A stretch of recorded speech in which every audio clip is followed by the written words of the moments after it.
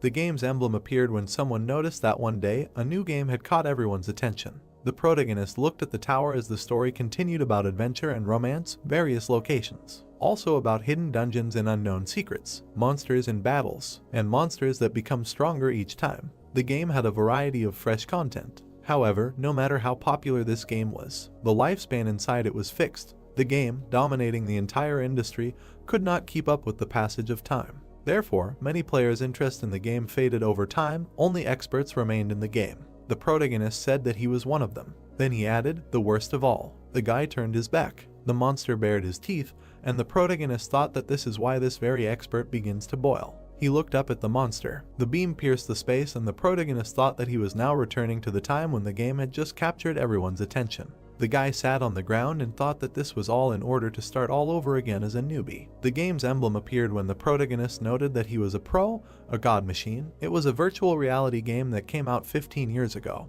He continued to say that he instantly fell in love with it and became obsessed with it. Over time, he completely surrendered to this game. The protagonist stood in front of the gate 15 years later. Suddenly, Lee Eugene clenched his fists when someone called him and asked if he went to get the enhancement stone. He doesn't have any thoughts, right? Then he thought, lousy lone shark, he will follow him even in the game. After which the brunette opened his mouth wide, put out his fists and asked when he was going to make a fortune and return all the money.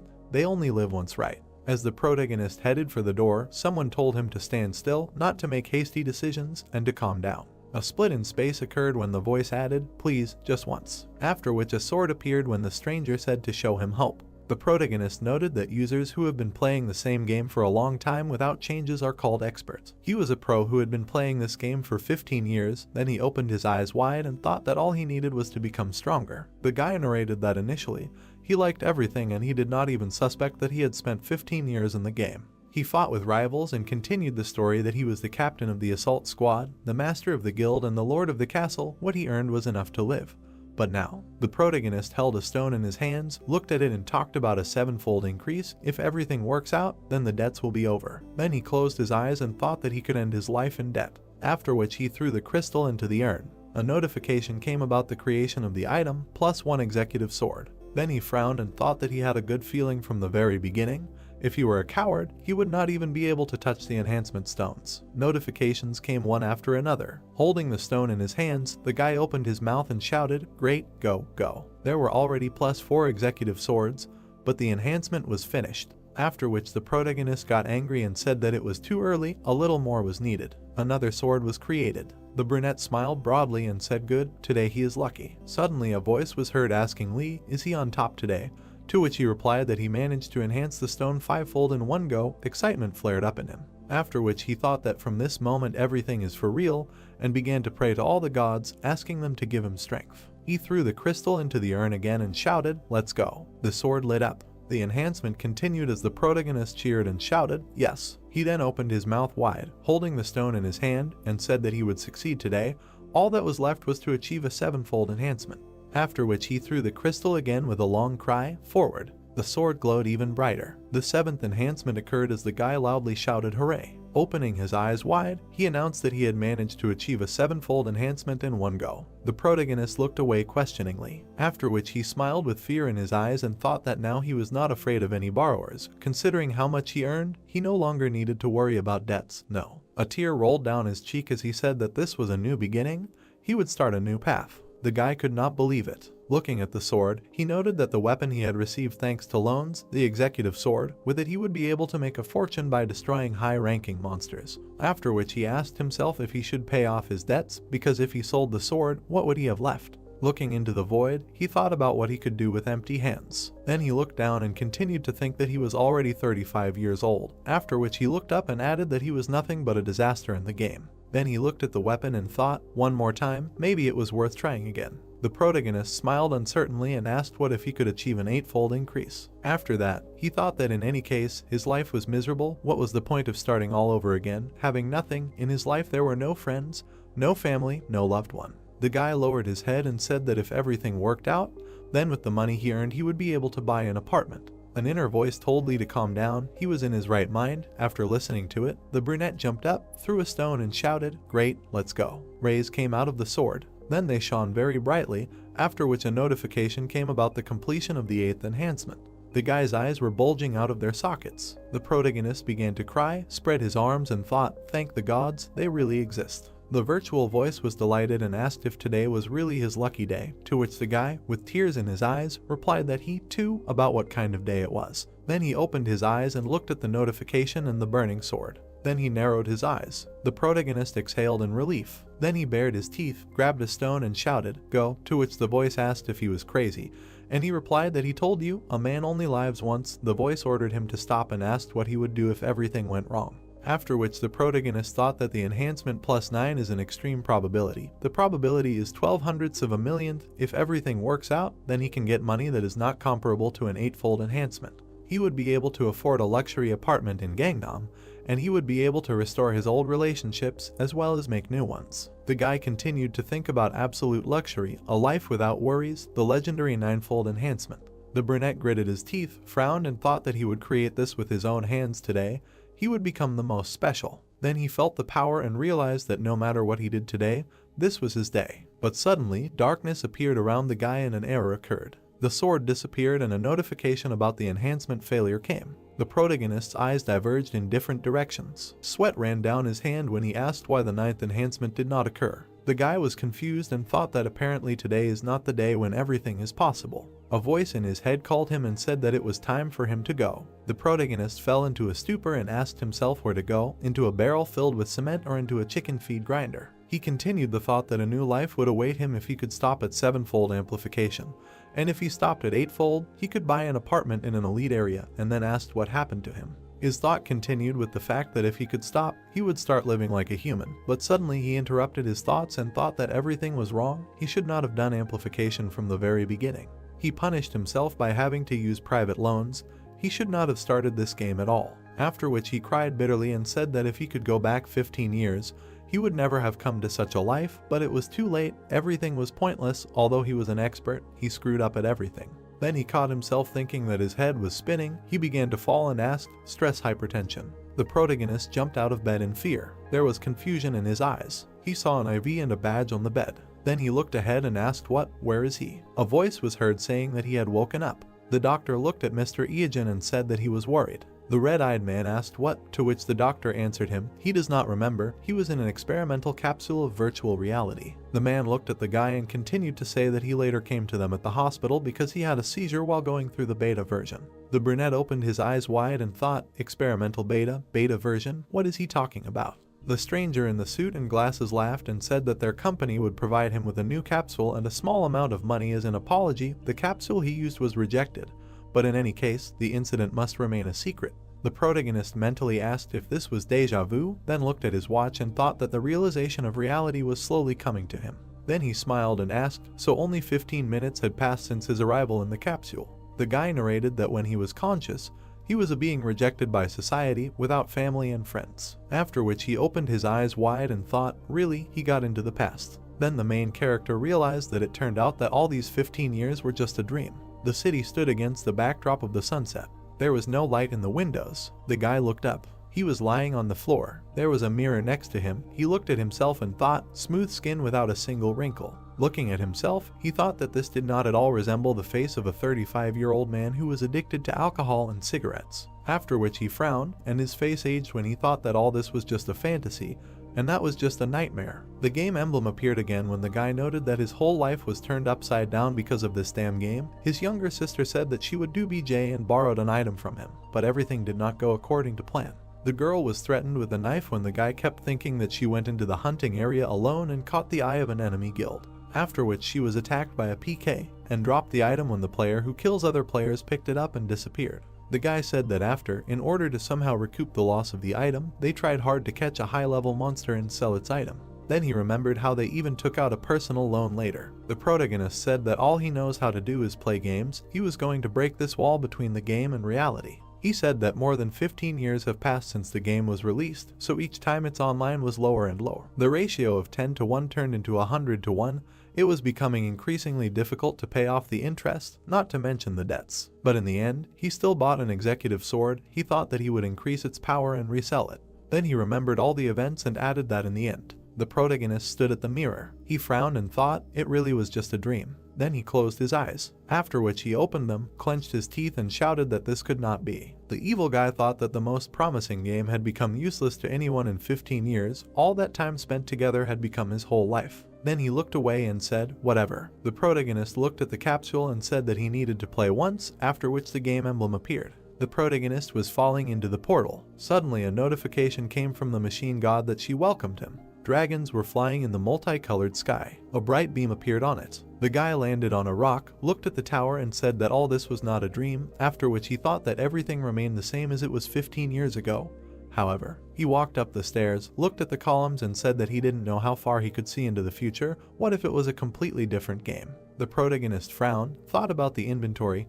When it appeared in front of his eyes, the guy said, a sword, but he had no other choice. A sword appeared in the protagonist's hand and he said that he had nothing to choose from. The guy had to fight a level D killer bug. The brunette frowned and said that, as he thought, he would be the first opponent. Suddenly, an opponent appeared in front of him, who tried to attack the protagonist, but he killed him. After which the young man looked up and said that it was easy to destroy these creatures. Then he turned around, saw a large insect and asked in surprise, what? The bug tried to strike with its paw, but the guy dodged them. The protagonist jumped up and raised his sword up. Looking at the opponent, he thought that his weak spot was obvious, after which he stuck the sword into the enemy and said, the back of the neck. The insect's wing moved, so the brunette pulled it out. Then he looked at his hand and said that his body was so light, after which he thought that it was definitely not the body of a 35-year-old man, and asked if he was young. Then the game character was too. The protagonist approached the dead creature and said, look what this insect will give him, then frowned and shouted out. He had a killer beetle sting in his hands, to which he said, not bad.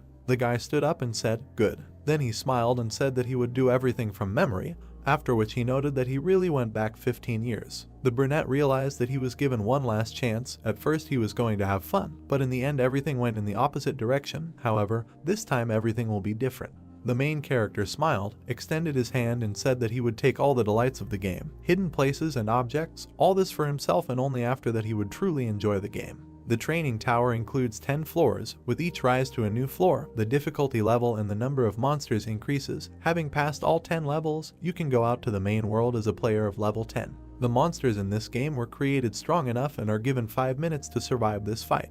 Usually he is controlled much faster because he already has enough information about this game. You need to attack the monster at vital points to minimize the time spent on its destruction. Lee Eejin saw the sign of the 3rd floor and thought that there were 3 monsters. He saw the sign of the 6th floor and thought that there were 6 monsters. He smiled and thought that there was nothing special even if there were several monsters. Killer bugs were approaching him from both sides. Damaged killer bugs were lying on the floor. The protagonist looked up, trying to catch his breath. He turned around when he heard an announcement that a new record had been set in the training tower on the 9th floor, and asked if he wanted to add his name to the record table. The brunette combed his hair back. He lowered his hand and called himself an expert. He looked straight ahead and heard that the username had been registered, and that it was possible to select a difficulty level on the 10th floor. He turned around and thought in bewilderment that he did not remember this before. He remembered that before they simply called the rank, the next mission, there were not many hidden privileges with hidden items in the training tower. Lee Eejin stared thoughtfully at the notification and said that, apparently, these privileges were available to those who managed to break the world record. A C rank boss is 10 times stronger than a D rank boss, and a C+ boss is 1,000 times stronger than a D rank boss. A person in his right mind would never increase the difficulty level too much. The boss was raised to level C+. The protagonist threw his hands on his hips and thought that he had become almost a pro, and people like him could fight a plus and S rank monsters in the future. He ran up the stairs asking why he should be surprised by things like C+ rank monsters. He smiled as he went up. Darkness appeared and people began to discuss the protagonist. They were surprised that there was a hidden boss in the tower. Only a little time had passed since the game was created, and something like a hidden boss had already appeared. And recently a new world record was set on the 9th floor, and as expected from the Koreans, his nickname is Expert. So little time had passed, and he had already bent everyone over, and someone asked if he was streaming the walkthrough because it would be interesting to watch. The girl opened her mouth and said that she had not seen anyone inside, and if this really happened, then everyone would have noticed it. The man opened his mouth and said that it was impossible to choose a C+ rank boss on the 4th floor. The man looked askance and thought what the hell was going on. He had just passed the 10th floor but was hearing this news for the first time, and how could this even happen? All the players from the newbie village knew each other well. His identity would be revealed one day, and once he appeared, the scouts would take over. The monster was holding an axe in his hands. Then he struck. The guy struck the monster in the eye and said that he knew about the attack pattern and wondered if it would work. Once he got used to the weapon, he would not be able to take damage at all. Lee Eejin struck one after another and said that with his strength, he would be able to defeat the Skeleton King. The brunette swung the sword and then said, "The tasteless power of power," and then asked if this is what people who pass high levels feel. Then he threw me on his shoulder and said that now he can defeat him. The Skeleton King was sitting on the ground defeated.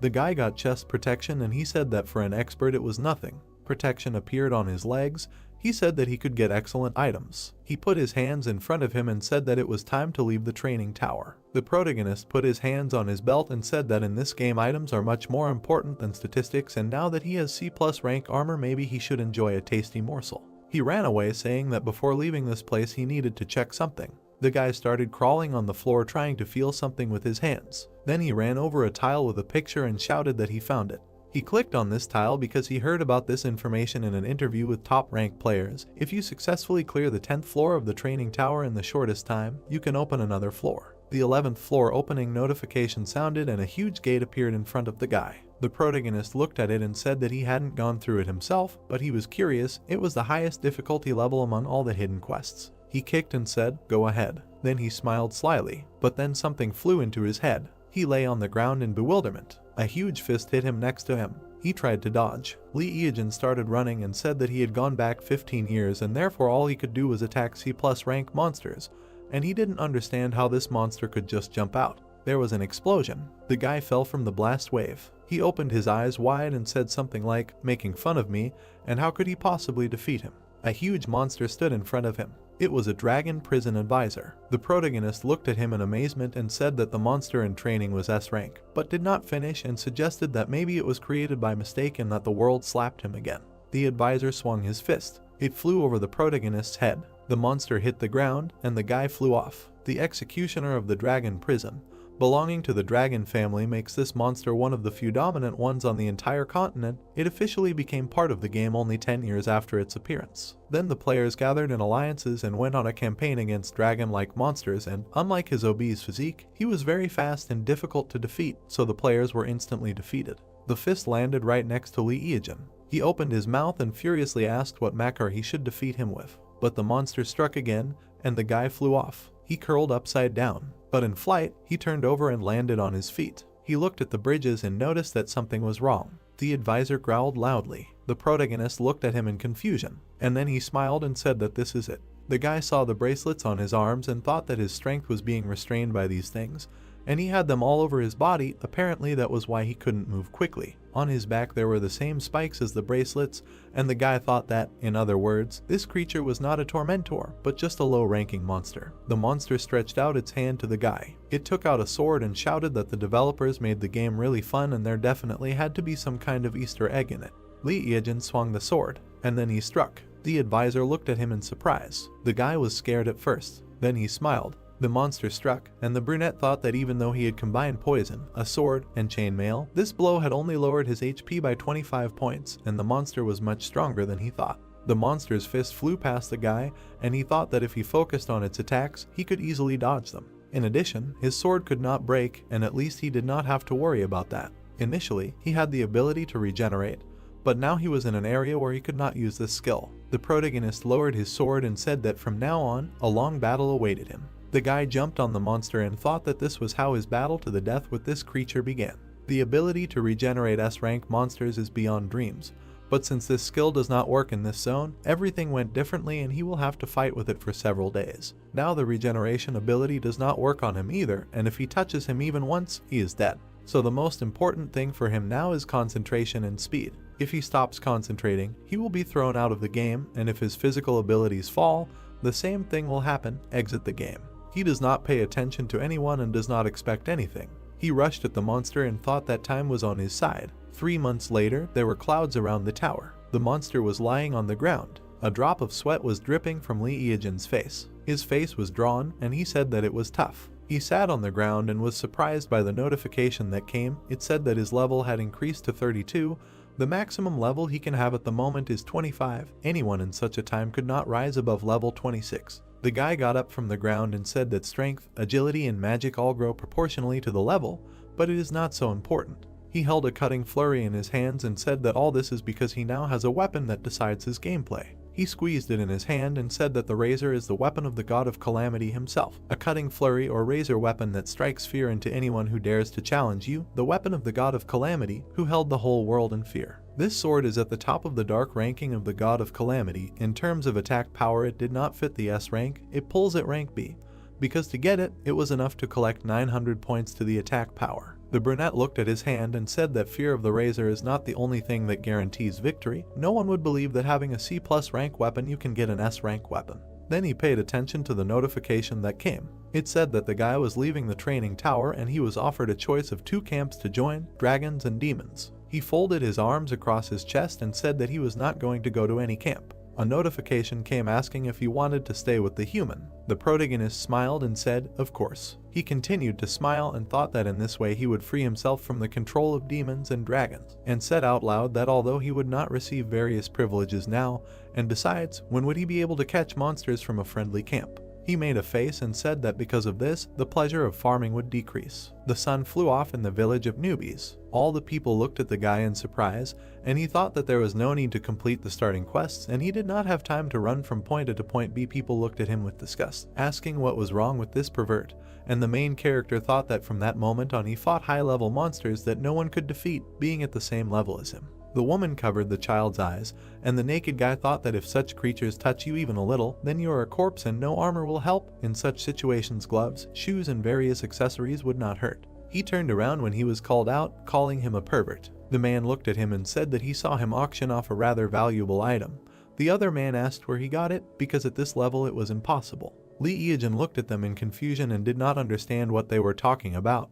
He thought that it was very vague, but still he felt the same smell from them that emanated from him too, a barely perceptible smell of rottenness. The man looked at him sideways and asked where and for what quest he got it. The men crowded around him saying that if he could do it, then they could too, and he should quickly tell them about the quest, and the guy thought it was dead water. The protagonist looked at the men and thought that the place was made specifically for beginners, and when you exceed level 15, you can't come back here. He thought that he had already reached level 32 in the training head, and that's the only reason he was standing here. The man told him that if he didn't tell them, they would follow him and prevent him from rising to the next levels. The man pointed a candy at him and asked that since he had just left the training tower, he was only level 10, and the guy thought that these overgrown guys died on purpose during leveling, revived here and gained experience on beginners. The protagonist stared at him. Then he smiled, and he came closer and said that good things should be shared. He would tell them where to go to reserve a rebel. The men started discussing what to do with him, and at first they thought he was some kind of pervert, since he was standing naked, but it seemed like he was normal, and then they asked him to quickly tell them the place and they would go.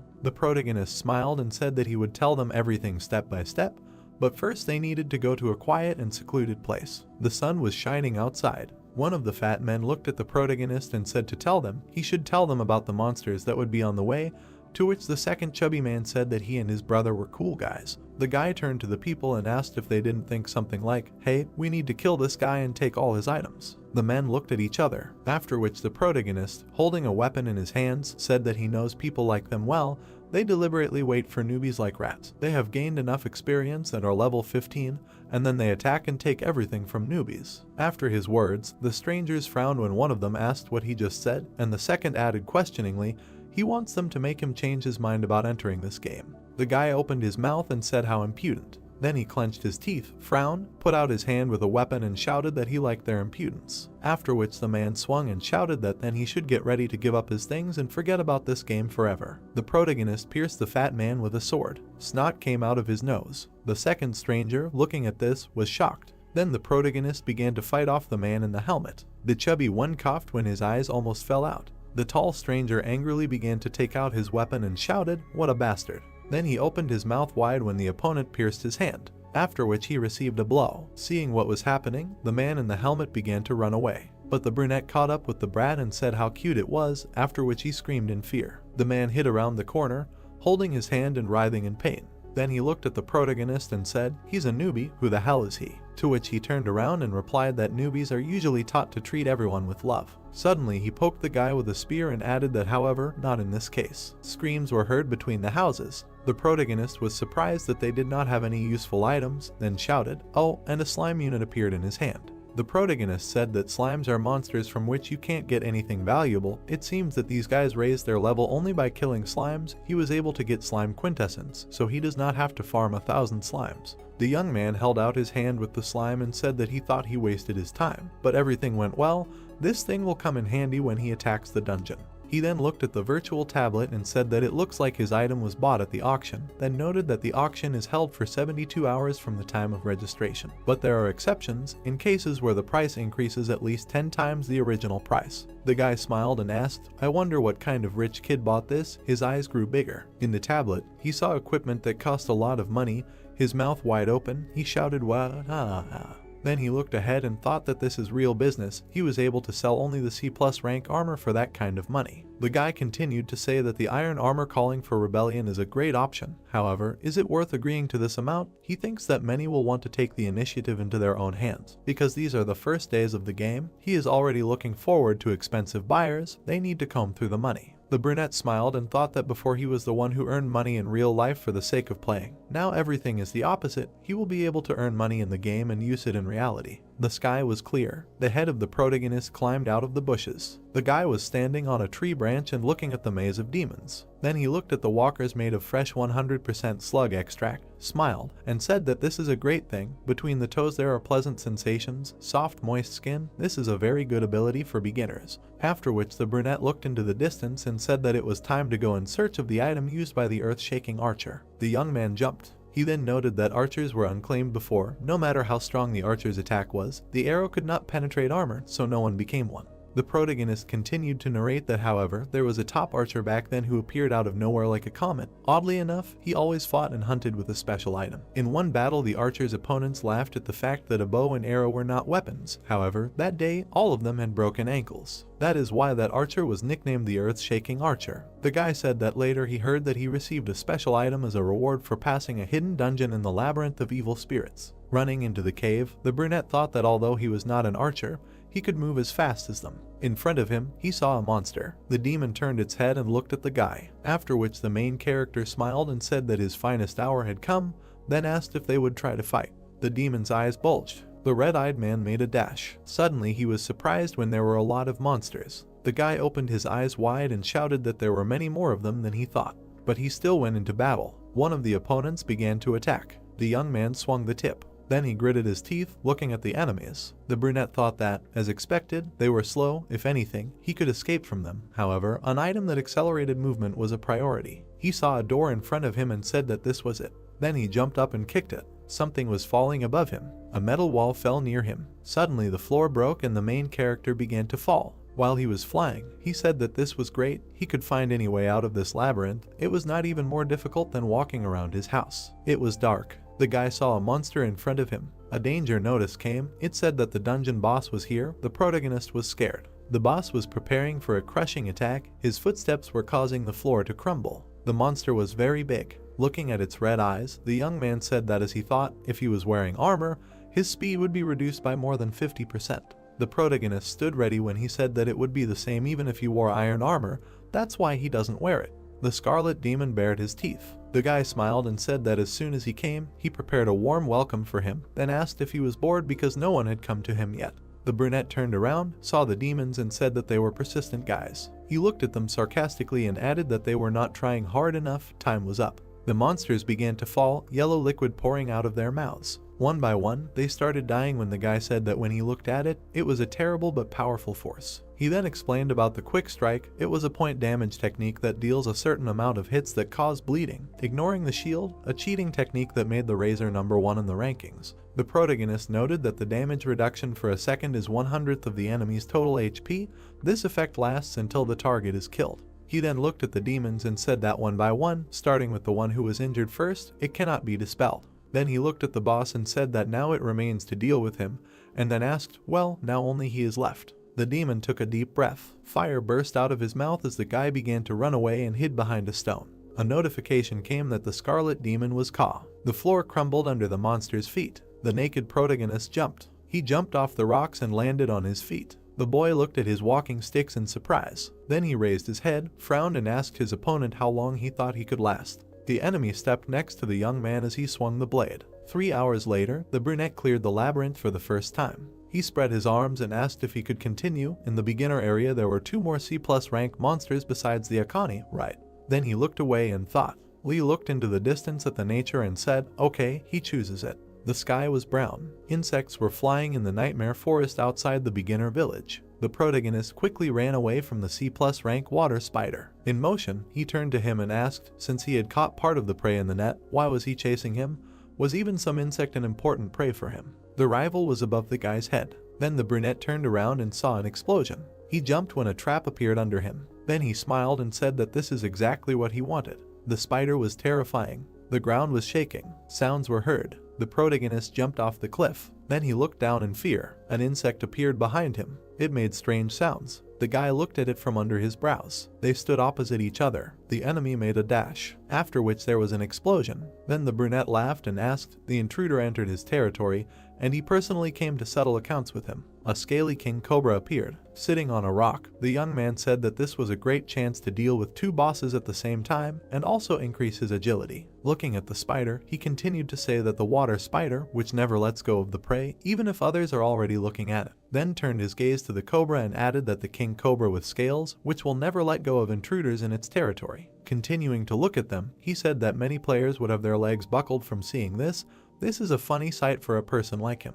Then the protagonist opened his mouth and said that seeing how they both die, a notification came about receiving the exoskeleton of the soothsayer and the scaly dream without blood and tears. Everyone was surprised that these are C+ rank items. People looked at this in surprise, wondering how he was able to get this and what monsters he killed, and also that this is impossible and this is just a bug. The man clenched his fists and shouted, 3,000, 5,000, are you kidding me, 6,000, 6,500, 7. Lee Eajin leaned back in his chair and said that he had only just started and the stakes were already rising. How much more could he raise? He pressed his lips together and asked if he was really like that. The guy looked to the side and wondered if the poor guys who were shaking over the crumbs that others were throwing down, was that really what they looked like when top players like him were looking at them? Then he looked closely. The phone rang. It was his uncle. The protagonist took the phone in his hand, scratched his head and said that he didn't want to pick it up, but if he didn't answer, the guy would start to annoy him even more. He brought the phone to his ear and said, hello. His head was blown off from the scream that when he was demobilized from the army,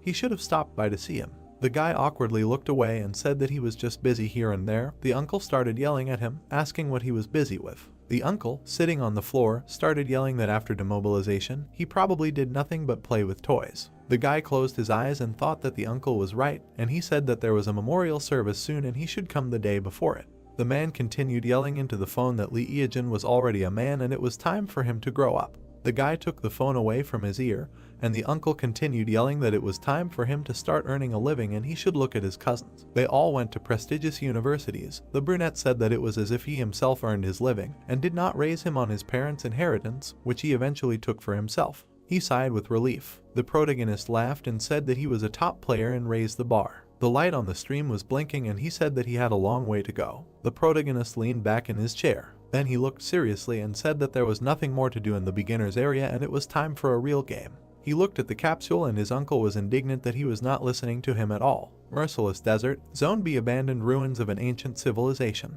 Lee Eajin looked through binoculars and said that if all his calculations were correct, then it should be somewhere around here. Since the player cannot enter this dungeon alone in the usual way, he will use a trick that only he knows. He looked at the camel and apologized to it, after which he killed it. The camel's bloody body lay on the sand. The protagonist smiled and said that he was there. Explosions began to occur in the sand. The guy looked at all this, saying that he was glad to see him after a long time. A huge sandworm towered over him. The worm opened its mouth. It looked up and said that he had successfully caught it and then ran. And he began to run away from the monster. While running, he turned back and said that he would not be able to catch it if it came back. It had thick skin and no matter how much he hit, he would not be able to cause damage. The worm screamed and crawled after him. The guy grinned, saying that he could not defeat it unless he lured it out of its habitat. He saw the pyramid and said that therefore there was no need to think about anything and just run to the goal. The protagonist was rapidly approaching the pyramid. He ran up the pyramid. There was a roar, and the brunette disappeared from sight. He looked inside the passage. Then he smiled. He stepped inside the tunnel and said that this was great and he was able to overcome the path. He went in there and was surprised. These were abandoned ruins of an ancient civilization, the 7th floor underground. The protagonist looked into the tunnel and decided that this was the place where the sandworm came from. He ran there and said that thanks to the sandworm he was able to get there easily. If he could meet the boss there, it would be great. He looked at the door. He was surprised and thought that the door to the boss room was open and there was already someone there. A conversation was heard from there. The brunette's eyes widened in surprise. The girl looked at the protagonist and said that there really was a person who could get to this place. The guy also looked at him and asked if all his comrades were buried. They both stared at him silently. Lee Eajin looked at them in surprise, and then he frowned and thought that it was Yu Da-hyu. Nuna looked at him and said that it was a coincidence and asked if he wanted to join the raid. They had been waiting here for several days for the last remaining boss. The protagonist wondered what this woman was doing here. He remembered how she asked to take her to the boss, how she was going to stream the walkthrough and asked to borrow a knife, and how she apologized for faking like a fool, and how she offered to borrow money. The guy moved closer and asked if he was interested. Lee Eajin rolled his eyes and thought that he had gone back 15 years and these people still didn't know him. Yu Da-hyu winked and said that he and his sister had died here twice already trying to kill the boss. It was problematic for two people. The protagonist frowned and thought that he needed a human shield for convenience. Then he smiled and agreed to go through the raid together. He grinned slyly and said that he would help them. After the red-haired man's words, the protagonist realized that they were brother and sister, after which the girl looked at him and asked if they would go on a raid together. The main character's head was spinning with thoughts that it was very hard in his past life because of them. He needed to throw away all these feelings and focus on something more important, namely, how to remove them both at once. After which he smiled sarcastically and said, "Okay, they will go together." People looked ahead. In front of them in the darkness stood a throne and a voice was heard that it smelled disrespectful guests. A monster sat on a chair and said that it smelled prey. Then he clenched his teeth and took hold of a spear. The blue-eyed man closed his eye, opened his mouth and shouted that he was coming. The end of the queue sparked. The earth shook. The girl opened her mouth wide and shouted that they were all good at close attack, so they would come close to him. Let's go. The brother and sister turned around. There was no one behind them. The boy frowned and asked where the bastard ran off to which his sister looked around and replied that he was just here. The thought occurred to her that if there had been at least one more of them, they would have caught him. The girl got angry, frowned, and thought that she should use this idiot as a shield. The red-haired ones looked forward in surprise, screaming. Looking at the door handle, one of them asked what it was. Nuna opened her mouth wide, stretched out her hand and shouted that the handle was broken. This bastard, he was up to something. Then she clenched her teeth. The brother looked at her when she clenched her fists and said that nothing could be done. There was only one thing left. The boy narrowed his eyes and replied that he understood her. If they caught this monster, they would officially become pioneers. The unnamed B-rank queen rose up with a spear in her hands. The brother stepped forward and shouted that he was attacking. The monster swung as the boy raised his shield in front of him. The opponent struck. His weapon glowed. Then he used magic. Yu Chang defended himself with all his might. Suddenly, the monster's weapon and the boy's shield collided. The young man, gritting his teeth, shouted to his sister, "Forward!" The blue-eyed girl dashed forward with knives in her hands. Then she jumped up and swung at the enemy. A scream was heard, first with the spear, after which the brother opened his mouth wide and screamed. He made a strike with his weapon. The red-haired girl turned around, opened her mouth and said that he had low HP, so a few hits would be enough. In response, the guy said that he understood. They would go like this and headed towards the opponent with a shield. Someone's voice was heard that the connection was really a worthwhile thing. The protagonist, peeping at what was happening through the crack, asked, "Are they now level 30 tanks, right?" Then said that if you skillfully use the tank's ability, then there will not be a single monster that could not be defeated. After which he frowned and continued, "But there is something to be afraid of in the Nameless Queen." The monster's eyes glowed green. He dealt many blows to the guy. Gritting his teeth, the young man shouted that her attacks had changed, and the speed had increased sharply. They would not be able to avoid all the attacks. The queen dealt a blow, after which there was an explosion. The fragments flew apart when the guy, closing his eyes, screamed. His sister tried to attack her rival. Then she opened her eyes wide and said, "Damn, they have already gotten used to her previous attack style. Now it will not be easy to dodge her blows and her speed." Suddenly the enemy appeared in front of the girl when she closed her eyes and said that it was too late. There was an explosion when the lady opened her eyes. The monster was lying on the ground, blood was flying around him. The protagonist was striking and saying, "Checkmate." The blue-eyed girl opened her eyes wide, stared at the protagonist and asked him. Then her gaze became angry and she continued, "He appeared at the very last moment." Her brother, gritting his teeth, shouted in rage that this coward was sitting in ambush the whole time. They could not get out of here because he broke the door handle. Throwing his sword over his shoulder, the guy replied that thanks to him they defeated the boss, and after all, it was he who saved their lives. Suddenly a notification came that the nameless queen was successfully defeated, and there was another female player in their group. They were able to discover a hidden quest of forgotten ancient ruins. The heroes asked in surprise, "Female player, hidden quest, what kind of nonsense?" The red-haired ones turned around when the guy said that this bastard ran away again.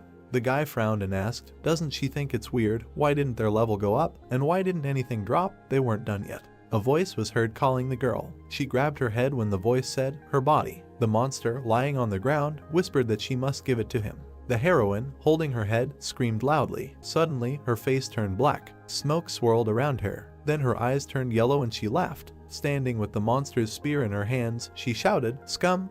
They must kneel before her." Her brother was shocked. The protagonist turned his head and said that in order to enter this dungeon, more than 2 people were needed, and at least one of them had to be a girl. That was the reason. A question appeared inside Yu. What was going on? She was controlling her body. The brother looked at his sister questioningly. He received a notification that his partner's soul had been taken over by a monster, the new name of the queen Yu. The girl was told to forget her previous connections. Now she was the mistress of this dungeon. The blue-eyed girl's eyes widened and she thought that she couldn't believe her eyes. Why did they make such conditions for entering here? The red-haired man looked at her, cowering, and thought, "All monsters are so crazy." The protagonist turned his head and said that in order to enter this dungeon, more than 2 people were needed, and at least one of them had to be a girl. That was the reason. Then he looked away and thought that in order to attack alone, he thought of cheating with these 2, but everything did not go according to plan. The guy looked ahead in surprise when an explosion occurred. The yellow-eyed girl stood in front of him, saying that she was the queen of Rhodesia, an ancient state that was destroyed during the war between dragons and demons. Then she opened her mouth wide and shouted that today she will revive Rhodesia. They are wild beasts. The real heroine was apologizing to her brother in her thoughts, and thought that her punishment is much more serious than his. Well, at least she will be able to find out what the reward is for this raid. Looking at the notification, she was surprised. It's strange why it hasn't appeared yet. The protagonist began to undress. Then the blue-eyed girl looked at him and shouted, "That's right, that pervert, the raid is not over yet." The naked protagonist raised his weapon and asked, "Well then, they will begin." The 2 personalities of the girl screamed that he was a dirty creature and a fucking psychopath. Then the heroine used force with a spear. The guy swung back. Then he smiled and said that she missed. The queen got angry and bared her teeth. Sparks flew. The brunette rushed from side to side. The girl struck again. The protagonist dodged him too. The yellow-eyed girl looked at him in surprise and asked what. Then she became furious, raised her hands and screamed that he was a fucking rat. She launched force around herself. Then the heroine looked down and asked what he was doing. The protagonist was lying on the floor, writhing in pain and saying that he hit his head. He would lie down for a while. Suddenly, he crawled away like a centipede. The red-haired girl fell into a stupor and her eyes became square. Then she silently raised her hand. The red-eyed man looked at her emotionlessly. Illustrations of power were displayed on the ceiling, with the girl standing with a staff in her hands and the guy sitting on the floor, after which the lady looked at her opponent and told him to die. The brunette smiled and said that the atmosphere was heating up. Sparks flew from the ceiling. The protagonist's legs ran when he said that then he shouldn't stand like a pillar either. He showed different techniques when the girl looked at it in surprise, after which the main character landed on his feet and spread his arms out to the sides. The heroine's pupils narrowed when she thought about what this idiot was doing.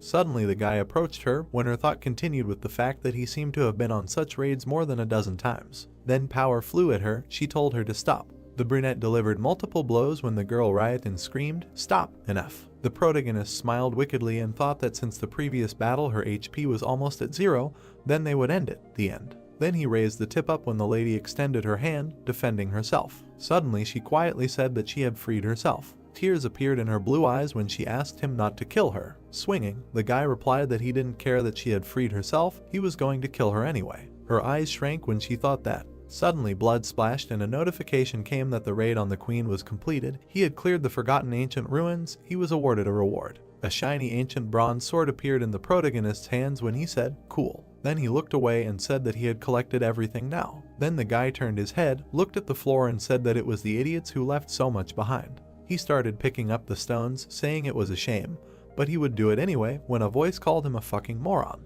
The brunette looked back. Dead Yu, who could leave a will to her teammates within 10 seconds of her death, shouted at him not to pick it up. The protagonist was already holding the coin in his hands when she started calling him a bastard, a monster, a moron, a thick-headed, a goat. Then he continued to pick up the rest, to which the heroine shouted he was serious. She opened her mouth wide with tears in her eyes and screamed, asking what the hell he was doing. A notification came asking if he wanted to leave his name. The protagonist looked away and said, "Stagnant water." On the tablet screen was a moment from the battle when the queen missed. The brunette sat in the capsule with a tablet in his hands and remembered that he then hid in a clay pot and recorded it all.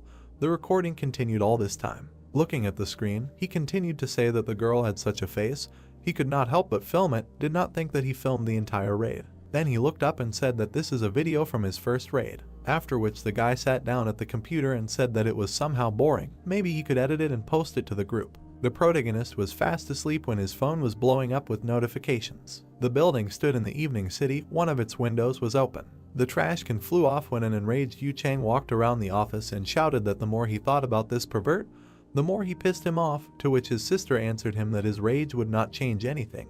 Gritting his teeth and frowning, the brother looked at his sister and asked if she was laughing. He made them look like idiots. The girl silently filed her nails. The brother looked at the redhead when she told him to stutter, then turned to him and angrily asked who he thought was the face all over the internet. The guy stood there and listened as she continued to say that this pervert had uploaded a video in which he had censored only his own face. The brother only nodded. The blue-eyed girl bared her teeth and said that she would find this bastard. Then she hesitated and thought that her plans to become a beautiful brave mystic were ruined at the very beginning. Then she continued the thought that her first boss was a pretty babe, she would take revenge on him for this shame. Crying, she thought that although it brought her considerable popularity, when a guy came into the office and told his brother that he had cleaned everything up, after which he turned to his sister and asked if she was okay. The brunette looked at his brother and asked if he remembered that guy, Hong they call him. It turns out he works at a construction site. To which he replied that he told him that he had no money and no job, and the man added that he said that he had recently gotten a job, I think. The red-haired man smiled sarcastically and asked to bring him here. Then he looked away and added that he would make him pay with his body, just like those guys. There were many capsules with people in the room. They lay motionless when he thought that the top 20 was just around the corner. The brother and sister were serious when one of them continued the thought that it was possible to earn more in the game than now, but they had a way to go before reaching the top 20 and recoup the rent of this room. Plus they had to find that pervert. He would destroy him. A voice came from the research room of the Seoul K1 Pro Players team. Look at this. The guy was sitting at the computer and asking, a B+ raid video. When the second asked again, early B+, he didn't know who it was, but he was a monster. The brunette opened his mouth in surprise and said that it was a little strange. Looking at the footage from the video, he asked who this crazy pervert was. The young man looked at the screen and asked if he wanted to say that he won like this in the B+ rating, to which the first closed his eyes and replied that it was as if he saw the dance of death. One of the guys grabbed his head and shouted how they should play now if he exists, to which he received the answer that he should invite him to his father's noodle shop. The blue-eyed guy silently looked away. Director Ying stuck out his finger, opened his mouth wide and shouted, "Send a message to this guy from Deadwater right now, he wants this guy to join their team." The man, looking at the main one, asked what salary to offer him, to which he replied that it was not negotiable, give him whatever he demands, to which the first one asked, one message would be enough. The director got furious and shouted that he was stupid. He was sure that at the moment he had been sent 1,000 messages if they sent him just a message. They were already out of luck if the Chinese took him away because of their slowness. The brunette was making a call at that time. Then the employee said that he received a response from Deadwater. It said that the hero agreed. The blonde silently looked at the phone. The brunette stood with his arms folded across his chest, wondering what those monstrous movements were, when a voice came from behind him. "Oh, director, we need to call a medic." Scrolling through the moments from the video in his head, the blue-eyed man thought, unbelievable, it looks like he's raided the boss 100 times, he's sure. Then he looked ahead and continued thinking that this guy was a step. No, he was several steps ahead of him. His hands tensed. It was on a floating island of unknown rank. An incomprehensible creature appeared. The protagonist was fighting a C-rank sewage snake.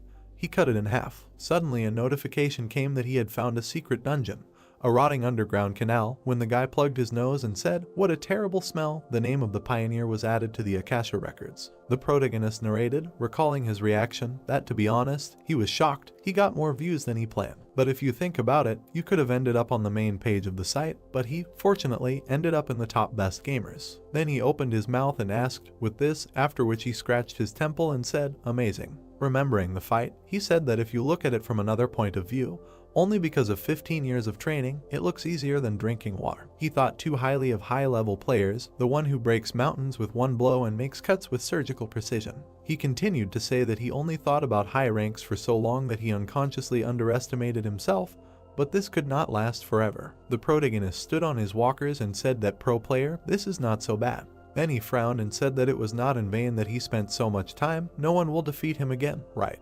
Director Ian was crying on the couch some time later. A voice was heard greeting a wanderer in a decayed underground canal. In front of the protagonist stood a hidden NPC crying statue of Pygmalion. The voice asked the guy to fulfill one of its requests. Then the statue began to cry as the voice continued to say that if he fulfilled its request, it could take all the gold that was hidden behind it. The guy pressed the button to refuse. Then he heard a request not to do this. It asked to destroy it.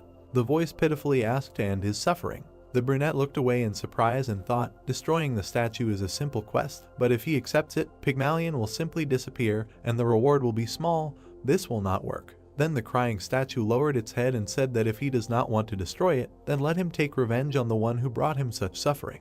He then asked to find this damn statue and take revenge on her. This is the crying Galatea. A notification came in saying that he could take the quest Pygmalion's request. Lee Eugene, rowing the oars, said that it was a jackpot and that he actually got this quest just like that. A player named the God of Battle mentioned in an interview a long time ago. The thing that made a player who had been ranked 10 for a long time rise to rank 1 was the reward for this quest. The statue said that it used to be a human and a famous sculptor. The guy said that he was not interested in this and he was skipping it. He jumped to his feet and shouted that the real game was about to begin. He would defeat this guy with whom he had so many problems. Forward to the jungle of chaos. But then something appeared from above. Nuna hit the boat with her axe. The guy, stepping on the ground, asked if she was really attacking him. The girl turned around and said that she had finally found this bastard and was going to take revenge on him for everything he had done to her. The protagonist turned around at the sound of shouts that they were all here too. A crowd of men were standing and shouting that he was a corpse and they were all out for revenge and that he shouldn't get into trouble. The protagonist looked around and thought that he couldn't remember them all, but he was causing damage wherever he went. Then he asked how they knew he would be here. Nuna approached him and asked if he thought she had been sitting idle all this time.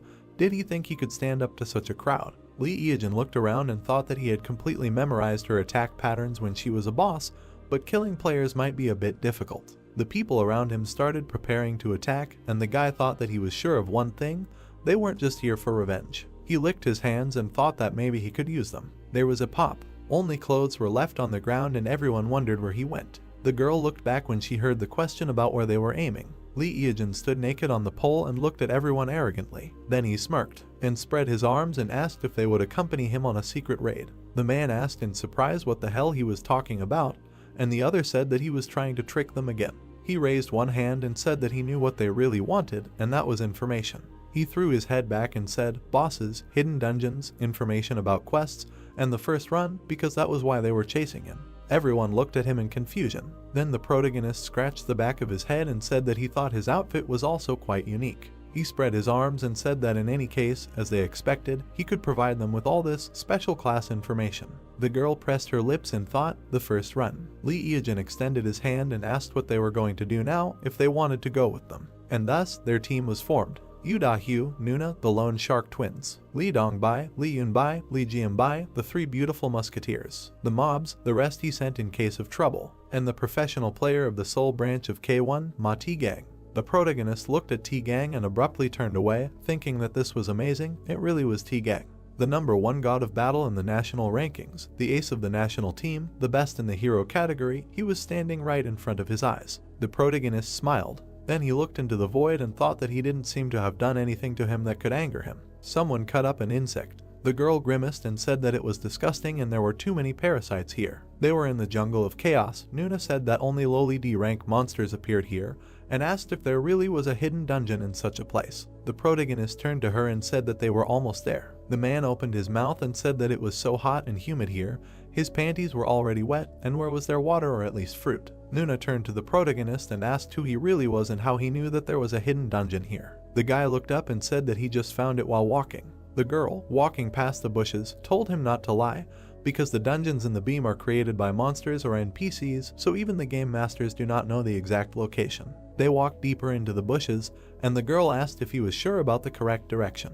They plunged into the darkness. They came out to the circus tent. It was a secret dungeon, a secret meeting of dolls. Lee Eugene ran forward saying that he would go first. Da-hyu looked at it and concluded that he wanted to appropriate everything for himself. He ordered him to stop. They entered the hidden dungeon of the secret meeting of the dolls. The controllers behind the scenes were on alert. The entities on the stage awakened. The jesters began their performance. The blow fell between two guys. They were the serial killer pirate and the gargoyle. The protagonist rose into the air with the help of red leather steps and said that for guys like them who live for performances, There is nothing more terrible than the disappearance of the stage. Then he stamped his foot, and the ground began to crack. The monsters began to shake, and the protagonist said that for clowns and clown-like monsters, the damage from the earthquake is double. They also have the attribute of a minion, so the blood is doubled. The gargoyle tried to strike, but the guy dodged, and Pirate put out his hands. Lee Eojin continued to dodge the blows and said that in other words, they receive 4 times the damage from one blow. The protagonist plunged the blade into the clown's head. He smiled and asked what he should do because he wanted to be hit, but his body reacted on its own, so he missed again. The protagonist looked at the battlefield and thought that he had killed a whole bunch of C+ rank monsters in an instant. Jianbai looked at the protagonist and thought that, frankly speaking, he had no flaws. When she came to the dungeon and saw the bronze giant, it had already been defeated. The protagonist stood on the monster, and the girl thought that even she as a player was repulsed by its abilities. She personally wanted to see it in action, so she joined the raid, but she did not expect this. She turned around when someone asked for some items. The men angrily shouted that it didn't look like a group raid. He just killed all the monsters by himself. They wanted the rewards too. Everything should be equal in a team. Eojin turned around when he heard this. The girl looked at them and thought that this sucked. Da-hyu grimaced and wondered why they were whining. Teagang rolled over and thought that after all, he had no reason to be on his side and why they were probably even right. Tiek pointed his finger at the main character and said that he hoped that he didn't want to grab all these things for himself. The guy replied that he would give them to him. The man's eyes widened when he heard this. Eojin smiled and said that they could split everything equally between them. He was a team after all. The man grimaced. Then he rubbed his nose and said that he was better than they thought, and the guy replied that since they were a team, they should be honest with each other. Da-hyu looked at them and thought they were idiots. She bit Booga and thought that it was impossible and he couldn't be that kind. He definitely had skeletons in his closet and he was definitely trying to use them. The man came up behind the main character and told him to open the door to the next floor. The girl thought that he was now acting like a simpleton. The door opened. There were many columns in the room. In the center there was a statue of a girl who covered her face with her hands. They found themselves in a secret meeting of dolls too. Everyone began to walk around the statue, saying that they didn't think it would be so spacious, and from a distance the statue looked like a piece of cloth. Everyone scattered around the hall and began to study it, saying that it looked like a room with a boss. They wondered what kind of chairs these were. The hall began to fill with smoke. The controllers behind the curtains began to express their anger. The man looked back and asked where the boss was. A headless man appeared behind him. He fell to the floor. Everyone looked at it in surprise and did not understand what happened. And now the second person died and fell. No one understood what happened. The girl opened her mouth and said with surprise that it was her doing. She aged to a statue and said that this was not an ordinary statue. Blood was wrapped around her hands, and someone shouted that it was a monster and they did not understand how it moved and was already standing in another place. Everyone stared at the statue. The protagonist smiled and thought that, as he expected, Tegan quickly understood everything. This boss cannot be defeated for 5 years, since he was found. It was a statue of a crying Galantia. It was invented based on the Weeping Angels from the Doctor Who series. The girl swung her sword and said that the statue was a monster. They were parodied many times, especially in Dem, and after it was upgraded, it began to look damn scary. The girl struck, after which she looked in surprise. Dongbai was about to hit with her staff and asked to move away. Then she hit it and the statue burst into flames. The girl pressed her lips together in disappointment and said that it was unsolvable. Yunbai frowned and asked how they could defeat it. Tegang frowned and wondered when the boss would attack. Da-hyu turned around and said that it seemed like their attacks wouldn't work until the boss moved and asked if anyone had seen her move. Everyone stood tense and the girl said that she didn't know when she would move, but they definitely wouldn't be able to block the attack and they needed to calculate the time to attack. The man raised one eyebrow and asked how they could make her move. Everyone stared ahead silently. Then they turned their heads towards the sound. Eojin was standing there wearing a cloak and smiling. Chang opened his mouth and shouted what he was going to do, and anyway, he was the one who dragged them here. The door was locked, they couldn't get out. Then they asked if he had a plan. The protagonist cleared his throat. He raised his finger and said that there were only 2 ways to leave this dungeon. The first was death. The guy raised his second finger and said that the second was to defeat the crying Galathea. The girl opened her mouth and shouted that if they could, they would have won already. How are they going to defeat her if they couldn't see her attacks? The protagonist chuckled and asked when he said that they would defeat her. The girl asked again in surprise, to which the protagonist showed his middle finger. He continued to stand there and he said that he would destroy her himself. Da-hyu looked furious. The man clenched his hand into a fist and asked why he brought them here at all. Da-hyu was surprised when she heard that they were useful. The protagonist smiled sweetly. Then Lute closed his mouth and said that they should give him all the money. Everyone looked at him in surprise and Da-hyu asked what the hell he was talking about. The protagonist folded his arms and said if they hadn't sat on the belt, so she should pay, he would defeat the crying Galadia, so they should provide the payment for survival. Chang clenched his fist and said that it was his fault that they were stuck here, to which the guy in response asked who made them come here. They only came here because of their impudence, they should hurry up and pay. He was sure that they did not want to play a staring contest with a monster that was too tough for them. The girl looked at him silently, then she cleared her throat and asked how much he wanted.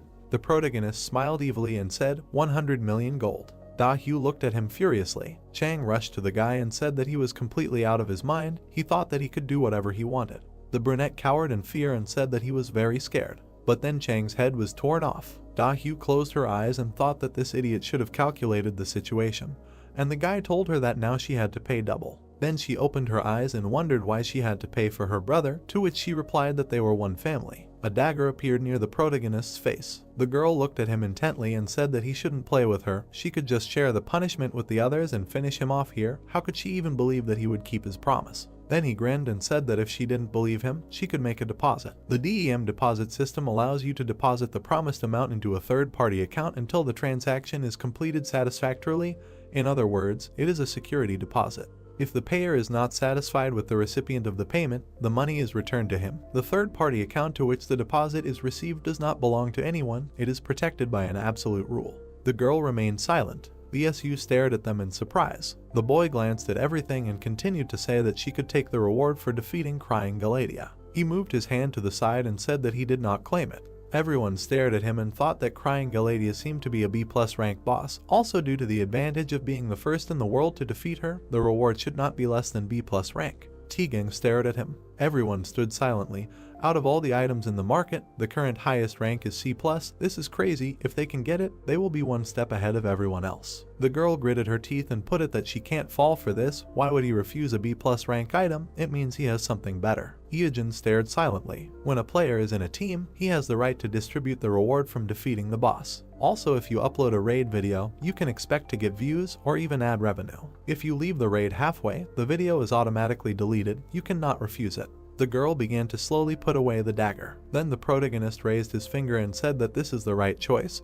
They have 6 people and the fee is 100 million, so each one needs 14 million. He was very surprised when he saw that the girl contributed 200 million gold. Golden Rain contributed 100 million, Silver Rain contributed 100 million gold. Bronze Rain contributed 100 million, Teak contributed 100 million gold. The God of Battle contributed 100 million gold. Iojin looking at this, he stared at them and thought that he wanted them to pay a total of 100 million. He seems to be these guys really want to finish this. The girl asked him to keep his word. She looked closely and corrected to make sure that he really will defeat the statue and all the loot from the boss will go to them. To which the protagonist nodded affirmatively, and he began to walk forward, thinking that they must really want to be pioneers. That was the reason for their success in the future. He frowned and thought that in their place he would give up and die, and out loud he said that when he gave the signal, everyone should turn away from the statue. He came close to it. 5 years after the discovery of the Weeping Gallatin, collective reflections, inductive records, counting every unexpected change, hidden options. He put the shield in front of him and thought that only after collecting all this, some guys, having resigned themselves to the possibility of destruction, decided to defeat the terrible and deadly monster. The brunette put the bronze shield of the ancient civilization in front of him. He grinned and ordered to close their eyes. Everyone closed their eyes. The guy looked at the statue and the reflection in the shield. The statue removed her hands from her face. Then she swung, but the guy saw it. He dodged all the blows of the statue, and then he plunged a dagger into her eye. Then he ran away from her. The statue kept trying to hit, but the protagonist dodged them all. He defended himself with a shield. The girl bared her teeth. She looked at her hands. Crying Galadia becomes indestructible when someone is looking at her, but when they stop looking at her, she turns into a monster and attacks the nearest player. The most frightening and important fact about this statue is that it is an attention seeker. The brunette opened his mouth and shouted for everyone to open their eyes. Da-Hyu opened her eyes and looked around. The statue behind the protagonist returned to its original position. The guy attempted to attack the statue and thought that he had already checked everything. His information was reliable, its attack pattern resets after each stop. Everyone stared at him when he asked them to close their eyes again, and the protagonist prepared for a new fight, and he rushed into battle. Everyone stood with their eyes closed. Tegan closed his eyes and thought that they were in the middle of a raid and their plan was to close their eyes, and in such a strange situation, all the team members could not leave one thought. Da-Hyu closed her eyes and thought about what was going on there. She wanted to see what was going on there. Iojin quickly ran away. He looked back. The statue tried to strike, but he buried his shield, after which it broke into pieces. The brunette looked at him and said that, as expected, this was too much for his shield, but he would squeeze everything out of it. The guy began to wave his spear in the air. He swung and said that in his best years, he could even defeat an A+ rank monster alone. He shouted that it was too early for him to die and rushed to attack. The guy, standing with his eyes closed, thought that he really wanted to look, but if he looked, the crying Galatea would turn into a statue again, and who knows how the dead water would react to that. The man stood with his eyes closed. Everyone stood with their eyes closed, and the girl thought if she should stand in his way. Dahu lowered her head down and thought what would happen if she looked at the boss and immediately closed her eyes. It would hinder his movements and she would kill him with one hit. She gritted her teeth and continued to think that because he was naked, his defense was most likely complete shit. Maybe she should open her eyes. And then she abruptly opened her eyes when she heard that he was the first player to finish the raid with the crying Galatea. The guy stepped aside. The statue was kneeling, covering her head with her hands. The crack went down her head. The protagonist grabbed the blade in his hands. Then he raised it high above his head. He looked up, thanked him and said, 700 million, his bank account will be filled again.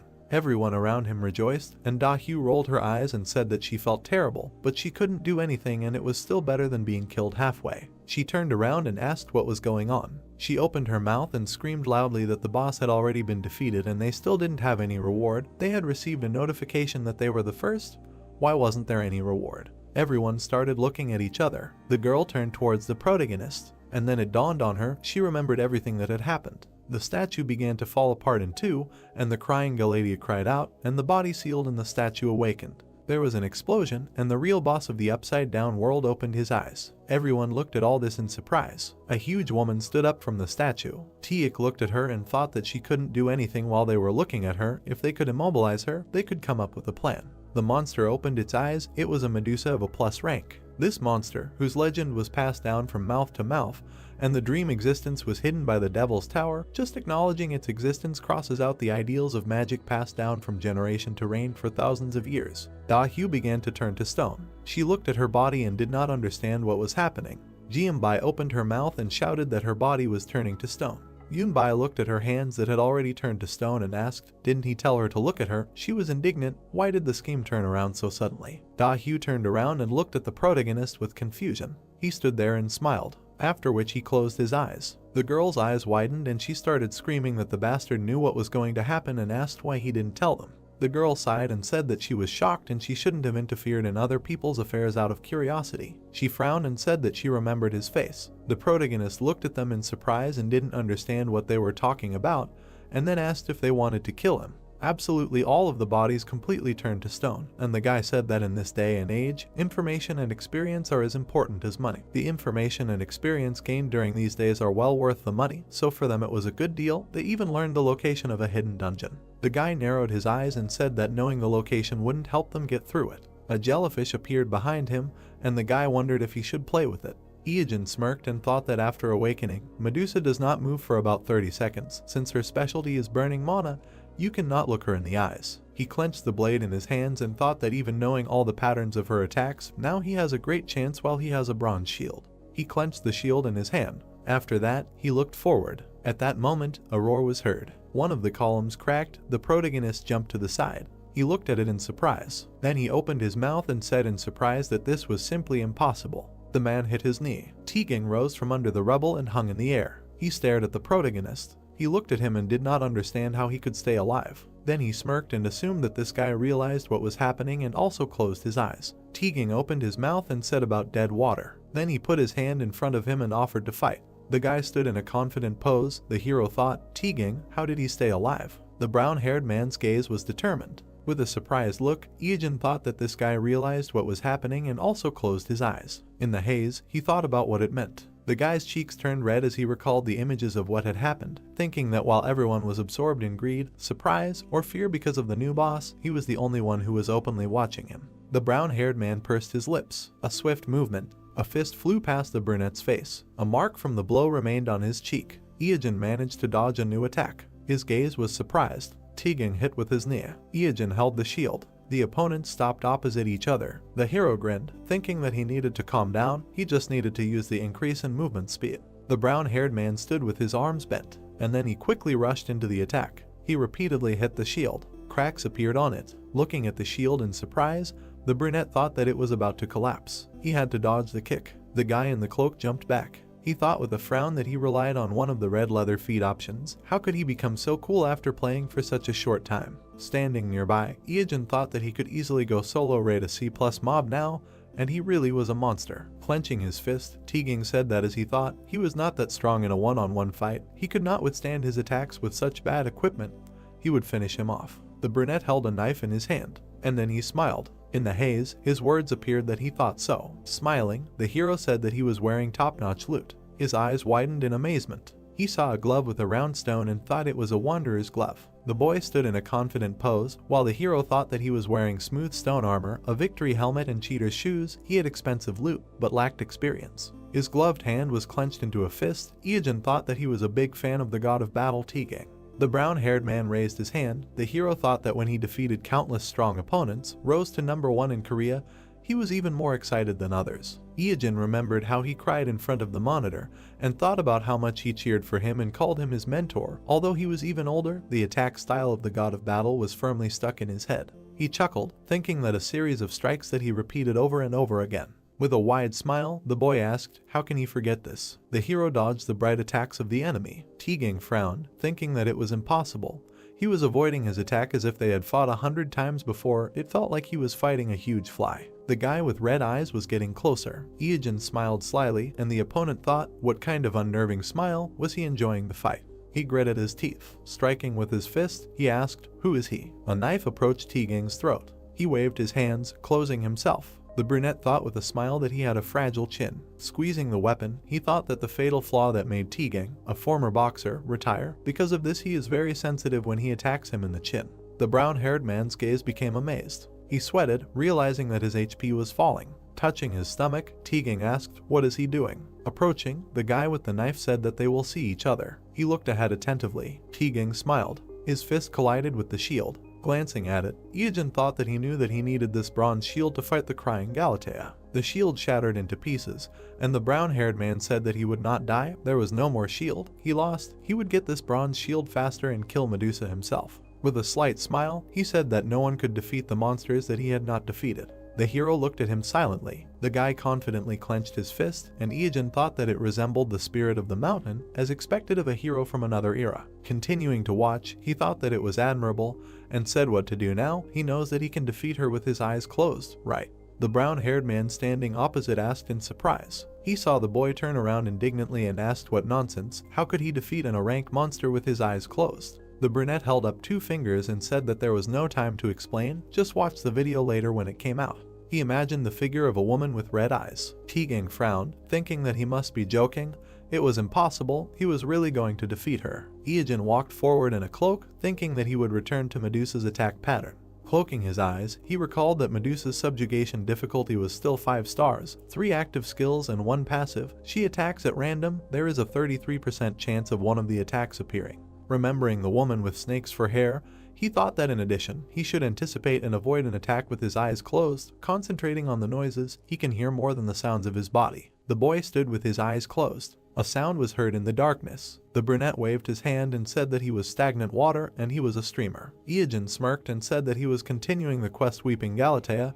He would challenge Medusa. He remembered the blow to his shield and said that under normal circumstances he would have used it. The shield shattered into pieces, and the guy explained that due to his companion's betrayal, the shield was destroyed, but it was nothing, and should he fight with his eyes closed, he had good hearing, so everything should work. There were red symbols around the woman. The hero explained that she had 3 active skills and 1 passive. Ice flows rose up. The first hellish frost. Ice spikes sprouted from the floor. Since he could not see, he needed to listen carefully. Flames rose up. The second wave of hellish flames. The guy remembered how he dodged it and explained that it was burning and spread in a large fire. Of course, if he could not see, he needed to listen carefully. The hero was surrounded by smoke. He said that after dodging these 2 random attacks, he remembered walking with his eyes closed and told him to crawl along the floor to make a physical attack. Since his eyes were closed, he needed to remember where exactly Medusa was. The opponent's eyes were glowing red. Iajin said it was time for the 3rd active skill. A huge black snake appeared from the portal. He said it was the summoning of Jormungandr. Holding a knife, the guy explained that if they were afraid that they would see its size and their fighting spirit would be broken, then they should not worry. It was just a summon. This guy's attack pattern was very simple. The tail moved quickly. The hero said it was a tail strike from top to right.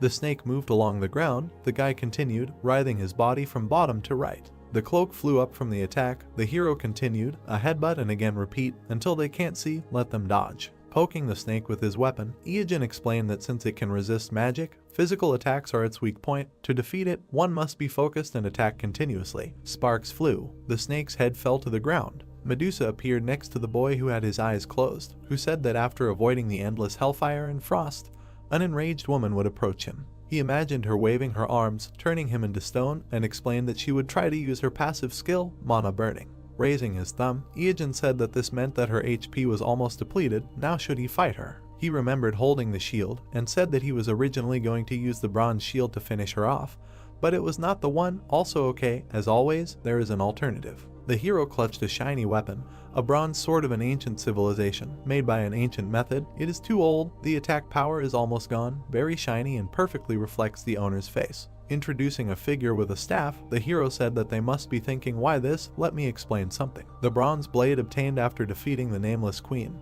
harbored the queen's great dislike for the demons and dragons that destroyed her country. Therefore, the item he obtained from her has a distinctive ability against dragons. The damage inflicted will be increased by 100 times. Raising a finger, Iijin said, they can ask what the connection is between Medusa and the feature sharpened for the dragon race. It is easy. Pointing his finger upward, the brunette explained that the monster is classified as a dragon-like. Snakes and dragons, although they seem different, but the methods of dealing with them are similar.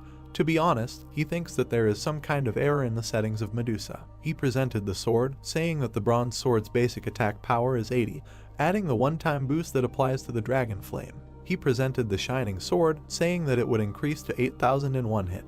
The sword was surrounded by a shining haze. Iijin said that on top of that, Medusa also has snake characteristics. She is a monster that is weak to bronze, so the damage is 8,000 and will be increased 4 times. The attack power of the bronze sword from 80 will increase to 32,000. The hero swung the sword, saying that the final attack is finally here. Medusa's eyes glowed red. Iijin grinned with determination. He clutched the sword in his hand. His body turned to stone, and he screamed. A quick movement. With a sharp movement, he cut off the monster's head. The system reported that he was the first player to hunt Medusa. This was the world's first solo Medusa hunt. He was the first to completely clear the secret doll collection. Iijin happily raised his hand with the sword and said that with persistence, fortitude, and a little cunning, they completed the raid. Smiling widely, he said that it was all thanks to the companions who accompanied him. Let them remember that the body is perishable, but the soul is eternal. Stagnant water was with them. Let them subscribe, like, and press the bell. A spark of a fading screen appeared. Iijin happily raised his hand, and then indifferently lowered it. A ring with a red stone appeared in front of him. It is a spirit sealed in a Ranka ring, calling the name. The gray fragment is a piece of the sculpture of crying Galatea. The ivory fragment gives off some ominous feeling. Iijin crossed his arms and said that there is no need to show them the rewards.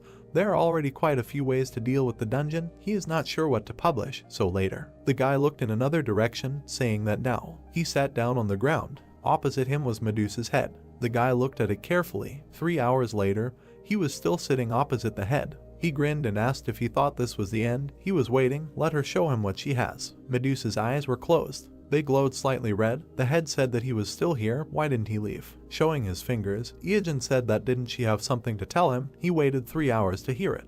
The gray head was silent. Sitting opposite, the guy heard that she couldn't die like this after being deceived. Since he was the one who killed her, she was sure that he would listen to her request. She imagined the silhouette of a woman entwined with a snake and said that she was originally a human. She fell in love with a black dragon and gave birth to his child. Imagining a baby in a swaddling cloth, she said that now, on her deathbed, she can't stop thinking about this child and can't protect and leave him alone. Medusa with red eyes said that she asks to kill them and send them to the underworld to her. Wincing, Iijin asked again. She asks him to kill the child. Let him not talk nonsense. The woman's lips slightly curved into a smile. A notification about the hidden quest Medusa's mother's love appeared. The system said that the task is to kill the child, the reward is unknown, and offered to accept or decline. Smiling, the brunette said that in any case, he finally got it, another secret quest with a sequel. He imagined a blue monster and thought it was a bronze golem. He remembered a skeleton with a staff and said that the permanent queen. The statue covered her face with her hands. He said, crying Galatea.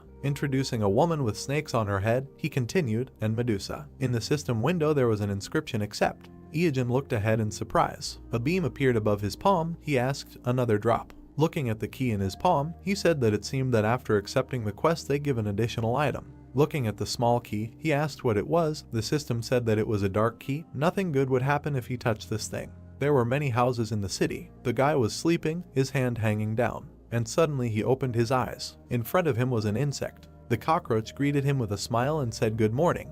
Iijin sat up on the bed and said that maybe he should move. Under the blue sky, he heard the words that yes, this is Apricot. He wants to know the details of his account. He sees the summary on the bottom right of the page. There were many houses in the city. The voice said that deposits were made at the end of each month. The withdrawal can be done on Monday of the next week. The commission depends on whether he is an exclusive player or not, but now she is a little busy. The woman walked in front, saying that this house is much cheaper than the average price on the market. He will not be able to find similar offers. It is fully furnished, so he does not have to spend extra money. There is also a gym and a swimming pool on the 4th floor. They are free. You can just come and work out. Later, she will personally send him the details. Let him say his nickname. Standing in the room, Iijin said that the floor is excellent. He does not think there are insects here. The woman said that this is great. When does he plan to move in? The words were heard that the streamer stagnant water. A little later she will transmit the data through, and then the question is who. The man sweating held the phone, saying that his name was Hyung Jun. He was the head of Apricot's support service. It was a great honor for him to talk to him in person. He enjoyed watching his broadcasts. Rumors of the emergence of a super newcomer spread like wildfire. The number of views is constantly growing. They set a new record for the number of donations. It's amazing. If he can spare some time, let him somehow drop by the office, or better yet, let him just say where he is. Come to him no matter what. Holding the phone to his ear, Iijin asked to send him all the information by mail and to comply with the payment deadlines on time. A voice came from the phone in his hand, agreeing, saying that he should not worry if he still finds time later. The hero looked at the screen with displeasure and said that he had only uploaded a couple of streams and even published them under a non-exclusive tag. They were already acting like this. He was sure they wanted to appropriate the rights to his streams or offer him a partnership or something like that. They thought he didn't understand that they would leave him with nothing. Holding a glass with a straw, he said that he had already been through this and would never fall for it again. An organization that unites players, streaming platforms, television, none of them could be trusted. He spat out the drink when something fell in front of him. There were fragments of a monitor on the ground. Looking up with displeasure, the brunette asked what would happen if an honest citizen were passing by. A scream was heard from a window on the top floor. The guy looked up, stunned. Awkwardly walking further, he said that he was not hurt, so he thought maybe he should forget about it. He could distinguish between a game and reality, so it was better to ignore it. Good coffee. Someone at the open window suggested shouting. The guy looked at the burning girl, asked why she broke a perfectly good monitor. Enraged, Da-Hyu clenched her fingers, saying that she would kill this bad man. It was unfair. He had deceived them, but the views on this guy's video continued to grow. There was a tab with videos open on the screen. She asked if he was winding them up. How did a paid video end up on top in the trending tab? She was curious, so she paid too. Chang closed his eyes, hearing that he had gained popularity thanks to Medusa, which they were all hunting for. Covering her eyes with her palm, the girl said that she was so angry that she felt like her head was burning. The brother replied that she was distracting, so let her just calm down and drink something. He looked at the man, who said that he had returned from a gathering event and noticed that his sister was also there. She was lying on the table, confused, and heard that he saw her in the dungeon on the video of the Medusa hunt. Showing the phone, he said that after that he watched all the videos in which his sister was killed, and now he was her fan, and he also joined both the guild and the fan club. The guy calmed his sister down, saying that she knew that he meant well. Da-Hyu froze with a bottle in her hand. Frowning, the red-haired girl heard her ask how many members there were in the guild. Chang answered that there were about 300. Her laughter was heard among the glow. Smiling slyly, the red-haired girl said that there was still a way out. Stagnant water would not get away with it. Her eye was glowing blue. The body of a monster was lying on the ground. A green body was also lying nearby. Words were heard that this was strange. The snake lay with its mouth open. The hero said it was a king cobra with sharp scales. Walking past the bodies, Iijin said, the horned lizard and the camel lechiel, all strong C+ rank monsters. Why are they all dead? He was walking through an abandoned land somewhere in the eastern hemisphere of the Den of Immorality. Looking to the side, the brunette thought that he did not think that someone would visit the dungeon before him.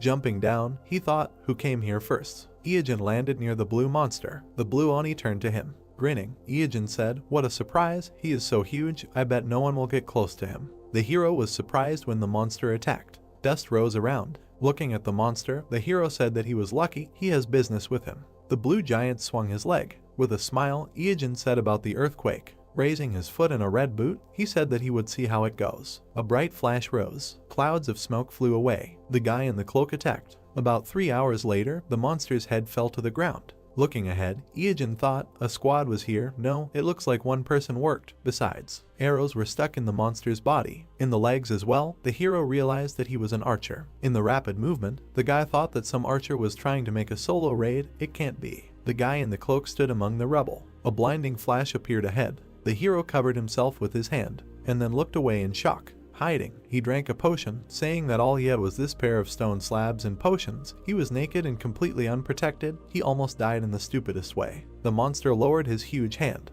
He had white teeth. Sticking out his tongue, the guy thought that it must be.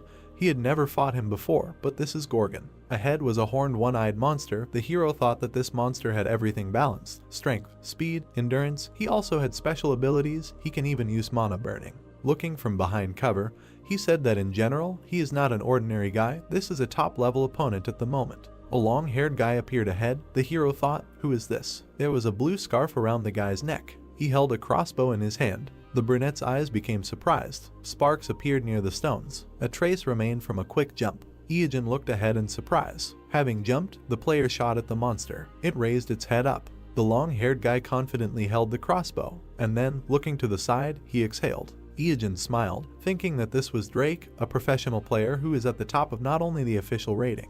The guy shot at the one-eyed monster. Having mastered the non-standard type of character archer, he became the undisputed #1 in the rating, and many players recognized him as #1 in the world. A paw flew near the fair-haired man, so he received the nickname 1 in 7 billion. A blade appeared in his hand. He became so popular in Korea that he even received a cute nickname Drakey. The paw reached for the guy. One day he suddenly disappeared from the game, but no one knew why he left. Drake looked with yellow eyes. He is a real mystery. This made him famous as a legend. Iajin looked away and thought that he was cornered. The guy stopped, stretching out his hand. The enemy, opening his mouth, ran towards him. Drake grinned and quickly attacked him. The monster looked surprised. It fell sharply to the ground. The brunette stared forward, thinking that it was the same. There was transparent mucus on the paw. He thought it was the gel of snail skeletons. There were many sharp weapons on the ground. The guy thought that there were sharp spikes on the floor. Looking forward, Iajin thought that it was impossible. Such a short period of time, he was able to set such a trap. He remembered how the guy slipped under the paw of the monster. Drake stood with the crossbow in his hand, while the hero thought that this was incredible. The blonde-haired man smiled, thinking that Gorgon's HP had decreased to 5%. Great. He took out a short blade, a weakling sword, which has a feature that helps defeat an enemy with less than 5% of his health left. The blade glowed blue. Looking ahead, Drake thought that this was his 20th attempt. It was time to use the 5% chance. Iajin looked ahead tensely. The long-haired man rushed to attack, thinking that now. The monster's eye glowed red.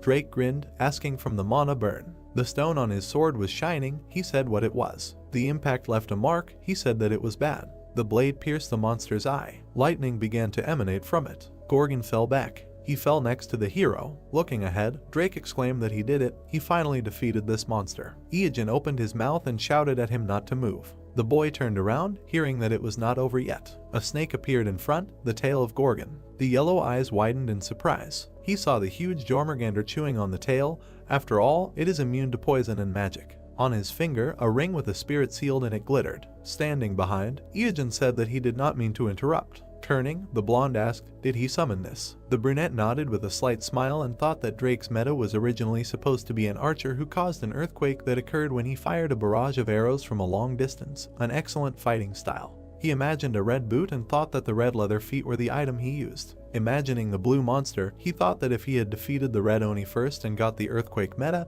he might not have had to fight Gorgon for so long. With a slight smile, Drake said that he had no use for it. If he died here, he would have nothing to do because the game would block access for a while. The brunette looked surprised. A notification appeared saying that he had successfully completed the world's first Gorgon raid. The solo raid rankings were compiled. Drake in first place, 7 deaths, 182 surrenders, 62 hours 3 minutes 21 seconds. The long-haired man reached for the dropped item, a fragment of Gorgon's horn, and said that they have a saying in their family, pay back a debt twice as much and revenge tenfold. Smiling, he said that he saved his life, so he would definitely save him twice, no less. Iajin looked at him with a slight smile and thought that this was not bad. As a character, he mentally raised his hand and thought that the #1 player in the world promised to save his life twice. In comparison, the reward for killing Gorgon was nothing. On the outside, he smiled calmly and agreed, saying that he would probably use it once, probably right now. Standing next to him, the guy in the cloak said that he planned to reach the very depths of the den of immorality. Drake turned to him and asked again, "Isn't this the lower floor?" Iogen passed by. He approached the stone building.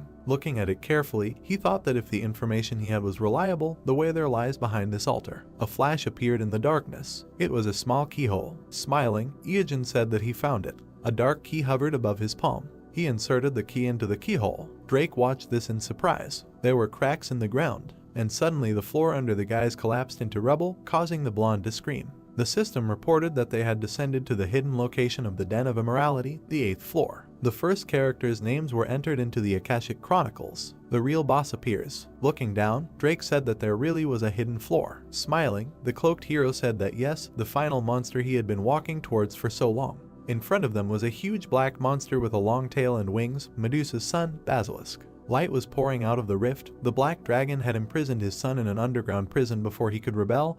His mother Medusa he had sealed in a statue, so Basilisk was separated from his mother after his birth. The black silhouette of the monster appeared. All this time it had been building up rage towards the black dragon. Iogen exhaled and said that it was quite cruel to imprison his son in the sewers out of fear of being usurped. The black dragon is a coward. Drake added that he did not know about this hidden boss. Smiling, he said that he was excited. The brunette chuckled and clarified what he said. The guy shot down. A spark flew off the monster's armor. Drake looked away questioningly. Iogen, who was standing next to him, said that it was because of his ability called immorality. Looking down, he continued that it was a passive skill that returned 90% of the damage to the attacker. His defense was high, so he would not suffer much damage anyway, but this skill was annoying. A fire ignited in the monster's mouth. Iogen clenched his teeth, saying that he was about to exhale. Flames burst out of the monster's mouth under a cry to dodge. The hero ran away in fear. Sparks flew around the boss's head. Looking there, Drake said that it was a strong poison. He could take damage from a simple impact. He turned around, hearing that the hero would go first. Iogen resolutely jumped into the pit. The confused brown-haired man said that the entire 8th floor was flooded with this poison. There was no room to stand. Looking ahead in surprise, he asked what he was planning. The guy in the cloak stood on the snake's body. The black snake had a red eye. Words were heard that the immunity to Jormungandr poisons was beyond his wildest dreams. Smiling, Iogen said that there would be no problem with the poison as long as he was here. Flames burst from the monster's mouth. The hero's cloak fluttered. He grinned as he clutched the weapon. Suddenly, the ground rose up under him. Looking tensely to the side, he said that it hit the torso. The monster's paw reached for the hero. Suddenly, something hit him in the eye. The brunette turned around, recognizing Drake. He closed his eyes after the shot. Smiling, the brunette said that he helped well. The clothes fluttered from the quick movement. A spark appeared near the torso. The black monster opened its mouth. Drake appeared next to him and said that even with Jormungandr's immunity to poison, they wouldn't last long. Looking ahead, Iogen shouted that they needed to run now. The guys ran up the spiral staircase. The enemy swung his long tail. His blow broke the staircase. The brunette staring ahead said that they needed to go higher. This guy hunts attackers to the very end. Looking back, Drake said that he had excellent defense, the ability to reflect damage, and poison. His HP was also incredibly high, as he thought they should come back more prepared. The hero grinned and asked what he was talking about. He told him. The black monster was quickly approaching from behind. A question was heard, was he really going to hunt him? Glancing back, the long-haired one asked if he was sure he could survive his poison. Iogen clenched his fist, saying that he was actually thinking about it. He imagined the boss, thinking that exiting the dungeon through the basement would take about 2.5 hours, plus the time it would take to finally reduce his HP with point damage. Together, about 3 hours. This would significantly undermine him. Is it possible to avoid Basilisk's poison for so long? Iogen grinned, saying that there is a way out. He will see for himself if he goes with him. Drake grinned and said that he will trust him. The 6th floor. Glancing back, the hero said that this sound is him spraying poison. Let him hurry up and jump to the 5th floor. Green smoke burst out of the monster's mouth. Drake turned around and asked how he could tell the difference between spraying poison and inhaling it. His comrade replied that it could be understood by the sounds, obviously. The hero clarified what he meant and received the answer that when he uses the exhalation of a club of poison, the FPC is 50, and when he sprays poison in the air, 370. Didn't he know that there is a difference of 20 FPC? Not to mention that his tongue moves up and down before exhaling and slightly right and left before spraying. 5th floor. The heroes spread out from the rapid movement. The brunette said that this is the sound of the 3rd octave. These are grenades made of scales.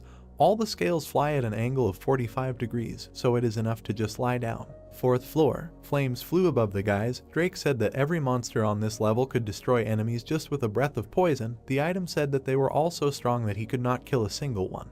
3rd floor. Basilisk's face appeared in the darkness. Looking down, the brunette thought that he still had 80% HP left, and in the meantime, there was less than half to go. The comrade standing behind exclaimed that he would be caught if he just stood there. Iajin turned around and said that he would take a look. He thought it was about time. There were 2 cracked columns ahead. Running up to them, the guy called there. Looking at him in surprise, Drake thought, isn't the exit on the other side? Why here? Suddenly, Basilisk appeared in front of the hero. Sparks fell. Lightning appeared in the haze. Iajin smiled, saying that it was great, just in time. A bright beam shone among the lightning. It crashed into the ground between the opponents. The monster clenched its fangs. He smiled and said that thanks to it, he could buy some time. Standing behind the blue monster, the guy exclaimed like a Pokemon that he chose it. Drake was shocked, turned around to the guy who shouted forward Blue Oni. The blue monster rushed at Basilisk. A reddish haze in the darkness. Blue flashes appeared. Red and blue zigzags merged. The system reported that the fusion of items was complete. Blue Oni stood in front of the monster. Smoke surrounded its muzzle. Drake looked at the brunette in surprise and asked if he had really thought this through, to which he received the answer that of course. Fortunately, they arrived just in time for the Blue Oni to regenerate. Looking ahead, Iajin declared that he would simply attack everyone in his territory, even if that creature was Basilisk, which was 10,000 times stronger. The black paw squeezed the blue one. The hero thought that besides, its strength was enough to mistakenly classify it as a rank higher than C+. Basilisk squeezed the Oni's hands. Iajin thought that he hoped. Black fingers squeezed the wrist. The blue monster screamed. The boss opened its mouth. A stream of flame burst out of it.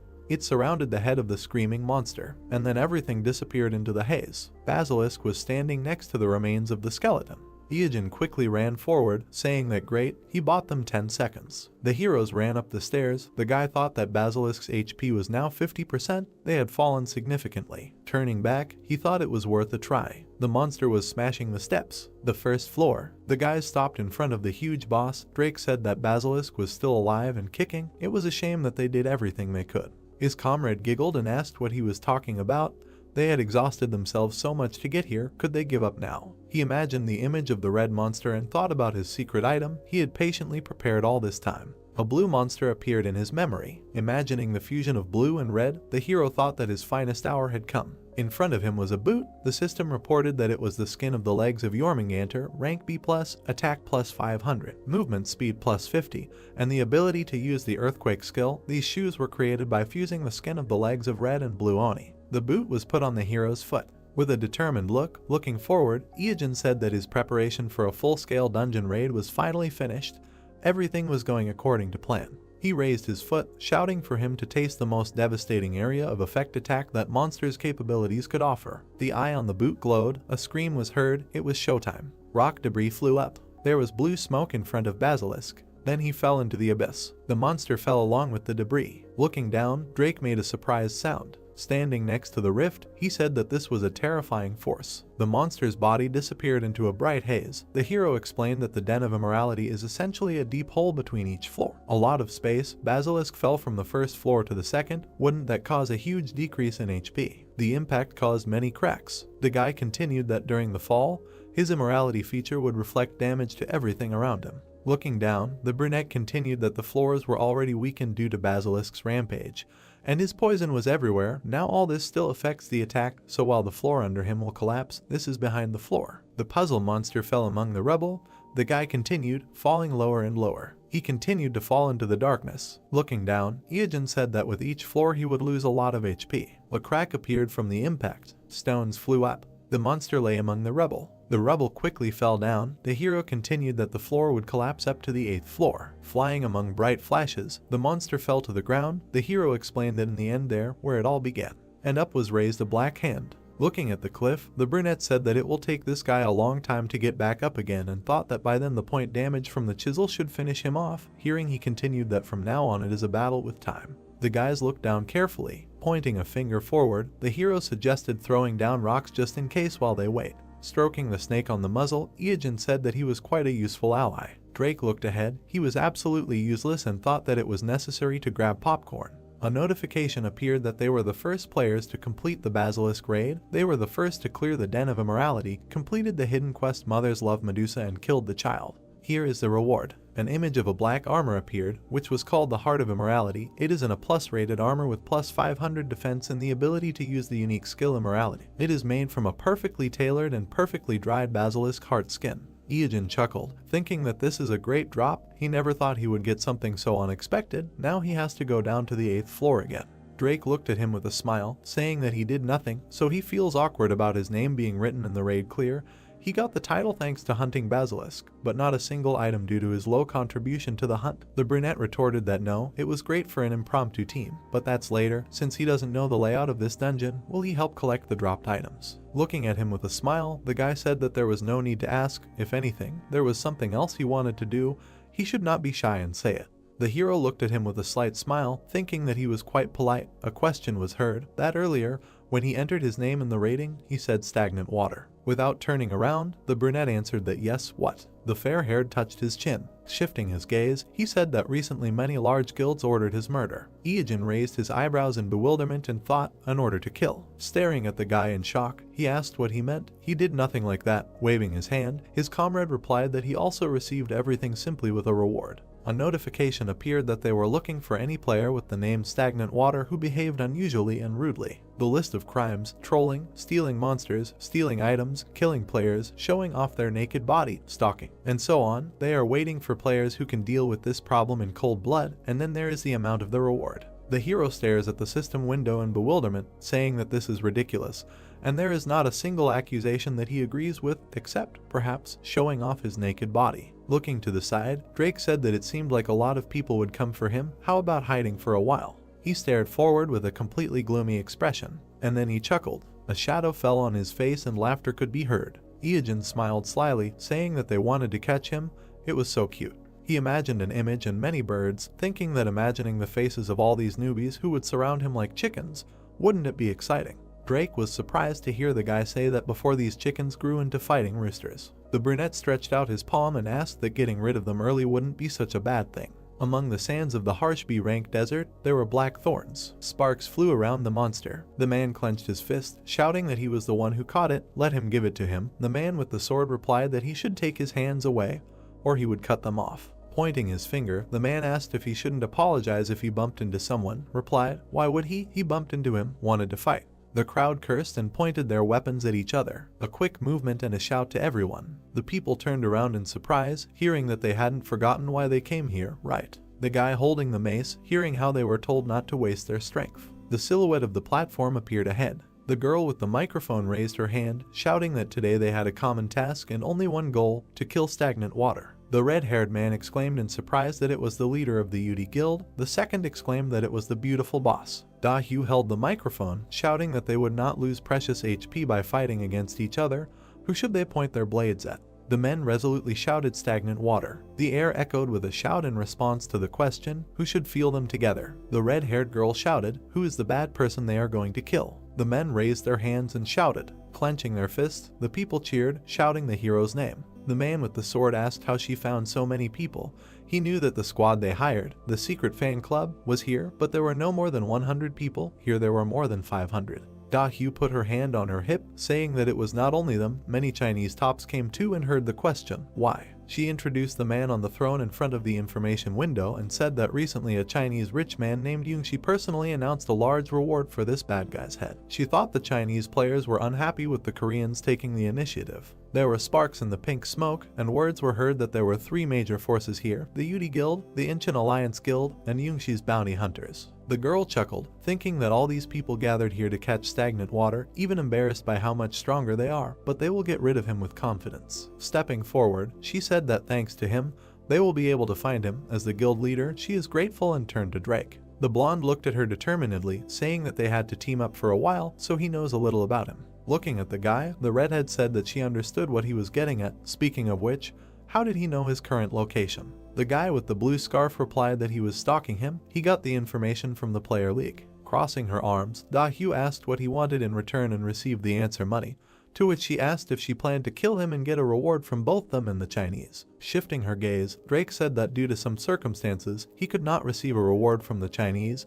He would transfer the entire amount from their guild, so let him pay him everything. The girl looked at the hero carefully. Imagining the guy with long hair, she thought that Drake was not in the official rankings, so she did not know his level. The guy dodged the claws. She thought that he was already famous in the underground gaming world. She imagined him with a determined look, thinking that as long as he did not oppose the UD guild, this could work. The girl said that it was fine, as long as he definitely finished him off. Turning around, she said that they would see each other later, but the guy stopped her. Da-Hyu turned around. Smiling slightly, the blonde man asked, was she by any chance planning to kill him and be done with it? The next day, clouds were floating above the desert. The warriors with weapons gathered together. Clenching his fist, the guy shouted for him to come out already. The red-haired man chuckled, saying that they would incinerate him and cook themselves a roast. Da-Hyu held the scroll, thinking that she had spent a lot of money to get this scroll, a lightning strike. She could not let him die until she personally pierced him with her sword. A bright spark appeared in front. More and more. The girl pulled out the melody surrounded by lightning, shouted a death wish. Lightning came from the hands of the warriors. A green ball came from the man's palm. A bright glow went forward. There was a bright flash. The girl looked ahead tensely and thought, did it work? Clouds of dust rose up. Among them, the silhouette of a pile appeared. The amazed players looked at it, shouting, what is this? The girl looked at it in shock. There was a neat pile of shit. Then it disappeared. Dust rose up. Then a lying camel appeared. The man looked at it tensely, exclaiming, what is this? The blonde man in a huge mask exclaimed that he thought he saw a huge poop, and now there is a camel. Did they attack a camel? Frowning, Da-Hyu thought, it can't be, they got false information. She used an expensive scroll just for the sake of it. Suddenly, her eyes widened in surprise. She thought, what is this? An earthquake. The sand hills were really shaking. The cloaked brunette who appeared said with a laugh that they had asked for it. This was a gift from him. Let them enjoy the horror of their first encounter with a monster. A huge monster burst out of the sand. The guy stared ahead in shock, thinking, wasn't it daytime now? It had suddenly gotten dark. He and his comrade looked up in surprise. A huge worm appeared in front of the players. It opened its round, toothy mouth. The girl looked up tensely. With an expression of horror, she screamed, what is this? Sparks of energy flew forward. The worm attacked, scattering parts of the players' bodies. In the desert, there were stone cliffs the day before the raid on stagnant water. Dust rose near the cliffs. Iogen turned around and asked, did he get all the rewards? Drake, who was standing behind him, said that yes, the United Guilds actually wanted to stab each other in the back. They all put a price on the heads of the group leaders. The brunette chuckled and said that of course he expected that from them. In front of him was a whole list of kills with a reward for killing each of the guild leaders. The guy in the cloak looked at his comrade and asked if he had spread the information that he would be there at 2 o'clock, to which he heard the answer that yes, they believed it even easier than they thought. The brunette continued that he was not affiliated with any of the groups,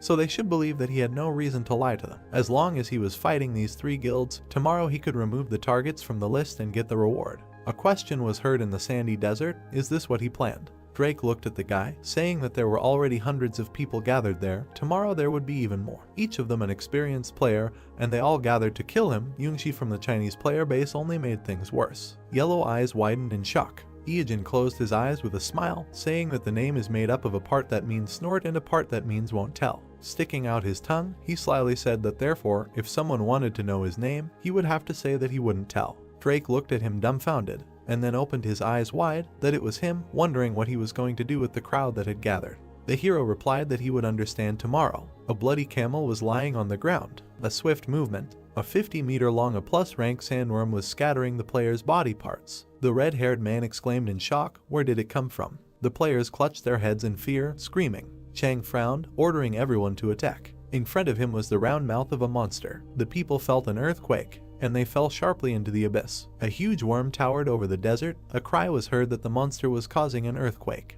The blonde man in the huge mask cursed in confusion. The brown-haired man asked with tears on his face, how should they persuade the melee squads to lose their lives in such a way? Da-Hyu, who was standing behind them, exclaimed at them not to panic. With a determined look, she shouted that it was an earth or mud type monster, which meant that the damage from ice increased 4 times. Let the magicians use ice attacks at once. And flashes of bright lightning flew. The man hit the monster with an axe. A cry was heard to gather all the guild members. The crowd gathered around the monster, hearing that it was rank A+. Sparks appeared on the monster's body from the attacks. Swift movement. The girl stretched out her hand, ordering to defeat it. The guy added that after spreading the news about the monster, they received more advantages. He grinned slyly and said that when the people who started the battle would soon die, a new wave of the team would end up taking their place. The leader said with a grin that they still had a lot of shells. Lightning surrounded the worm. With a determined look, the girl shouted that just a little more. The gray-haired man addressed her, saying that she was slowly moving into a defensive position. Tiik grinned, saying that if they could support the attack, it would definitely not hold out. Rubbing his nose, he said that to be honest, after the mission was over, he had something to tell her. Da-hyu was surprised to see a spark flickering. There was fletching sticking out of the ground, she said. This arrow. Turning around in displeasure, she exclaimed, Drake. Gritting her teeth, the girl said that even if he couldn't kill stagnant water, why kill Tiik now? Now she would have to team up with someone else even if they were almost all dead weight. She saw the arrow hit the guy and exclaimed, about her brother. The girl turned around in shock. Behind the rock was the figure of a guy. Drake was holding a weapon. Looking at him in shock, the leader cursed, shouting that he was originally on stagnant water's side. A spark came out of the weapon. A swift movement. Iajin in a black cloak said that if even a newbie like him managed to defeat the sandworm, this kind of pinpoint approach works well. He imagined the lying pile, thinking that stagnant water did not realize that he had summoned Jormungandr to hide thanks to its immunity to magic. Introducing the camel, he continued that for a monster, it had low physical resistance. Things would be a lot easier if they had an archer. Thinking that in the midst of the confusion, he attacked and awakened the sandworm, as those with bounties on their heads, they should have come for it, but now the crowd of newbies seemed to be delayed. Clouds floated across the sky. The monster's mouth was black and scorched. It scattered into ash. The monster fell on its side. The players watched in surprise as it fell next to them. The man in the helmet asked in fear, did it work? The blue-haired player exclaimed, was it defeated? The people raised their hands joyfully, shouting that they did it.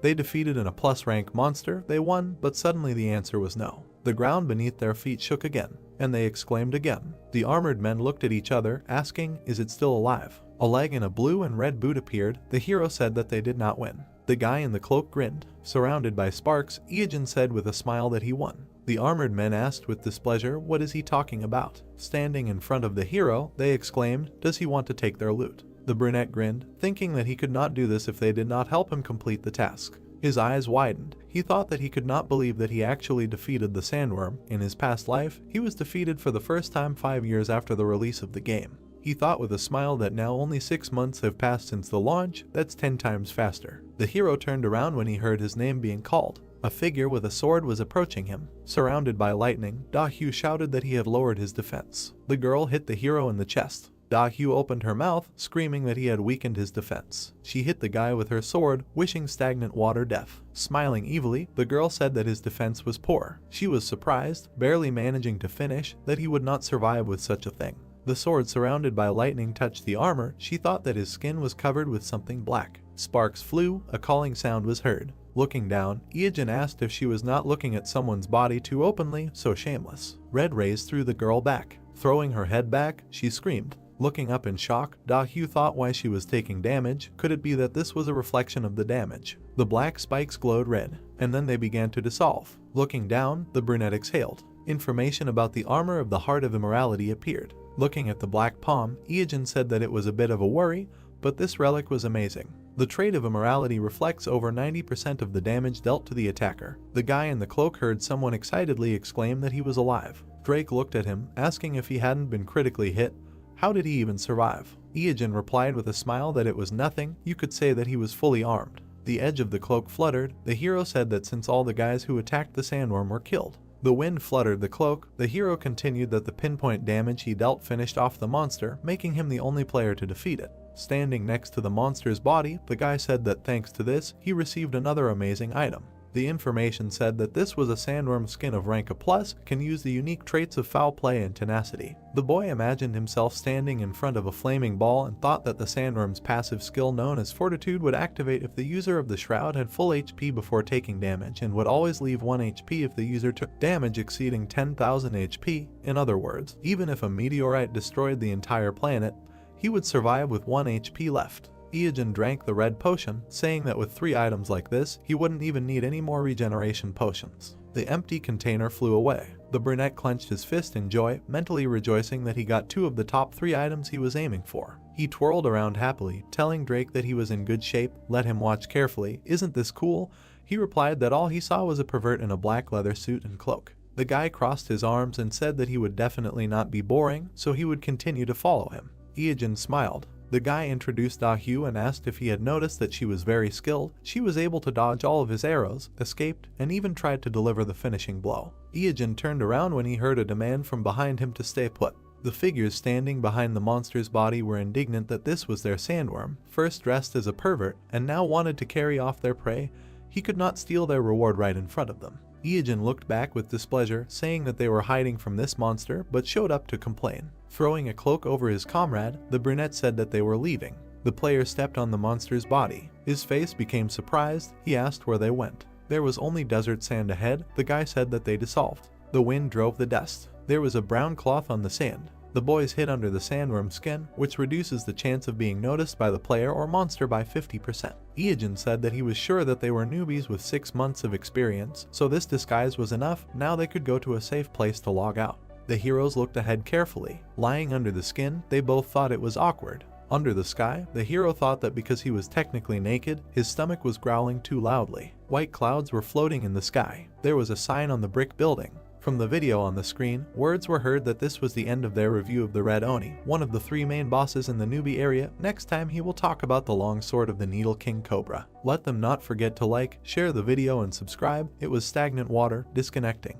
The guy with the phone exclaimed how cool he was. The other said it was amazing how he could explain things so well while fighting an Oni. The student sat with his head on his hand. Tegang turned around when he was called. 2 guys approached him. With an indifferent look, the professional player of the K1 Soul branch asked what they wanted.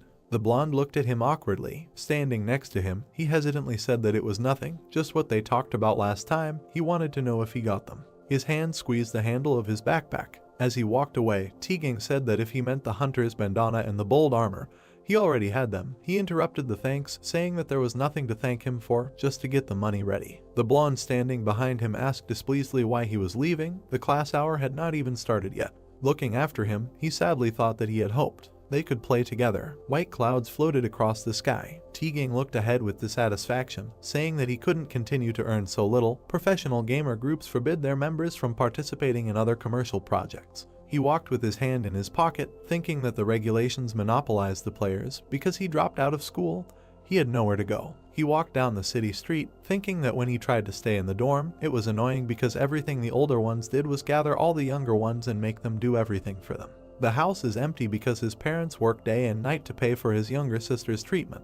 There was a bright building ahead. Tegang thought that he wanted to debut quickly to participate in tournaments, but with his history and the school's interference, even that would be difficult. He closed his eyes and said that since he was a rookie who hadn't even debuted, he couldn't get anything from sponsorship or advertising. He had to earn money somehow. Something black was flying quickly. Tegang caught it with his hand. He looked at it and asked, "What is it?" He was holding a blue poster of the East Pacific ship, Toto League, which said that there was a cash prize of 1 billion won and that they were looking for the best young professional players in Korea. If you wanted to bet, all types were allowed. Feel free to call, come and become a superstar. White clouds were floating in the sky. There was a car parked not far from the house. The woman in pink was shouting discontentedly, so this is how he decided to spend his father's inheritance. The man in the tie reminded the older man that he had said that he could get a bigger share. The man angrily shouted that he had his own needs too, if he had forgotten, and besides, he was the oldest of them. He should give them a bigger share. Ijin heard someone shouting with an awkward smile. Did they think that this conversation was not only about them? The guy held the phone to his ear, thinking that for the first time in a long time he decided to come visit his uncle. On the phone, he was told that a memorial service would be coming soon, so he needed to come at least a week before they arrived. The displeased uncle asked the hero if he thought he had crossed the line. The guy awkwardly asked again. The man opened his mouth in displeasure and shouted that he was already at the age to go to college, find a job and become completely independent. He expected them to still pay the bills and fuss over him. The boys looked ahead in confusion as he ordered him to look at his cousins. They hadn't relied on their parents since they started going to school, and how good was he at school? The cousins chuckled a little. Spitting out saliva, the man yelled that no, he was just sitting there playing his stupid games, and now he sees the difference between him and those who have real jobs. Ijin let out a sigh, dejected, thinking that who knew he would make a speech to pretend that he was actually protecting him. The children held their phones. The man waved his hand, telling his brother that he was sure Ijin thought about such things. But he angrily replied that he didn't, and then said that they would return to their common problem. They needed to discuss it together. The indifferent brunette listened, that it was about his grandfather's inheritance. It shouldn't be a surprise, since they all knew that he was no longer with them. The boy smiled and asked how much he had left. He asked again in surprise when he heard the man put a 20 and 2 zeros next to it. The furious man, spitting, shouted that so much money was no joke. He was too inadequate to understand what it meant to have so much money. Ijin raised an eyebrow pitifully, thinking it was only 2,000. He hoped in vain. He wondered how they would react if they knew that he had earned 40 million in 3 months. The man held up the papers, saying that the paperwork seemed quite complicated in this case. The man with glasses heard him ask for permission to help. Ijin raised a finger and said that he would submit these documents to the district office and ask for a geographic survey and the issuance of documents for land distribution. It should not take long. The relative froze in dismay, and then pointed his finger in displeasure, shouting why he was butting into the adults' conversations. Ijin smiled sweetly and said that he just wanted to offer his help, but if they didn't want to involve him, that was fine. Sitting with his legs tucked under him, he continued that it seemed like the inheritance request hadn't come through from the local courts yet, so the whole process would take at least a week. If they went to the registry office later and got the registration number, the inheritance would get a new number. The cousins were displeased to hear that only after that would the inheritance registration process be transferred to them, but they would need to prepare the land transfer application and official seal in advance. They would also need to choose the right seal and a suitable representative to oversee the process.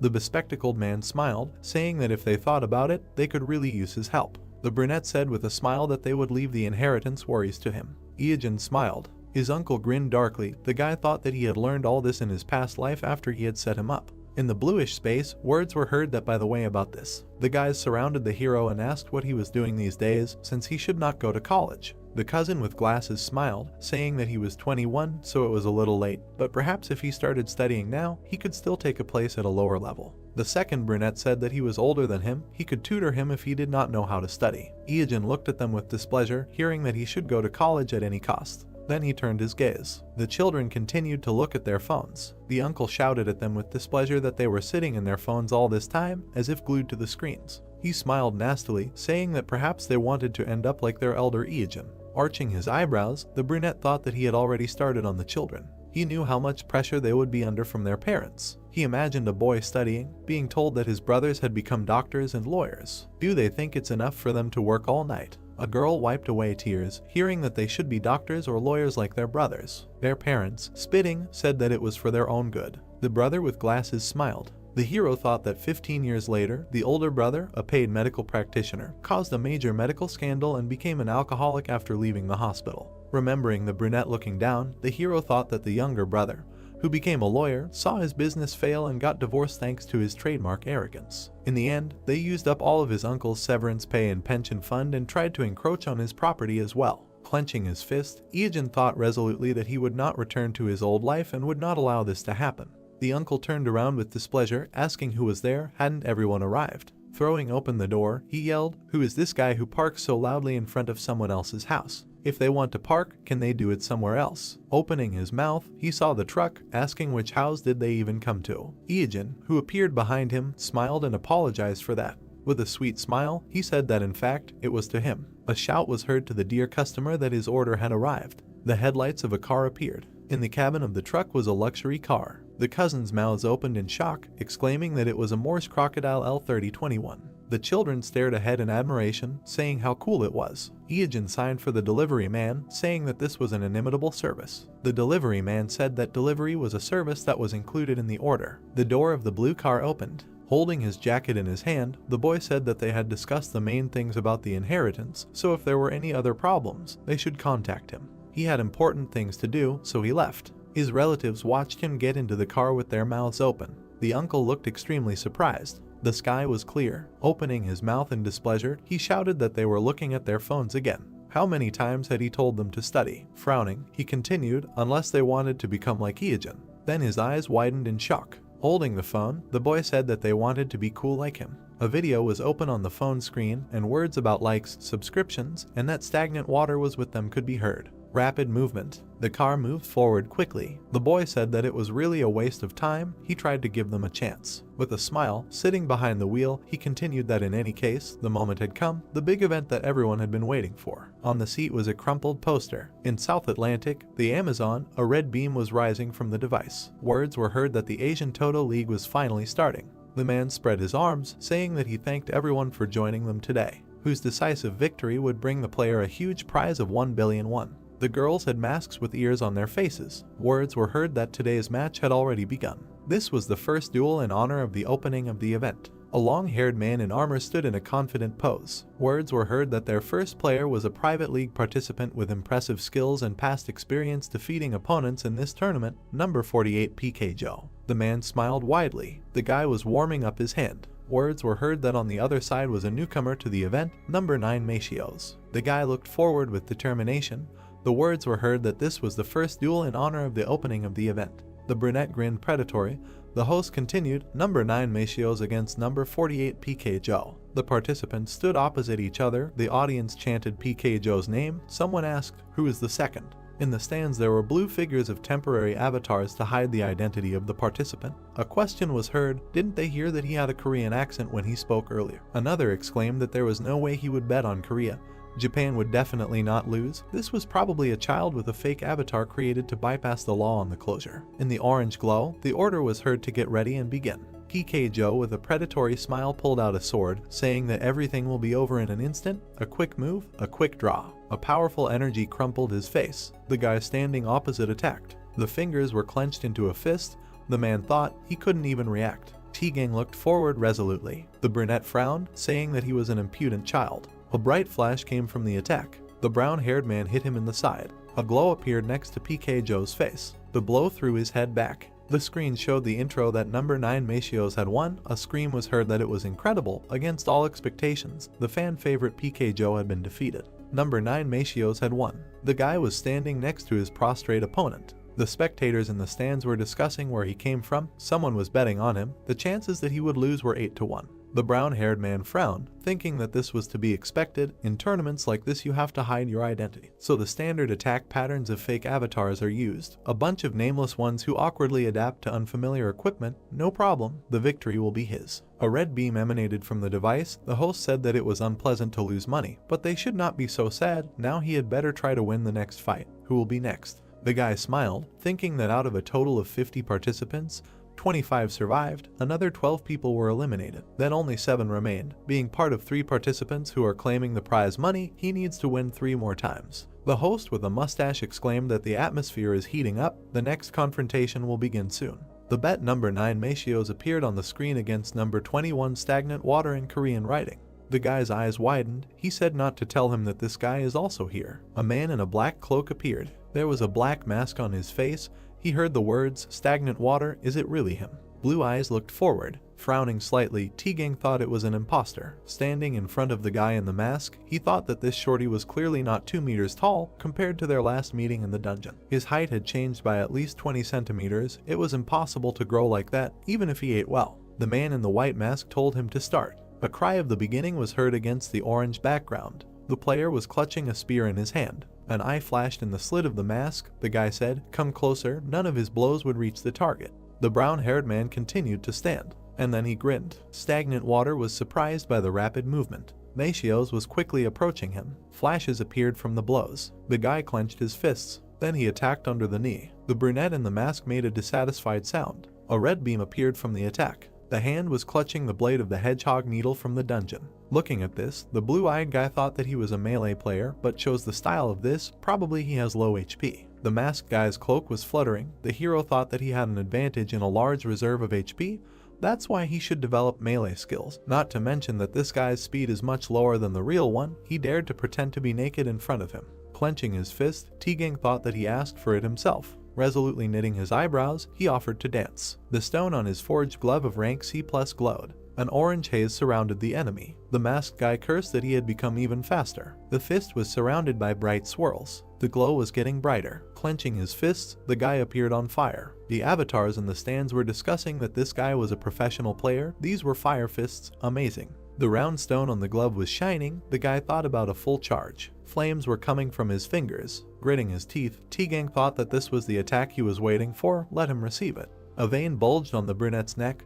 People were discussing that Stagnant Water was so weak, he came here for 2 rounds. The brown-haired man's eyes became amazed. He remembered scenes from the past, a dark figure, a guy in a cloak, flying debris, the brunette's rapid attacks, flying bright sparks, the way he frowned forward, and how Iijin showed him 2 fingers and cursed in his mind. Flashes appeared in the fire. The man in the cloak slid back. Clenching his fist, T-Gang thought that the one who could beat him in a one-on-one duel, which he thought was impossible, The one who could complete dungeon raids on his own and succeed where professional players failed. He looked forward resolutely, thinking that he was missing even a part of his aura, and demanded to reveal his real face. The face of a dissatisfied man appeared. The spectators asked, "How is this possible?" The avatars in the stands were discussing the Lord of Western Chukos. He is a professional player who ranks 3rd in China, 6th in Asia Coast. The man chuckled, and then cursed. There was a white pattern on the round shield. He said that he was tired of hiding his style. Sparks flew from the tip. The man continued that in a situation like this, it would be pointless to give up on victory, right? He would get the prize money, but the bettors would cut him out. T-Gang looked forward resolutely. The man in the golden armor told him to come here now. This time it would be different. T-Gang clenched his fist. A bright flash appeared near the armor. Kos only chuckled. Smiling, he asked, decided to tickle him. Didn't he tell him that this time it was serious? Sparks flew. The attack left a bright trace. Covering himself with his hand, the brown-haired man thought that he was too strong. If he really hit, then the end is near. Looking ahead sullenly, he thought that, in addition, despite his size, he was too fast. First he should create distance. The guy took a step back. Kos smiled wider and said that he was scared. Let him come closer. He does not bite. As if raising his sword, he exclaimed that he would show him the power of the Great China. Bright rays crashed. The guy froze, thinking that this was a long-range attack. He frowned at the flash. He jumped aside from the rising beams. The hero gritted his teeth, and was surprised when the man appeared behind him. T-Gang shifted his gaze. Kos hit him from top to bottom. Dust rose from the beam. Sparks flew in all directions. The brown-haired man held the sword with his hands. With a wide smile, the brunette said that it looked like his HP was already running out. What would he do next? The armor on his hands cracked. A demand was heard to answer what he would do next. The hero gritted his teeth. He closed his eyes and said stop. He gives up. The screen showed the inscription that number 21 won. Words were heard in the blue glow. Who could have thought that the ruler of the West Coast himself would be here? They saw the expression on the guy from Korea's face when he gave up. But we need to go back to the question, what is a professional player with a 6-figure salary doing here? The man in armor said that this Korean does not have an ounce of courage. The avatars in the stands heard that the next opponent would be the contestant number 3. Who is it? He hadn't seen him before, and besides, he barely got out of the nameless group. Then he should definitely bet on number 21. There was no one in this league who could defeat Kos. The guy walked away. As he walked forward, he thought that this was a waste of time. The Lord of the West Coast was impressive. The hero remembered the flashy attack and thought that close combat using an overwhelming amount of physical attacks and that speed. He remembered how the man raised his sword and thought that even his attempt to pretend to be stagnant water was only successful because he was confident in his fighting style, using an evasion that was completely opposite to his own.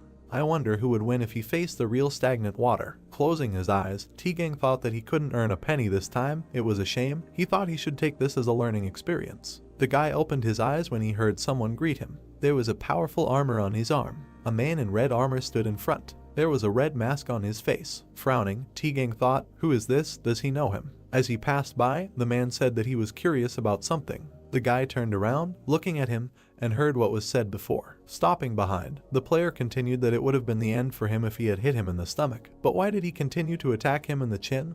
Why did he make such a mistake at such an important time? The brown-haired man's eyes widened in surprise. He thought about this guy. How is he? Thoughts flashed through his mind that perhaps stagnant water is not that strong. The guy clenched his teeth in displeasure. Then he turned around and said that he didn't know what he was talking about and why did he care about his fight. He opened his eyes when he was asked to let him say one thing. The armored hand rose and the man said that in the next round of betting. The guy looked surprised when he was asked to bet all in on him. The man walked forward and showed 2 fingers. The guy remembered Iajin showing the same gesture. His eyes became amazed. Turning to the man in armor, he exclaimed that he was stagnant water. The screen also showed the images of the participants and heard words saying that the next fight was now participant number 21 Goinmul against number 3 Madingwang. Kos scratched his ear and said that the Koreans have no courage. Did he agree? The masked player was silent. The man opened his eyes slightly. He made an inviting gesture and said that he was so confident. Let him start. The man in red knelt down on one knee. The weapon on his hand touched the ground. Bright rays flew from it. The brunette clenched his teeth, thinking that the arena was shaking. His knees were shaking. He exclaimed that he could not stand. The enemy approached him. The eyes of the slit of the mask were burning, and words were heard that he had begun. He grabbed the man's face with his hand. On the screen was a video splash screen. Words were heard asking to like, subscribe, and not forget to like other videos. On the screen were preview images. The hero thought that all his broadcasts were becoming popular, each of them gaining more than 1 million views immediately after publication, and this despite the fact that you have to pay to watch them. Ijin ran forward, thinking that the sponsorship and advertising revenue he received was impressive enough. Running forward, the hero thought that, however, such income would not be enough for his plans for the future. He had a long way to go. Rapid movement, the guy thought that there must be a better and more profitable way than just streaming dungeon raids. Suddenly, a piece of paper flew into his face. He took it off and saw a blue poster. A red beam was rising up. Ijin thought that this was a private and illegal tournament for players. The Toto League, he still remembers all the pro players from the ratings, so he knows with almost 100% certainty who will win and who will not. In short, victory is in his pocket. In red armor and a helmet, he sat among the avatars. There was a wide smile on his face.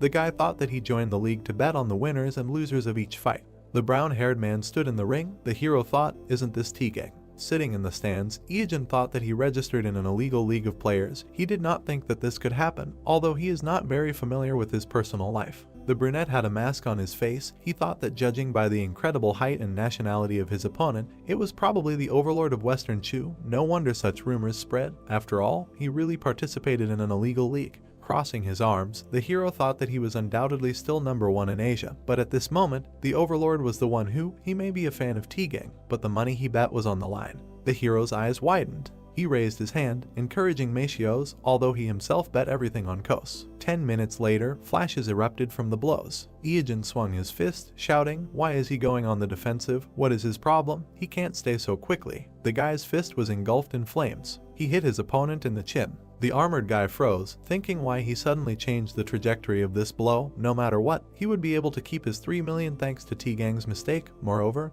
his investment would double. As a result, his next opponent, a certain one, would make a noise. A swift movement. The hero hit the opponent's face. Blood splashed out of Kos's nose. The sword was surrounded by fire. The brunette clenched his teeth. Bright flashes remained from the movement. T-gang looked ahead in surprise, thinking that he understood. The arm in the armor was glowing. On it was the golem's infinity gauntlet. Looking ahead carefully, the brown-haired man thought that they had great attack power, but after a successful attack, the recoil causes the player to be paralyzed for half a second. That's why he wanted to cope with powerful attacks from a distance. It turns out that the best tactic against the guy is. The guy attacked the enemy in the cheek. Clenching his fist, the red player voiced his thought, close combat. In close combat, half a second is an eternity. A bright blow crushed the cheek of Kos, who said about long-range attacks, he needs to close the distance. A flash appeared between them. Ijin in a red mask said that it was a pity, but he would not let this happen. On his hand was a weapon in the form of antlion claws. He said that he would not escape from him. Many lightnings flew around. Kos gritted his teeth, saying, another earthquake, how can he still do this? He fell to the floor. His hand touched the ground. His fingers touched white crumbs. He thought that the earth was turning into sand. Bright flashes of special claw skill, whirlwind flew around the hero. Imagining the silhouette of a warrior, he thought of Dongwang. When he thought of who to pretend to be in this league, a specific person appeared in his mind. Indeed, he was the symbol of the macho of the game. While imagining the men standing back to back, he thought that along with T-gang, he was one of the top players in the Korean rankings, but unlike Tuzan, he could not earn recognition. Ijin imagined the armor, thinking that just a year after his debut, he was quickly forgotten in the gaming industry when it turned out that he was involved in a match-fixing scandal. While imagining the armor details, he thought that because of him, the professional league almost went through a terrible crisis. It took a year and a half before he was allowed to participate again. He already knew what skills Dongwang used for his debut. He thought that his actions hurt both the leagues and the fans. Ijin smiled, saying that he was using them now. He was surrounded by bright lightning. Kos gritted his teeth, saying that this was not just an earthquake. His body was being pulled into the center. The tip of the sword was lowered. He thought that if he screwed up when attacking, he would not miss this chance. The guy in the mask stood. The eye in the slit glowed white. The man looked extremely scared. A bright ball appeared near the sword. The brunette swung it, leaving a bright trace. Kos opened his mouth in shock when Ijin approached, reminding him that he said he would not escape from him. A fist crashed into his face, along with bright beams. Many beams crashed into the body of the man who said that it was impossible. Clenching his fist, the player asked what was wrong. He said something. Maybe it was because of his large build, but he was holding up well. Ijin clenched his fist surrounded by beams. Kos lay in the rubble of broken armor. The player in red armor stood confidently. Words were heard. What just happened? He did not even think that it was possible to fight in such a way. Impressive. The avatars in the stands rejoiced. Words were heard that this force is stunning. Dongwang broke into the ratings. The guy looked ahead, saying that so much time had passed. No, something else was more important. The hero in red armor stood sideways. His fingers were clenched into a fist. The brown-haired man smiled, saying that it was amazing. The hero clenched the blade and looked ahead in shock. The guy gritted his teeth and thought that this was crazy. Two red eyes flashed in front of him, and he tried to understand what it was. The brunette frowned and sweated, turning his head. Iijin swung his weapon and shouted. The pink-haired girl looked up in confusion, not understanding how everything came to this. Blood splattered on the wall. A week earlier, a cafe in the Gangnam district. The girl closed her eyes and took a breath. The youngest producer of the LGB program from Beginnings to the Crown, Hong Yong HWA, sat and worried that she had come too early. She opened the front camera and checked if her makeup and hair were in order. The girl blushed and muttered with a smile that she never thought stagnant water would respond to her, and the meeting itself was not long ago when a response to an email sent without much hope came. Yong HWA sat at her laptop and looked at the person she had stumbled upon while searching for a guest for her show. The screen flashed clips of Stagnant Water's streams, a man who had topped the charts of all streaming platforms and whose incredible control over his own skills had earned him international fame. She opened the page with the videos and noted that famous brands were already trying to launch ads on his channel, and before anyone knew it, he had already become a celebrity. The pink-haired girl sat back and wondered if such a person would respond to her email. She typed out a message, deciding that she should give it a try. She quickly received a response agreeing to participate. Yong HWA enthusiastically picked up the laptop and blushed. The girl smiled awkwardly and muttered that she was sure he would ignore her, because it was hard to believe that a star of such stature would agree to take part in a new show on a small TV and radio station, especially considering that From Beginnings to the Crown didn't have such high ratings, so everyone there was excited. A little earlier, her colleagues had been fussing and trying to tidy up the girl, choosing her clothes and doing her hair. Yong HWA put the straw in her mouth and noted that she was so nervous that she didn't know if she would be able to speak at all, and it would be better not to blurt out too much or with a strange pronunciation. She flinched when she heard the sound. The man adjusted his cap. A guy in a mask and dark glasses walked inside. The girl turned around and thought that it must be Stagnant Water. She jumped up and waved at him, and he was surprised to think why she was talking with a straw in her mouth. He put his glasses on the table, and at that moment the girl said that she was glad to meet him. The interlocutors looked at each other, and the young man said that there was no need to stare like that.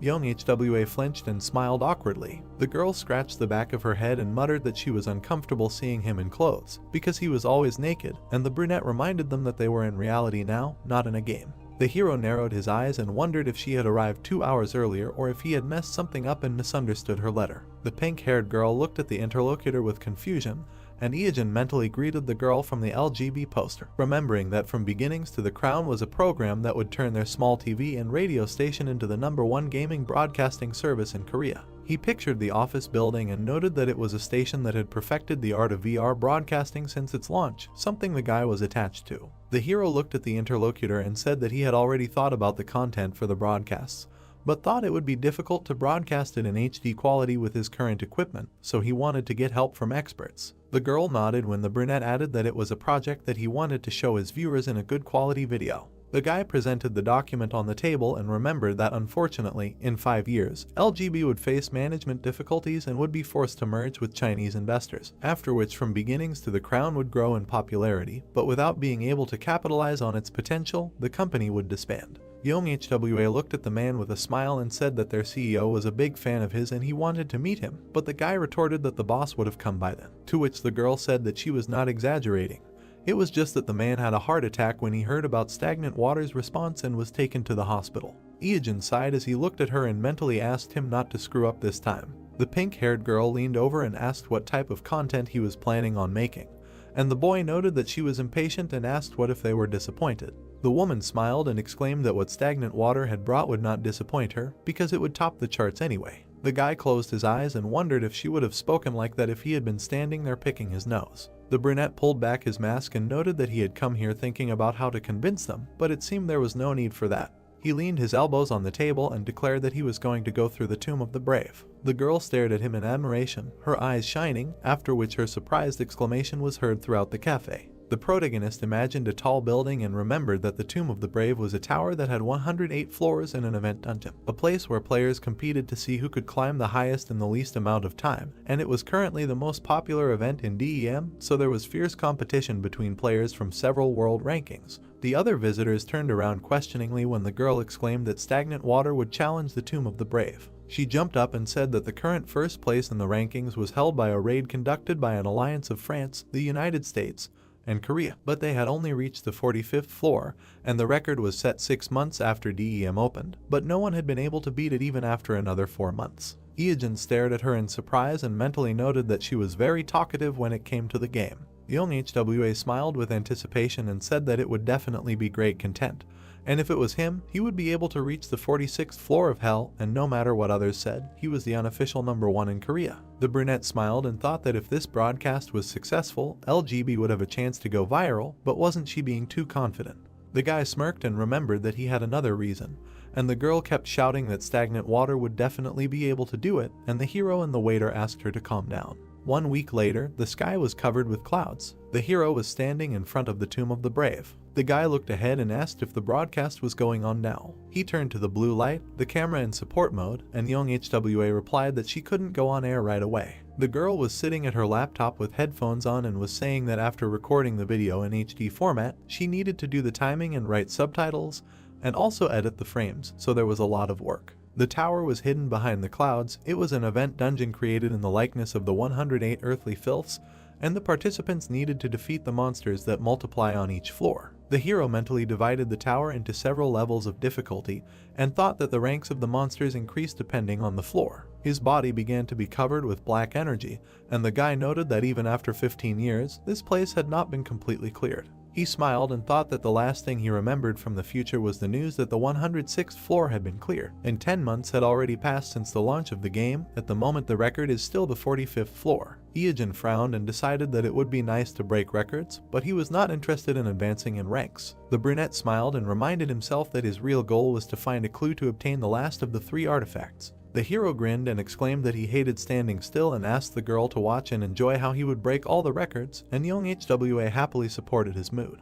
The guy ran forward, shouting that the world record should be waiting for them. Blood spurted. The protagonist narrowed his eyes and gritted his teeth, pointing his blade. He frowned and shouted loudly. Eugene crouched down and thought that he couldn't give up, because if this continued, he would die and he couldn't lose. The young man clenched his weapon and indignantly noted that a bunch of nerds had overtaken him. The brunette sweated and, gritting his teeth, decided that he had to defeat them. The boy swung his arm and shouted for the enemy to attack. The blue flame looked ahead in confusion and asked what the hell that was. The protagonist raised his hands and exclaimed that he had won. There was a red puddle on the floor, a C-rank queen slime, specialty, regeneration, habitat, all continents. The boy wiped his sweat and muttered that he was close to giving up, and the girl exclaimed how he could have spent 2 whole hours fighting a normal slime. Eugene pointed and countered that the queen slime was a monster with the widest attack range in DEM, and there was no strategy to dodge its special attack pudding packet. Young HWA smiled tightly when the protagonist said that he would have definitely been flattened if he had gotten caught in her attack range, after which the girl muttered that he tried well,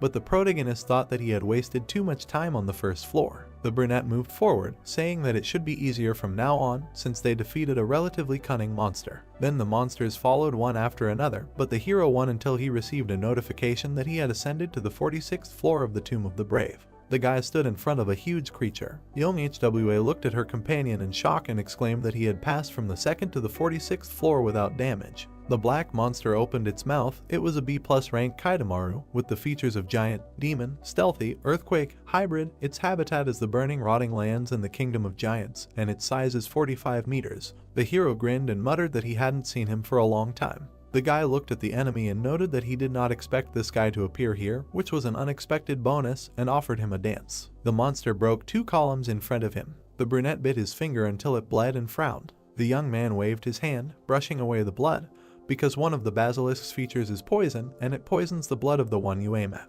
The monster stepped right on the drops of blood on the floor. Kaidamaru roared and flinched, feeling pain. Eugene grinned and exclaimed that this is the basilisk's poison, which is 2 ranks higher than his. The enemy stepped hard on the ground. The monster spread its paws and released powerful energy. The protagonist crouched to the ground, and his cloak fluttered. The brunette grinned and noted that his physical strength was incredible, but his attacks were too easy to predict, so the outcome of this battle was determined. The guy looked warily to the side and remembered that one of Kaidamaru's features was stealth. The monster was sitting on the ceiling, and the boy thought that their habit of hanging upside down like bats did not seem like a natural distinguishing feature given their size, which is why other players were getting too close and letting him strike first. The brunette frowned and tensed up. He bared his teeth and thought that they could not hide their distinctive smell. The monster suddenly jumped out and struck. The monster opened its mouth, sparks appeared around it. The creature screamed and attacked with a fireball. The hero raised his hand with the spirit sealed in a ring, which has plus 300 magic power and can summon Jormungandr,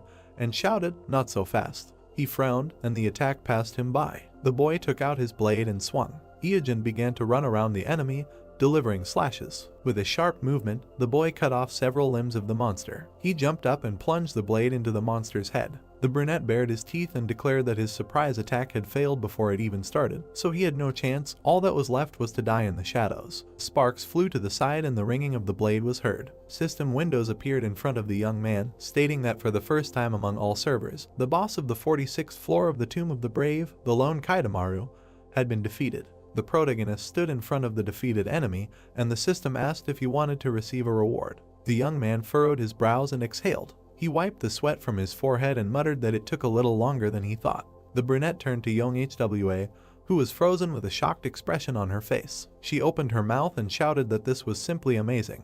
The pink-haired girl clenched her fists and exclaimed that for the first time in history, the 46th floor had been passed. The girl burst into tears and said with a smile that the guy even passed the previous, 45th floor, which is called the Hell Floor, and the test that even the top players of France, the USA, and Korea could not pass was passed by stagnant water, and she could not believe that history was being made before her eyes. The guy turned around with a grin and noted that this was only the 46th floor out of 108, but the girl objected that this was a new record. The hero looked down, noticing the item. He frowned and his eyes widened. A blade of Kaitamaru essence, rank B+, material, fusion, was floating in the air. The young man smiled, and the girl noted that this item did not look like a good drop, but the interlocutor replied that it was not so bad. He showed a boot and said that the essence item could replace any fusion material. Young HWA looked in surprise as the guy poured liquid onto the boot.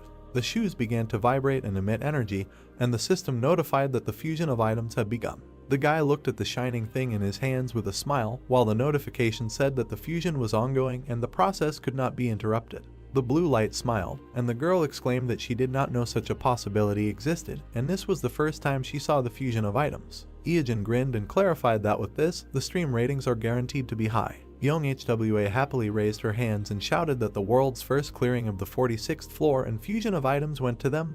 Their viewers will applaud standing.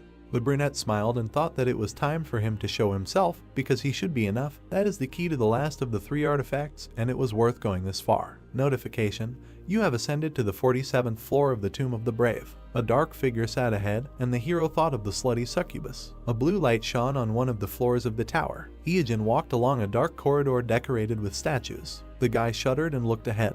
He jerked back, dodging the attack in time. The young man looked at the mark on the floor, and young HWA exclaimed that she could not believe that he dodged. The brunette looked up and mentally noted that he must have been waiting for her to come. He sweated and smiled. A black wing appeared. A girl with a scythe, a slutty succubus, was hovering in front of him. The brunette stuck out her tongue and narrowed her eyes. The blue light glanced at her, and her partner noted that this boss was just a beauty, but looked weaker than the previous ones. The hero frowned and replied that he would go. The enemy swung her scythe and smiled. The guy dodged the attacks cutting through the air and thought that she had a special feature, duality. The brunette sweated and widened his eyes, remembering that such monsters are divided into 2 types, those who attack with physical force, and those who use magic, and once you choose one, it cannot be changed back, and the guy chose a demon with a physical attack. The player clenched his teeth and dodged, cursing, because he thought that if it were magic, then most attacks could be neutralized by Jormungandr. The guy sweated, noticing that the blow landed right next to him. Explosions were heard throughout the corridor,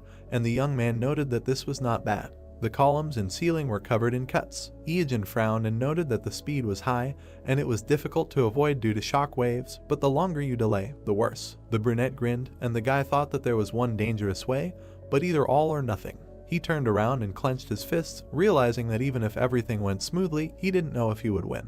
The succubus furrowed her brows and looked at her opponent questioningly. The guy used the skin of a sandworm, and a bright light began to emanate from him. The brunette frowned and clenched his teeth from the tension. A black paw, depravity, appeared from the hero's body. The succubus quickly appeared next to the young man, and he flinched. She struck with a quick movement. The hero jumped back and exhaled. Eogen crouched to the ground, and young HWA said that she didn't know what he did, but it seemed that the attack did not work. The opponent was fast and also attacked physically. The brunette took out a bottle of potion and replied that everything was fine, because physical attacks take a long time to recover, and his companion exclaimed that the question was whether he would be able to attack her at this time, because she was the fastest monster she had ever met. The succubus was approaching again, swinging her scythe. The guy frowned and thought that he should deal with her speed first. He squeezed the bag in his hand and noted that it was a bit early, of course, but he was using his secret weapon.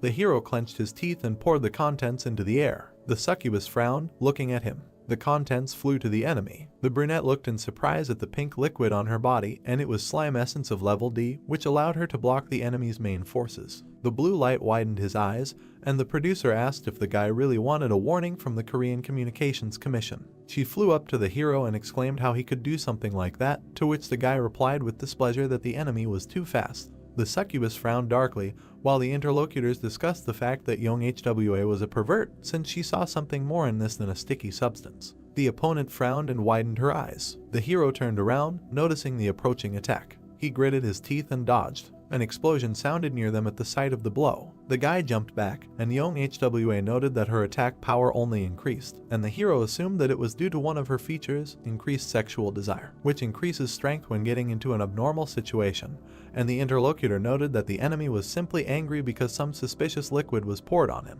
Ieojin dodged another blow and noted that the speed decreased, hoping that this thing would buy him time. The guy widened his eyes, watching as the succubus launched another attack. A system window appeared, fusion of items completed. The hero smiled and noted that it was just in time. He turned around and frowned. The opponent looked at him questioningly. The brunette stepped forward in new boots made of Kaitamaru leather, rank A, fire attack plus 1000, speed plus 70, lava run ability. Ieojin grinned and ran forward. The girl frowned and swung her scythe, and the hero thought that the advantage of fusion items was that you could create an item one tier higher. He kicked the enemy and noted that the special feature of Kaitamaru leather boots was lava run. Light appeared from his boots because wherever he put his foot, everything would be on fire. A bright flash appeared ahead. The protagonist swung and delivered a flame kick, throwing the succubus back, and noted that this was energy that would turn everything within a 10-meter radius into lava from just one step. The ground began to melt, but the guy was focused only on the succubus's body. There was a footprint of a figure imprinted among the rubble,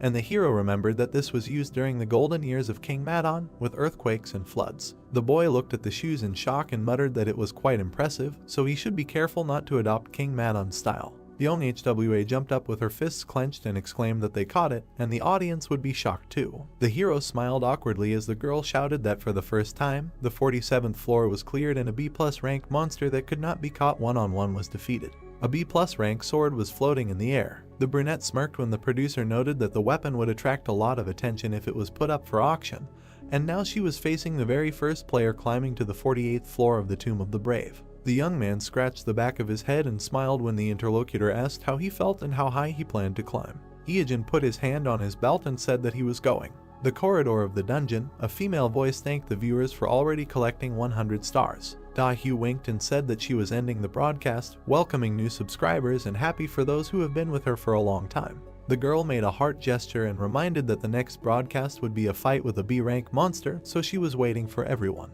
Da-hyu waved her hand and said goodbye. The girl slammed her fist on the table and exclaimed why she had to host these broadcasts. She gritted her teeth and muttered that it was fine, but after that idiot, it was a death sentence, losses, and if she had the stolen money, she wouldn't have to do those damn broadcasts. Da-hyu bit her nail and thought that without the sponsorship from the broadcast, it would be hard to run the guild, so she needed to find that guy and get revenge. A man approached her and said that he had already filed a complaint, to which she replied that all is fair in war. She frowned and looked away. There were two men standing behind her, one of whom said that one of them had written 40 posts on his blog. There were cans of beer and squid on the table. From beginnings to the crown was starting on the TV. Da-hyu slumped in her chair and muttered that this was the only thing that brought her joy these days, so it was time to forget about her duties and rest. The K1 team coach and MC, Yeung, smiled and said that they had an unusual guest today. The redhead took a sip and asked who it was. The girl spat out the drink when she heard that it was the most popular streamer, after which the man asked for some comments from producer Young HWA.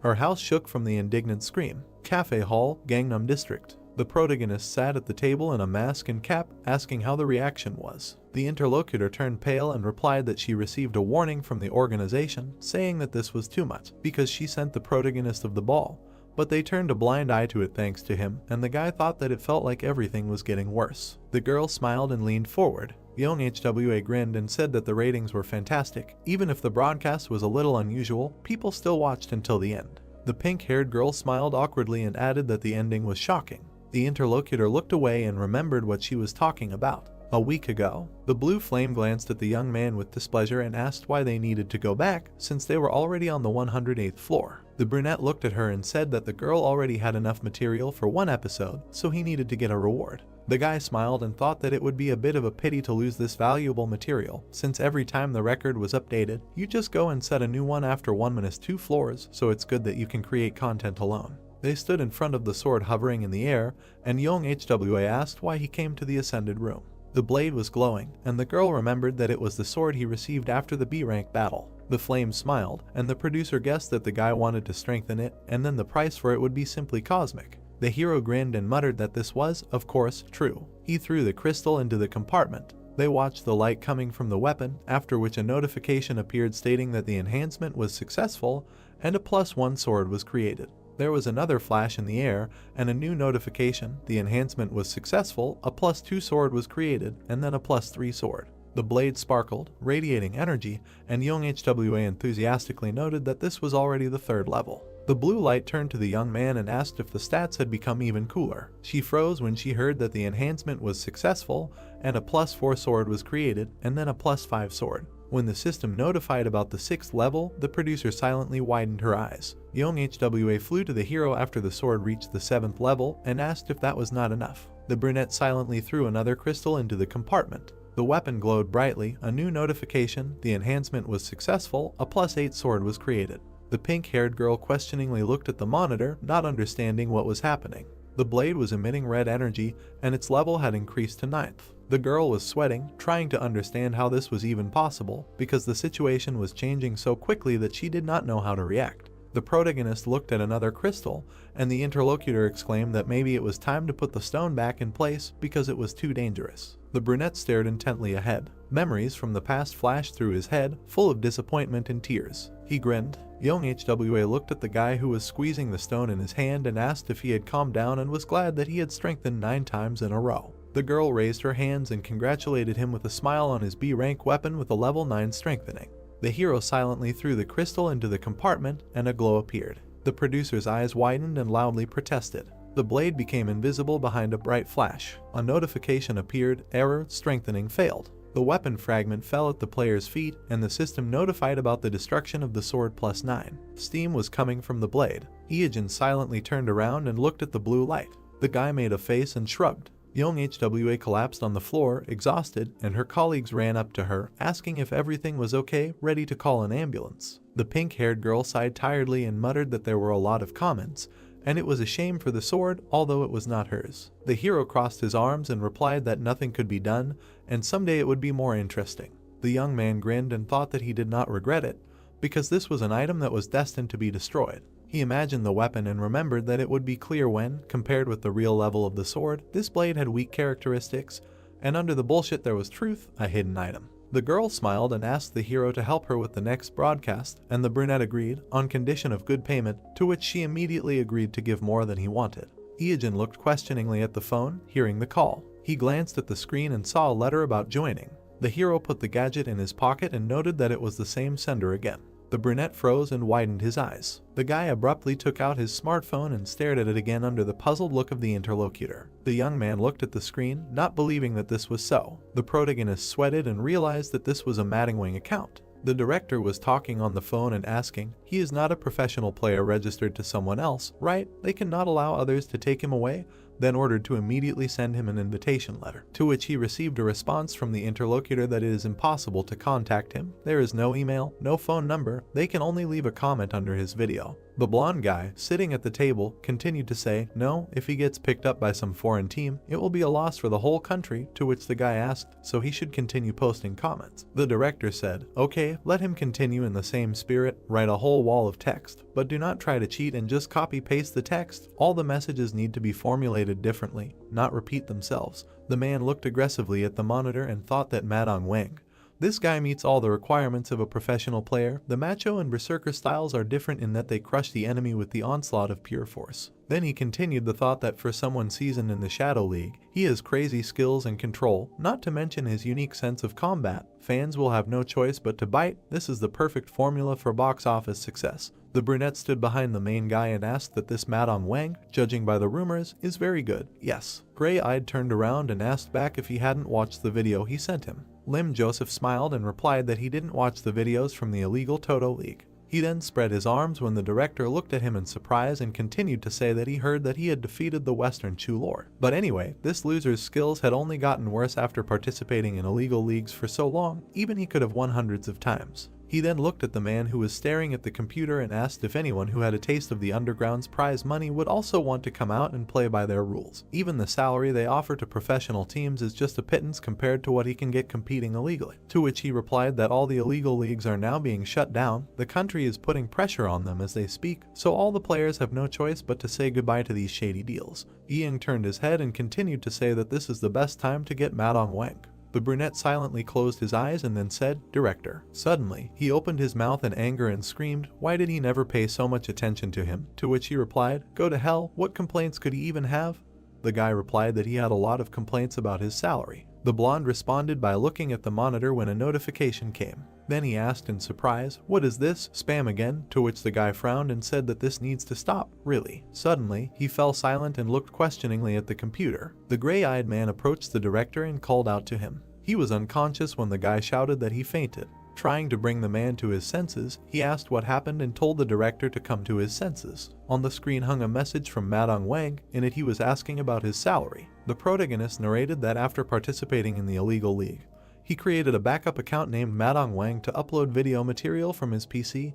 He did not think that anyone would want to hire a Toto League participant. He continued to say that it was hard to believe that his fake avatar Madong Wang received an invitation to the national player team before the dead water. This is the best deal of all time. There were sounds coming from the bathroom. Someone turned off the water. The protagonist noted while wiping his mouth that although he received a lot of these letters after the raid on the Nameless Queen, he then held his head and said that at that time, he refused them because the rules were too strict and the salary was close to zero, but now is a good time to force the government to sponsor esports more actively. The brunette frowned, smiled sarcastically and said that debuting as a C was a turn of events he never expected, then asked how he should start. The sun was shining brightly on the Seoul National branch of K1. The director raised his hand and shouted loudly to welcome their guests. The man in black stood behind him, saying that he was glad to see them all. He had a mask on his face when he introduced himself as Madong Wang. The three guys looked at him and thought in turn that with this mask, he was using a voice meter. Why the hell did he choose such a style? The brunette looked at him seriously and said that they were glad to meet him, and then asked, "But why in this mask?" The protagonist answered indifferently, "Because of the burned scars." Then Joseph came closer to the guy and asked, and why the hell he was late for more than 2 hours, wasn't the meeting at 5:30? When the director intervened in their conversation, put out his hand and said that it was just because of the rain and traffic, this gentleman is not to blame. The brunette got angry and yelled at the blonde why he was using formal language if he was going to be part of their team, to which he replied that he hadn't signed the contract yet. Then asked what that idiot was whining about, to which he replied that it was because thanks to that idiot, he missed training. Looking at the men's quarrel, the protagonist thought, how nostalgic. He remembers that these two would bicker even in public. Under his mask, he hid a smile as he continued the thought that there was such chemistry between them. It was nice to see it up close. He was getting sentimental. Then he clenched his fist and thought that now he needed to maintain his arrogant image. He didn't want to fail, he needed to put pressure on them. The director and the brunette looked back in surprise when the guy asked who told him that he was needed here. The observers were shocked. Then the gray-eyed man grinned and asked what he said. The protagonist repeated his question and added that if he wanted to see him right away, he should have come to him himself, then asked why he was angry if he was the idiot who decided to wait. A voice could be heard that he sounded very confident, too much pride for someone who didn't even have an official rank. Yun-ho and Song Byung-gun stood and looked forward when the latter asked if he would mind if they helped him tone down his ardor a little. The red-haired man smiled and asked if he really thought the skills he learned in the illegal league tournament would help in the real professional leagues. Suddenly the director turned around and asked what was wrong with them, then turned to the new guy and said that he was really sorry. They were usually friendly. Maybe it was because they missed training today. Then one of the guys asked, he had to take the entrance test anyway, right? He would see for himself if his skills were good enough to make a fuss about him. The gray-eyed guy frowned and thought, this is just a guy who broke into an illegal league with no previous records. Who knows? Maybe the match was rigged in his favor. They invited someone who is an expert in PK at best to their national team. He needs to be put in his place. The brunette then looked away and asked who wants to start, to which he heard the first one answer that he will go first. Doesn't he know that PvP is his specialty? The second one said no, he will go, and the third one said that he is in the lowest place in the official rankings, so he should start with him. The guy looked at them and said, no, before them, the second row should get their chance. Then he looked at the blue-eyed man and asked why not give the understudy a chance. The understudy looked at the protagonist seriously. Then, without looking away, he said, no, he already had one. The gray-eyed man narrowed his eyes and said that this was low, and then asked why he retreated after saying that they couldn't go first. He thought he would have more courage after returning from the army, but apparently he was wrong. The brunette closed his eyes and said, that's enough, it's fair to start with those who are lower in level so the understudy can continue. Suddenly, the gray-eyed man looked up when he heard, no need. The man in black kept his hands in his pockets and said that he didn't have time to sweep the floor with everyone individually. When everyone looked at him, he continued saying that this was only annoying, after which he suggested ending this match, all 4 against 1. A voice was heard in the desert, telling Madong Wang that the entrance test was a one-on-one match. They couldn't break this rule even for him. The muscular guy opened his mouth and told the director that it was about their rankings. He should let them figure it out for themselves this time. Many guys looked forward when someone asked a question. Well then, should they go and see how good he was? The man held a mask in his hands. Then he put it on and he had the ability to use the serial killer feature. The notification said that the user's karma value is applied instead of the death count. After putting on the mask, the attack power will increase proportionally to the total number of kills. The attack power increases by 1 for each kill. The kill counter will only be applied to the player's active avatar. With the mask, the hero turned into a strong player. Song Byung-gun looked forward with a smirk and asked the guys, fighting 4-on-1, isn't it too much? Yunho smiled and replied that the director's position should also be considered. If he was punished too much, it would be awkward to face him later. The protagonist turned his attention to Yun-seok and said that he could be a healer, but he has more than enough agility and attack power to defend himself, plus he is probably armed with a powerful sword that is currently hidden. He then talked about Joseph, who can both attack and defend with 2 shields at the same time, thanks to his absurdly high HP, the title of Poker Face, and the famous bullish charge. He received the additional nickname of Overlord. The protagonist in the player's body looked forward and said that this lineup is definitely dazzling. What can a noob who does not even have a rank do against number 1, 5, 7, and 9 at once, not to mention he is alone? The guy then smiled and asked if this is what they think. Right. People were watching the game from the observation room. The director gritted his teeth and said that these guys, how much he wanted to team up against him. The brunette looked at T-Gang and asked him why he refused to fight. With his skills, he should definitely try, it was a good opportunity. The guy opened his mouth and answered because he didn't want to which the brunette said that this was enough reason. The protagonist was a very large-scale player. A voice was heard that he would go first when the guy called Yun-seok. The blue-eyed man smiled and said that his teammate's status was higher, he was the youngest, so he would take care of it. Byung-gun got angry and said, this guy, is he serious? To which Yun-ho replied, let him. The pink-haired man rushed forward, holding a weapon in his hands. He then used his power and said that he was deeply mistaken if he thought he was an ordinary healer, after which he smiled sarcastically and continued to say that he also likes to fight, but it quickly becomes annoying. Suddenly, he put his hand forward and shouted that it was time to end it and launched a shockwave. The protagonist's fist clenched and glowed. An explosion occurred. The blue-eyed man looked forward questioningly. Then he jumped. Then he smiled and asked if creating earthquakes was his main fighting style. Looking forward, he continued to say that it was stupid, anyone could dodge it by simply hanging in the air. The protagonist found himself on par with the enemy and extended his hand. The ground began to split. The shaking intensified. Suddenly, the hero made a blow that sent the opponent flying down. He screamed loudly as he fell. Their powers clashed. The guys watched the explosions. Then one of them frowned and asked what, and the other added what happened. The director and the understudy looked at the screen. A head was visible from under the rubble. The first person was added to the protagonist's kill list.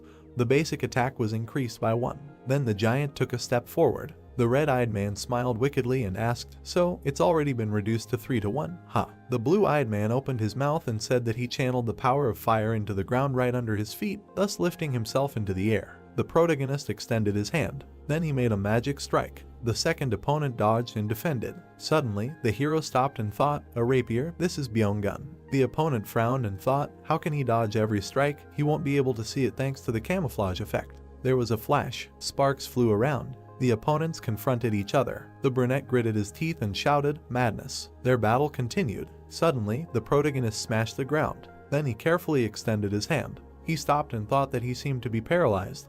This shield is at least rank B. There must be a special skill that includes paralysis as an abnormal effect. The guy looked forward angrily. Suddenly, he transformed and used lightning strike. Gray Eyes smirked and said that he was good. He admitted it. It was embarrassing to admit, but they would have to attack him at the same time. Red Eyes smiled and said that their healer was not here, then asked if they really planned to attack in a crowd. Looking at the opponent's concentrated power, he thought that the paralysis was due to the shield, a combination of high-class magic attacks from the 4 best ranks of each class. Then he continued his thought, looking at the brunette, that the invisible assassin was at the forefront of a surprise attack. The hero stood still, then asked if he screwed up. Suddenly, he dashed and flew up. There was another explosion. Gray Eyes frowned, gritted his teeth and asked if he was using the same trick as before. Did he really think it would work a second time if he activated the earthquake nullification skill? A drop of sweat ran down his face. Then he looked down and asked what, and shouted that the ground was melting. With the help of the skin feature from Kanchimaru's legs, the protagonist walked on the hot ground.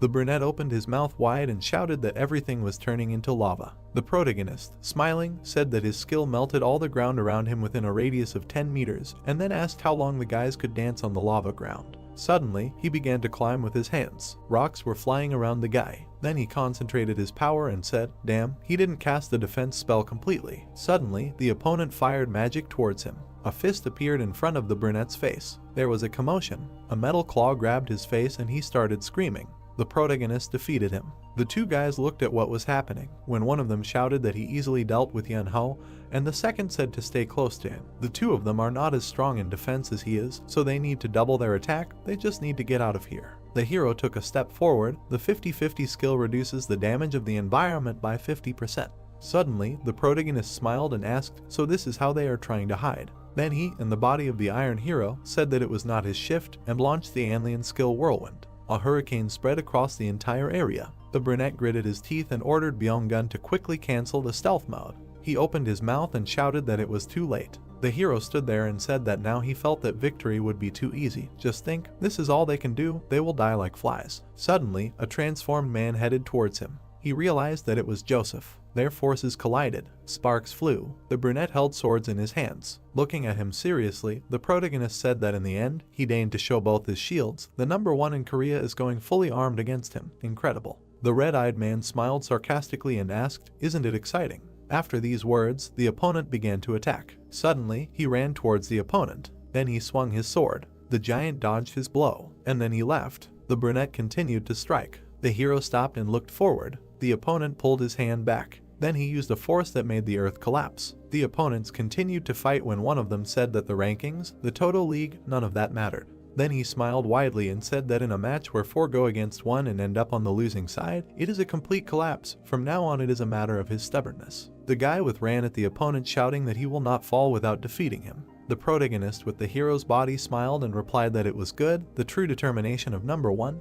He was not going to give in either. The brunette looked at the opponent seriously as he stood in front of him. Then the protagonist rushed forward. The gray-eyed man gritted his teeth and asked, a frontal attack using earthquake? He can't break these shields. The battle was going on when the hero asked who said he was trying to break them. The brunette looked forward seriously. Then the iron claw touched the shield. The opponent looked at her in surprise and said that in his left hand it was. There was something glowing in the claw. The guy raised his hand up. After which the protagonist extended his hand and asked, well, is this a bull rush? His special move. Then he swung his fist and shouted, checkmate. There was a flash between the players. Ijin frowned and said that no matter how high his defense was or how much health he had, it did not matter now. Suddenly, he clenched his teeth. Then he launched his power and shouted that he would grind him into dust before the earth recovered. The director was shocked. The brunette looked forward, raising his head. Sweat was pouring down the blue-eyed man's face. Someone noted that the top players of Korea, a dream team of 4 leading players who even participated in professional leagues, a team of such a level was defeated by 1 person. The protagonist looked at the destroyed earth and said that there was not a trace left of them. Ma Dong-wan, no, dead water. The narration began that, compared to how he was when they clashed in the illegal Toto League, he seemed to have become ruthless, destructive, and much stronger than before. He plays completely differently than his seniors, the players in the rankings, and the rest of the older generation. He really is that strong. The director, looking up, said that he thinks he will now draw up a contract of employment, to which someone replied, okay. The hero standing in the desert thought that these were probably temporary items, but their quality could be compared to real ones. Compared to their items, he can be estimated at about B rank. The protagonist smiled sarcastically and continued the thought that now that he thinks about it, his items were a little better, but in a 4-on-1 match, it is fair. If he only used 2 gloves and 1 shoe, he would most likely have a hard time. The brunette looked straight and thought that he wants to catch up, he wants recognition. Looking at the screen, he thought that he wanted to stand next to him. Then his fist clenched and he said, "So cool." They finally ended up in the Castle of Malice. Drake rubbed his shoulders and said that he felt uneasy about this place. It was cold here despite the fact that they were in the south. The protagonist said that he got wet when entering here and they were heading there. Iogen came to the Castle of Malice to get the last of the 3 artifacts. He asked Drake if he wanted to join, and he readily agreed. People were hanging around the hall. The boys ran and the protagonist said that in the very center of this castle there was a secret passage that led straight to the boss room. He thought they could call it a back door. He looked ahead and said that it was because there were too many annoying zombies in the way. The zombie opened its mouth. The boys approached a dark doorway and the protagonist said that as long as there was daylight they were weak, but it would take too long to deal with everyone, so it would come down to them just avoiding them. At that moment, a loud scream was heard and the boys turned towards it. The brunette grabbed the blonde by the shoulder as he moved forward, shouting that it sounded like a woman's voice. She was in danger and they had to save her. Iogen told him to calm down and wait. The protagonist stared. Strange sounds were coming from the door. They kept coming from there. The protagonist rushed there, saying to hurry up. The guy asked in confusion if he was going to help. Iogen smiled evilly and said that if it was an NPC, he would help find him later if he wanted, and if it was a player, then even better. He ran into enemies first and they should take advantage of this opportunity. Drake remained silent in response. Then he ran, saying that it seemed true, he was sorry and they would save him if he survived until they returned. They ran inside, and he asked the protagonist what they were trying to find here. The protagonist looked somewhere to the side and said that he found it. A dark silhouette was standing in the corner. It was the gossip Camilla. She rushed at them with her arms outstretched. Drake shot her with an arrow and said that she did not seem that strong, and asked if monsters like zombies like this one did not have a self-destruct function. The doll fell to the floor and he said that it was not this one, to which Iogen replied that he had a keen eye. The doll's body glowed blue and the guy said that something was appearing. Camilla the spirit appeared and asked if talking about what rumors were saying was a great sin. The guys looked at her and a notification came that they had opened the hidden quest of the gossip master. The girl cried and said that the priest punished her for gossiping. He made her climb the spire of the cathedral and cut a pillow with a knife, letting the feathers fly away, and then she had to collect them, and after failing the task, she was left to die. The girl held onto the fabric saying that this was her last regret. The guys received a quest to help Camilla collect all the feathers. They have to collect 19,910,321 feathers. Drake looked at the floor and said that now that he thinks about it, the floor is strewn with white feathers. The 2 boys looked at the floor and the blonde asked how long they had been there. He picked up 1 feather, looked at it and said that there were too many of them and asked if they needed an item like a vacuum cleaner. The protagonist picked up a few feathers, saying that this was not the way to do this quest. He clenched his fist and a notification came that they had already collected 12 feathers. He then stomped, activating the flame step. The feathers rose into the air and turned black. They began to slowly dissolve into space. Then they all turned into ash. The space around them was very mossy and a notification came that they had collected 12 out of 12 feathers. Iogen smiled widely and Drake asked if he had gone too far. If he decided to do it normally,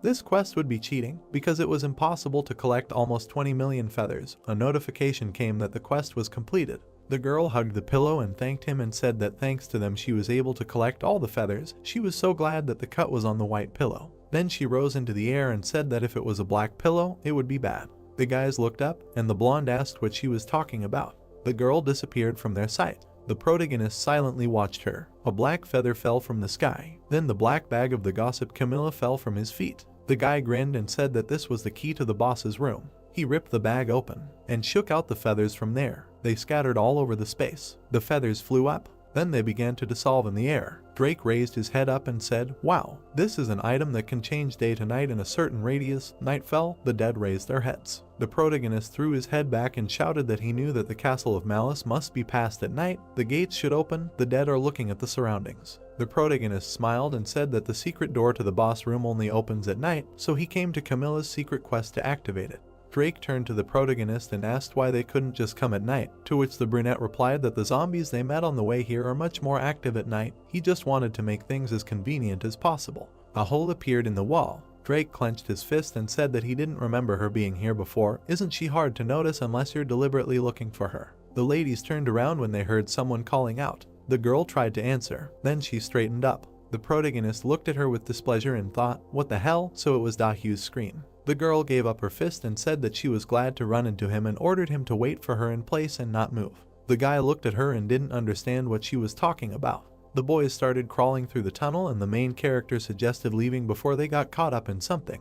Da-hyu ran after them shouting that they told them to wait for her. Then a lot of zombies appeared. The girl opened her mouth in fear and shouted to wait a second. She also ran into the tunnel. The zombies pressed their faces against the iron bars. The hole in the wall disappeared. Half an hour before arriving at the Castle of Evil, the girl looked at the camera saying that everyone thought she would go to the boss. It must be because last time she said it would be nice to speed up, but even a scary military march starts with a normal step. Then she stuck out her tongue and asked how they were going to get to the boss. Then she smiled at the camera and said that as she promised in her last stream, today she will record a guide on surviving against B-rank monsters.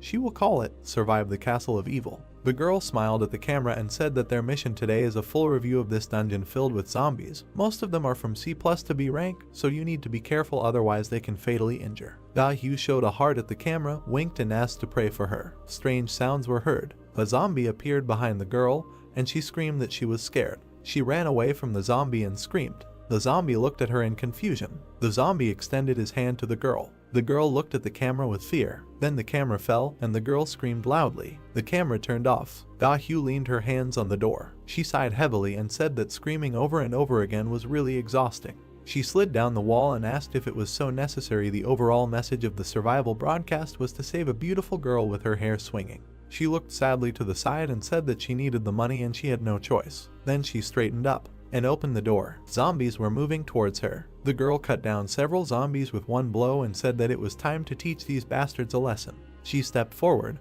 The doors slammed shut. The girl stood there with the weapon in her hands. Then she wiped her cheek and said, "Great." Da-hyu pressed the record button on the camera. The girl bent over and tried to catch her breath, saying that she thought she was going to die. She was so scared that she didn't even realize that the recording had stopped. She wasn't even sure that she was saving herself. Then she turned towards the door and said that she ran deeper into the castle and stayed here. The girl clenched her fist and asked what now. Then she asked to drop donations if they didn't want her to die here. She looked around the room. Then she grinned and thought that of course she wasn't going to die anytime soon. The zombies at the entrance were about C+ and B ranks, but their level drops to C and C+ during the day. Their movements also slow down, so she can run as much as she wants. Da-hyu grinned and thought that not many people know this secret. She won't get any extra experience or drops from them, so it's a little frustrating. The space began to fill with smoke. Night fell. The girl looked and didn't understand anything. The dead raised their heads. The girl didn't believe what she heard. The moon illuminated the space. The girl opened her mouth and asked what was going on. It was not time for night yet.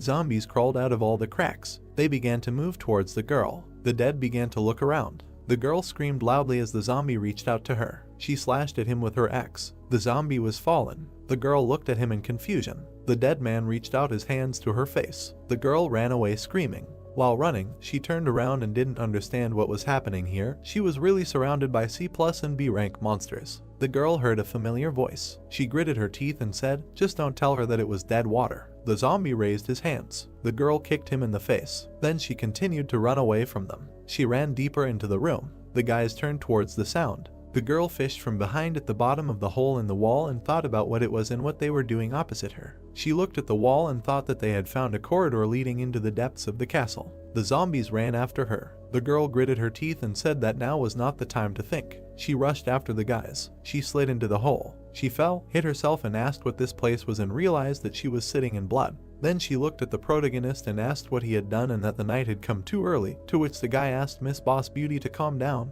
and the girl asked again what he called her. The protagonist looked forward and asked that she would not have the nerve to be angry with him here. The girl looked at him in surprise. Sounds were heard from the depths of the tunnel, and the protagonist said that in the end, this was not the safest place and she had better take care of herself. The room began to fill with smoke. The guy threw his head back. He combed his hair back, and in the depths of the corridor, a monster with a pumpkin on its head appeared, and someone said that he had found it. The blonde reflected the attack. Iyajin looked away carefully. The snake grabbed the enemy. Gritting her teeth, Da-hyu struck. Splashes of blood flew past her face. The hero stepped back in surprise when she struck again. Holding the body in his mouth, the snake heard Iyajin indignantly asking Da-hyu if she wanted to get rid of him, but the girl replied that he should have died when they first met. Frowning, they looked at each other. The girl also said that it was his fault that she ended up here, and even her brother was not around. The hero was surprised, but replied that if she was not happy with something, she should have left. The moon was shining brightly in the sky. Da-hyu noted that it was night now, and all thanks to him.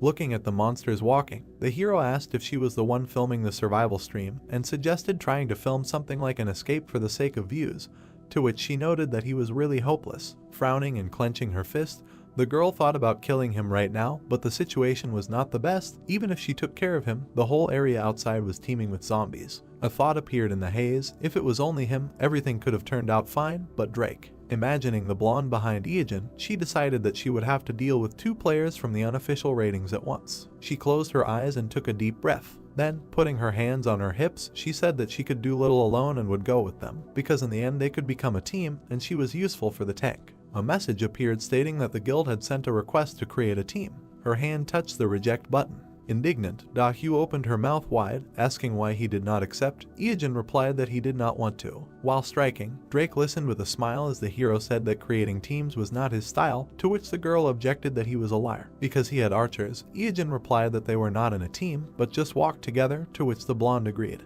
Then the confused girl extended her hand, asking that there was nothing wrong with being on the same team. He could take any item that dropped. He wouldn't even have to share experience, so why not create a team on paper? It would be better for both of them if they joined forces. The girl opened her eyes in surprise, hearing the words about her axe. The axe was glowing brightly. Looking at the weapon, Iijin said that if the girl offered this item, he would consider her offer. Da-hyu frowned. Then she put her weapon on her shoulder, saying that he was a hopeless bastard. Drake looked at her. Then Iijin turned away, saying that if she wanted, then she could follow him, as long as she didn't get in his way. He didn't care that they didn't get along. He smiled widely, saying that she could continue like this, after which he looked at the gray walls and ceiling, drawing the others' attention to the cracks in the wall, and told them not to go too far, otherwise the stones would collapse. Looking at the other wall, he noted that they would not be able to run across in time, so they would have to just crawl. Seeing the dark corridor ahead, he said that arrows would fly at them here, so it was better to lower their heads and not step here, otherwise they would fall into a pit swarming with zombies. And then he looked at the floor, said that there would be a thread that would tie their ankles, and then the guillotine blades would fall on them right from the ceiling, so they had to be careful. Smiling, passing all the traps, he told them to go exactly 5 meters forward, and then to the left, there was a dead end ahead, so they had to be careful. Da-hyu, who was walking behind him, asked him in surprise how he knew all this, and was he a master of the game? To which Iijin replied that he simply knew everything in advance, because if he were a master, he would be swimming in a pool of money and shares without having to play. Looking at the hero in the cloak, the girl could not understand how obsessed he was with the game, because many of these traps were not even discovered. Iijin silently frowned, thinking about the fact that he had never actually died on this map, and all thanks to the collective information. Seeing the red floor in front of him, he thought about the location of the traps and monsters was the experience of countless players who died over time. Studying and analyzing was his rebirth. He touched the wall with his hand, thinking that it could be said that he was now rotten water, the water that had stagnated in one place for 15 years, now this was his essence. The hero was surrounded by a red aura, thinking that it made him most suitable for these sewers. Drake looked ahead in surprise, saying that he saw something there. A bright light appeared at the end of the tunnel. Da-hyu looked tiredly at Iijin, who said that they were safe and sound. The mini-boss should be right in front of them. A system message appeared, saying that they had entered a hidden dungeon. Iijin looked down with a smile, saying that a high-level monster, Jack-o'-lantern Ripper, was here, and the signal at the prison was calling for a meeting. The iron bars were cut off. He carefully looked at their sharp ends. Iijin and his companion stopped when he said that something was wrong here. A dark aura appeared against the windows. Someone's eyes glowed brightly. The monster was holding a scythe in its hands. It was Jack-o'-lantern Ripper. Drake and Iijin looked at it carefully. The guy asked if it was an awakened monster, to which the hero replied that they had not entered this area yet, and that someone must have done it before them.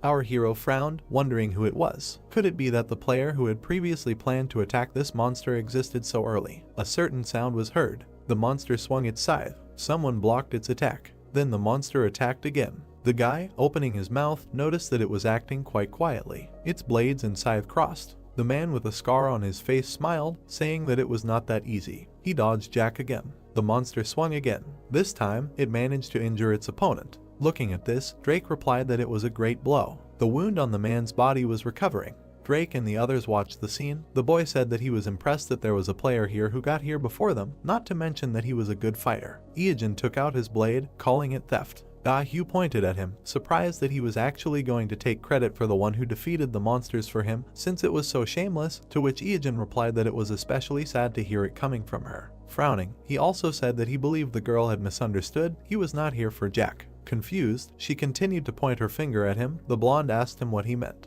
Drake looked at the scarred boy's face, outraged that he had already gotten here. Staring at him piercingly, the hero decided that he had to kill him immediately before this situation got out of hand. He saw a man in front of him, saying that this is the most scandalous, the most famous player, and an unusual serial killer named Zodiac. He imagined a newspaper, thinking that he could remember the headline in it from his past life, although he does not even remember when it happened, because the number of his victims was in the hundreds, and most of the murders occurred due to conflicts on the network. Zodiac stood handcuffed. He is not an ordinary player, but a real monster. Seeing how the man fights Jack, the hero thought that this same monster continues to hunt. Zodiac repelled Jack's attack. Their blades crossed. The man fought against a Ranka monster. Wounds were visible on the monster's body. His hand was also cut.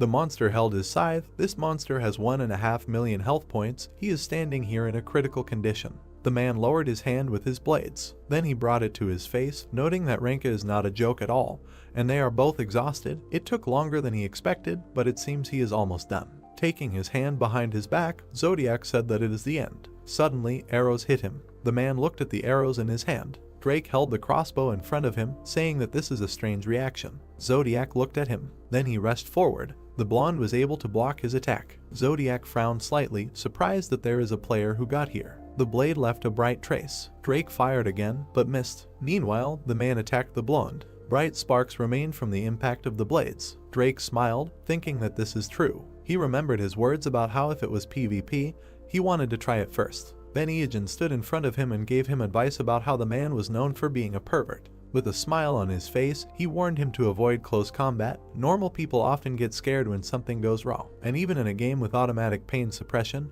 it is impossible to ignore the body's unconscious reflexes, but this does not work with Zodiac. Then he imagined the man in full height, saying that when an arrow is fired, he looks at it without blinking, and only before it hits the body. He dodges. Leishnayan syndrome is a rare disease that causes the inability to feel pain, and therefore Zodiac does not know what it means to flinch. Then the blonde licked his lips, remembering the words about how the enemy never felt pain, using the split second that usually goes to blink or flinch to accurately calculate his movements, and repeated the idea of avoiding close combat. Drake held his blade out in front of him, saying that hearing this made him want to test himself even more. Zodiac looked at him in surprise. He then had to dodge the attacks. The swings of the blades left bright marks. Drake tried to attack Zodiac again, but the man blocked it. Sparks flew from the swing of the blade. Looking at his opponent, Zodiac said that the blonde was strong, and it seemed that this was not the first time for him. Ijin had a smile on his face when he thought that most people would perceive Drake as losing, since the archer was always at a disadvantage in such tight spaces. Frowning, he mentally noted that this scoundrel was strong even in close combat, and after watching him for a while, he realized something. Seeing the confident smile on his comrade's face, the hero noted that he loved PvP more than anyone. Zodiac's swings left red marks. Drake frowned, thinking that he might have good stamina and items, but his techniques definitely lacked precision. The scarred man looked at his opponent seriously. Then the blonde looked down in surprise, thinking that he didn't have much health left and could keep up this pace. Drake gritted his teeth, saying that he felt like he was paralyzed, although he was only slightly grazed, but the damage was insane. The Zodiac blades were surrounded by a glow from the special effect of the Knight of Dismemberment's claws. The blonde aimed the crossbow, thinking that the fifth strike would deal colossal additional damage. The man dodged the arrow, saying that the guy was too slow. Then he rushed towards him, saying that he had fun, but he should die. Suddenly, someone's boot hit his face. It was Ijin, who put his foot forward, using a flame step. Standing in front of Drake, the hero asked if he was in their way, to which the boy replied that he was angry, but it was better than dying. Seeing Zodiac pinned to the wall, he asked if he was really dead. The man raised his head from the hole in the wall. Looking up and breathing heavily, he asked them who they were and where they came from, calling them abominations. Ijin had already rushed towards him, thinking that this idiot was still alive because he hit with a boot and not a weapon. Seeing Zodiac put his hand behind his back, he thought that it was still hard to stand after a direct hit with a rank item. Dodging the attack, the hero did not understand how much health the enemy had. Closing his eyes, Zodiac dodged the attack, saying that he had dealt with many abominations that were in his way. Afterwards, he looked at the hero again, saying that he felt some kind of intent from the two of them. The man rushed towards the hero, saying that he didn't quite understand, but Ijin kicked him in the arm. Then Zodiac looked down. Ijin gritted his teeth, telling his opponent not to be surprised, because he would kill him. He managed to tear off Zodiac's arm. A blade appeared from the man's boot. He directed this leg forward. He managed to strike the hero. Zodiac frowned and looked down. The blade on his leg was broken. Dark aura was coming out of Ijin when using the special effect of the heart. Zodiac dodged the attack with a dagger. Seeing the hero in front of him, Zodiac smiled, noting that he was using an unusual weapon and even his armor was funny. Drinking the potion, Iijin asked him if he thought it was comparable to his armor. Then the man lowered his eyebrows, saying that they were starting to irritate him. Some sound was heard. The pumpkin-headed monster grabbed his weapon Jack had recovered. Looking away, Zodiac called him a thorn. Iijin frowned, thinking that he had to be careful if he wanted to kill the man and avoid Jack. The monster stood next to him, and the hero thought that one wrong move and Zodiac would be the winner. Zodiac looked away. Da-Hyu stood with her arms folded across her chest when the man addressed her. He raised his head, offering her to team up, saying that he could see that she wanted to kill him. A sly smile appeared on his face. Iijin smiled in confusion. The girl frowned in thought. A message appeared, saying that Zodiac had invited her to join the team. Standing over him, the girl thought about how he knew that she was planning to kill Iijin. She gritted her teeth, thinking that she was going to kill him when she had the chance, but she hadn't had the chance yet, so she was still waiting. Da-Hyu closed her eyes, thinking that if he was at full health, they could do something. At that moment, a voice said not to listen to the man with the scar. The girl thought that Zodiac could be used as cannon fodder, but he still advised her to listen to him, because if she stayed with the protagonist, her path would be over. Without opening her eyes, the girl realized that now that she thought about it, the situation didn't seem so dire. Iijin said that she would get into trouble. Irritated, Da-Hyu looked down, telling the protagonist to shut up, to which he replied that he knew what she was thinking, but she should forget about it. Iijin smiled, saying that he was just warning her from the bottom of his heart. Then the girl furrowed her brows angrily, saying his name in her mind. In the fog, thoughts of how many times she died because of this pervert and how many times he stole from her appeared. The girl gritted her teeth, recalling the past, thinking that the potential damage he did was impossible to predict everywhere. She did not think that she could seriously trust Zodiac, but she could use it. The axe touched the ground. She thought that in any case, she had something to rely on. She smiled, saying that her revenge would be cruel. Then she pressed the accept button. Iijin put his hand on his head, saying that he warned her. Drake asked if the hero was okay, and said that he thought that her level was quite high and it might be difficult if she went against them. Rushing forward, she thought that he was the most insane, and she would take revenge on him for everything. Her eyes widened in surprise. The girl fell to the ground. Lying on the ground, she raised her eyebrows in surprise, saying that she was rapidly losing health and did not understand why. Zodiac, who was standing behind her, laughed. He had the Eye of the Voodoo Queen artifact on his neck. He thanked his partner. The hero looked at the necklace in surprise, thinking that the distributor was a special effect that redirected part of the damage to team members. Looking at the red eye of the amulet, the hero reasoned that if one of the team received 100 damage, the other 99 members could receive 1 point of damage each. But the problem was that the owner of the necklace could assign how much damage a team member would receive, and Da-Hyu was the last to join the team, and Zodiac gave her 99% of his damage. The blonde looked at our hero in confusion as he cursed in his mind. The thought flashed through his head that the enemy was one step ahead. Looking at Zodiac's body, he saw that he was wearing the Caltro lizard armor and thought that its specialty was fast regeneration, and his weapon was a Wadao with a special dismemberment effect. Seeing the blades on his hands, he noted that they were all above B+ rank. Frowning and gritting his teeth, Iijin thought that he should have realized this when he first saw them. These items only dropped in one location. The thought that it was in the Wajidu hive appeared in his mind again. He was planning to go there. Seeing Zodiac surrounded by a blue aura, he thought that he wanted to attack the hive after obtaining 3 artifacts, but it seemed that he had already obtained them, and now the question was how many. The thought that the boss in the hive was in a rank monster appeared in his head again, and did the man kill her? Gritting his teeth, Iijin guessed that the first person to clear the Castle of Malice was Zodiac, noting that he assumed the man was fast, but even this was too much. Iijin's dagger began to glow brightly at the thought that if he did nothing for another day, Zodiac would probably take one of the 3 artifacts. Looking at his comrade, Drake asked what now. Since Zodiac had recovered a significant part of his health, he said that he was not an easy opponent, so they needed to prepare. Iijin smiled, telling him not to worry. Da-Hyu wasn't the type of person to be bullied easily. Suddenly, Zodiac's hand began to shake. He didn't understand what was happening. Looking at it, he noticed his body was starting to freeze. The girl lying on the floor said to him, "You're welcome." She smiled ominously as she asked, did he really think it would be that easy when anyone who crossed her path would end up dead? Da-Hyu leaned on her disappointed captain's battle axe. Its effect increases an ally's attack power and defense, but when the user dies, the debuff is applied to that ally. The man placed his hand on his head as the girl noted that there were many debuffs such as poison, paralysis, sleep, confusion, burning, frostbite, and more, while he cursed. His other hand dangled helplessly below him as he received the worst debuff, sleep. Drake smiled as he looked at this, wondering if this was the reason she begged them to join the team, to which the girl retorted, "When did she beg?" Looking up, Iojin smiled as he said that she was planning to use it on him, but ignored his warning and was now in a sorry state. Condition: there was a sound and the hero said goodbye to her. Jack swung his scythe. Zodiac's head fell to the ground. His body touched the ground, and then it fell completely. The comrades looked at the dead enemies in front of them.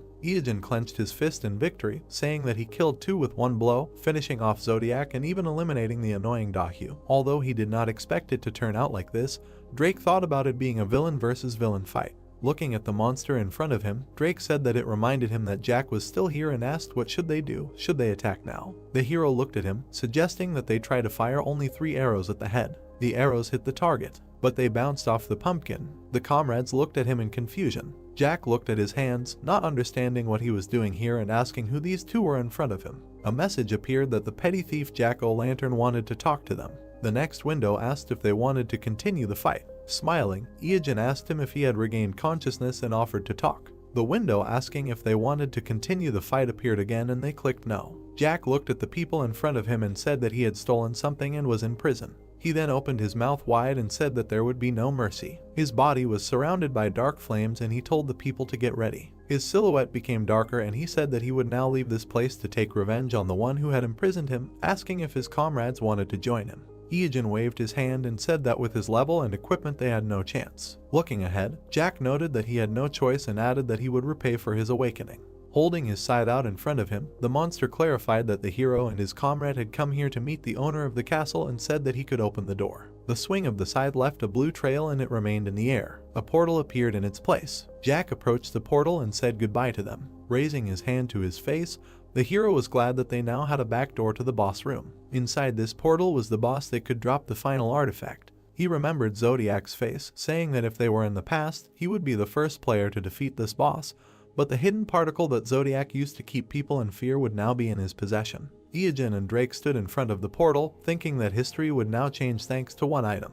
The top of the portal was visible. Iojin and Drake ran forward. The hero said that this made everything easier. Moving along the corridor, he saw a door leading to the boss room, but the intermediate mini-boss was supposed to appear here. The corridor ahead broke. A monster with red skin appeared in front of them. Iojin's eyes widened in surprise. The monster was large, red, and a message indicated that it was a gorgon. Then the hero frowned, thinking that it was strange, because if he remembered correctly, the intermediate boss that protected this place should be at the level of the succubus. Could it be that the differences appeared because they were pioneers? The monster did not look at them. In the background of the fog, he suggested that his comrade go first. Drake took out a crossbow, saying to leave it to him because he had a personal score to settle with this thing. Looking at it carefully, Iojin asked if everything would be okay, because the monster may be weaker, but it would be more troublesome than the previous gorgon. Remembering the previous fight, Drake replied that he regretted not being able to finish it last time, because he was one of those who held on to these feelings. Then the snake attacked him. Frowning, the blonde added that he wanted to try later, but now was the perfect opportunity and he had a useful item from Jack. An object appeared in Iojin's hand. Smiling, Drake added that he wanted to know how much stronger he had become. The hero rushed forward, saying that he would not interfere. The blonde thought that he did not even think about it.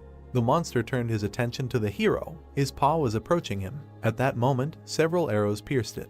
Then the monster looked at the blonde, who told him that he was his opponent. Drake smiled, saying that if he looked the other way, he would turn him into a porcupine. The monster stretched out his hand to him. Only darkness was visible. The haze gathered under the ceiling. Someone wondered who he was. The one sitting on the throne did not understand where he was, saying that he did not remember. New reports appeared that he had entered the lower floor of the Castle of Evil, the Hall of the King, and the name of the first visitor was recorded in the records of Akashic. A certain sound was heard. Iojin was heading towards the figure on the throne. He clenched his teeth tightly. The silhouette sat motionless. Still, he was able to block the attack. The hero frowned more deeply. Sparks flew from the contact of the blades. Dark silhouettes began to gather around. These silhouettes surrounded the figure on the throne, and it turned out to be a bat from the King of Darkness. Iojin smiled, saying that it seemed that he would not be able to finish him off with one blow, and it would not be so easy. The man began to get up from the throne, saying that he did not remember. Huge horns grew from his head. This was the King of Darkness. Before the dawn of time, during the battle between heaven and hell, there was a being who stood at the forefront and stole many angels' hearts. He was the king of vampires and the closest servant of Lucifer, one of the 7 demons. With his mouth slightly open, this man only wondered who he was. When the number of angels he had killed reached 1,000,000, every species called him the King of Darkness. This king raised his hand. Then he stretched it out. With that, he grabbed one of the mice that flew by. A whip of darkness appeared in his hand. Iijin smiled, noting that his attack pattern remained the same, and this was the first one, called the Blood Whip. The hero deftly dodged the king's attacks. This whip shattered the floor into stones. His swings left dark marks. The attack hit Iijin's hand. Gritting his teeth, he looked at it. Frowning, the hero said that he was slightly hit, but immediately took away half of his health, so if a small attack does so much damage, then how deadly will a full one be? With a smile, an object appeared in his hand. A question appeared in the fog. What is this? He remembered Jack, who said that it was free and would help defeat the King of Darkness. Then the hero looked at this object. Drake also looked at him questioningly, asking if he could just put it in his mouth and use it. Noting that it was very convenient, the interlocutor added that it was especially convenient for an archer, whose hands are constantly busy. The item looked like a pumpkin-shaped candy called Halloween candy. Iijin pressed it and one of the candies fell into his mouth, for which he mentally thanked Jack. As he chewed it, he thought that this would actually be a permanent item if Jack were dead, but he was much more useful alive. Iijin held his weapon tightly. The man with horns raised his hand above his head. Smiling, the hero realized that this was the second attack. Dark auras were sent out from his fingers. The hero managed to dodge this attack. He had to retreat to avoid being hit. Putting the weapon aside, Iijin said that it was dangerous as always. Normally, it would take him another 10 years to arrive here. Thinking back to his past, he thought that when he was in the top 100 in Korea, back then, fighting the King of Darkness took 24 hours straight using all types of spells and potions, like viewers of his stream prompted. Seeing the King of Darkness in front of him, he noted that he had nothing now, only blood. A kick on the ground shattered it into stones. Watching the bats approach, he thought that the knowledge that had taken root in his bones and flesh over 15 years of playing was experience. Seeing the imperturbable face of the King of Darkness, he also thought that 3 artifacts could defeat even a god: the heart of the basilisk, the skin of the sandworm, and the next final piece. The bats burned in the fire. The King of Darkness standing in front of him held this piece. Iijin looked ahead with a smile, thinking that in this life, all 3 artifacts should be his. He put his 15 years of playing and would get them no matter what. Many swords appeared in the sky. The horned one raised his paw, and the guy thought that the 4th attack would be the Dark Force. The monarch extended his hand, releasing the swords, and he continued his thought and thought that since he dodged the first attack, the rest would be easy. The black-haired man began to dodge the rain and thought that although they were fast, they happened at regular intervals, so if he moved accordingly, it would not be so difficult. The black-eyed man made a swing. He confidently, with a little anxiety, looked ahead and said that he did not think he could dodge this one. The shadow hand made an area attack. After the white-haired man squeezed his hand, releasing the shadow, many spikes came out. The hero sat with red eyes and dark skin, and the special effect of the sandworm cover and the heart of the bastard was activated. The brown-eyed man stuck out his tongue with a Halloween candy and said that since he received damage that exceeded his full health, he could activate the last battle skill, and this thing is quite useful. Suddenly the space around the evil king darkened and he asked why. He clutched his face and continued to wonder why he was here and what had happened to his people. Then the noob looked at him with a smile and said something that seemed strange to him, but he didn't remember any of those lines, and assumed that he was the discoverer and thought that the king he had met before had never said anything like that. The guy imagined the villain surrounded by power and thought that he had lost his mind and was drunk with power, laughing all the time. But suddenly, he looked at the enemy in front of him and thought that the one standing in front of him was completely different and in contrast to that crazy behavior. This one was speaking clearly and his black eyes were not full of murderous intent, but sparkling with agony. The horned one again put his hand in front of him with an unperturbed expression. Then the protagonist looked at him in surprise. Suddenly, he felt sick and blood poured out of his mouth, after which he assumed that it was a special effect. The monarch looked at him without a drop of doubt. The blood eater sucks the blood of any living creature within a certain radius. Then life streams began to be drawn out of him and 0.01 of the user's maximum life reserve was depleted every second. Black veins began to stretch across the hero's face, and this terrifying effect, which destroyed many raids and is the reason why the difficulty of the evil king with a low life reserve of 5 million is higher than that of a sandworm or a basilisk. He immediately went on the attack and thought that now he was receiving damage every second, and since he only had 370 HP, he should receive 0.037 damage. But due to the fact that the damage is below the decimal point, it is counted as 1 and a constant loss of 1 is obtained, and in other words, 370 seconds remained. Shaggy raised his blade to attack. He smiled wildly while bleeding and said that when he activated the skill, he would not be able to use other attacks, and thanks to the candy, he only needed to hit him during his treatment. Looking at the disgruntled horned one, the noob thought that due to the special effect of the glitch, The evil king also receives 0.01% of the maximum damage, and his maximum amount is 5.5 million. Then the monster extended his hand, and he continued his thought, thinking that in other words, the damage that is inflicted every second is 545 units and they have the same amount, but he inflicts 370 units of damage more than him. Then the black hand stopped attacking. The blonde removed it, creating a splash of blood, to which he, wiping his face, asked if he now understood that he was in a much more disadvantageous position, and the damage per second together with the damage from him should be quite critical. The brown-eyed man confidently looked at him and said that this is not all. Shadow whirlwinds appeared around the king. He extended his kagun in front of him. During this lightning attack, the protagonist began the countdown and said that he wanted to win using only physical attacks. The countdown reached 2 and he smiled, saying that it was too late. Then the number 1 was heard. Something struck Black Eyes. He felt multiple damage on himself and screamed. His body began to collapse after the passive skill of Dead Water. Looking at the suffering, the protagonist thought that it was 4 times stronger and longer than normal poison damage, and it also deals 4 times more damage when it gets into the blood and penetrates deeper into the body. The monarch abruptly closed his mouth and black veins spread across his face. Iogen, standing in a low stance, began to approach and asked if he was surprised and said that it was basilisk poison. He continued walking with a smile and thought that his poison also deals damage equal to 0.01%, and it also absorbed his blood, so if you add another one, increased by 4 times, to the damage per second, then the King of Evil loses 0.05% of the maximum every second, which is about 27 units. The brown-eyed one grinned slyly and thought that the fight would end in about 30 minutes. The horned one clenched his teeth in dissatisfaction. His appendages became longer. He looked menacingly in front of him, pulling his hand away. Then the ruler transformed and took a larger form. The black-haired man quickly dodged a huge number of attacks and said with concern that he had not seen this side of him for a long time. The blade stretched out, taking a strengthened form, and he continued, saying that he should have done this from the very beginning. Iogen swung, conducting an attack with a wave. The king squeezed his hand without changing his aggressive look. After he spread his fingers, he assumed that it would be a blood eater again. The guy smiled, saying that he was using him because of the distance, and said that it seemed that little could be done with artificial intelligence. Then the monarch lowered the corners of his mouth, but immediately after, he smiled. The hero was very surprised to see this and wondered how this was possible, and thought that he should be in danger without a doubt, and wondered what else he was hiding. Shadow Mana began to rise up. The guy noticed something was wrong and looked away. Then something stunned him. There was a huge sphere of energy above him and he immediately screamed that it was impossible. The black-haired man clenched his teeth in alarm and wondered how he could use 2 special attacks at once, and said that he was sure that he couldn't do anything while using the Blood Eater. The black-eyed man was absolutely confident in himself. The brown-eyed man looked at it in horror and thought that the Dark Hand was an absolute attack that dealt 500% of his monstrous physical damage, and everything was different because this was the first battle. The cloak lifted and he thought that the sandworm cover could protect him thanks to the fortitude skill. Then he turned around abruptly, clenching his teeth. Taking the candy pack in his hands, he squeezed it tightly and thought that it only activated with a full supply of health. He immediately became very worried and knitted his eyebrows. The guy poured all the candies he had into his mouth and decided to try it and asked the Moon Jack to give him strength. A monstrous attack occurred.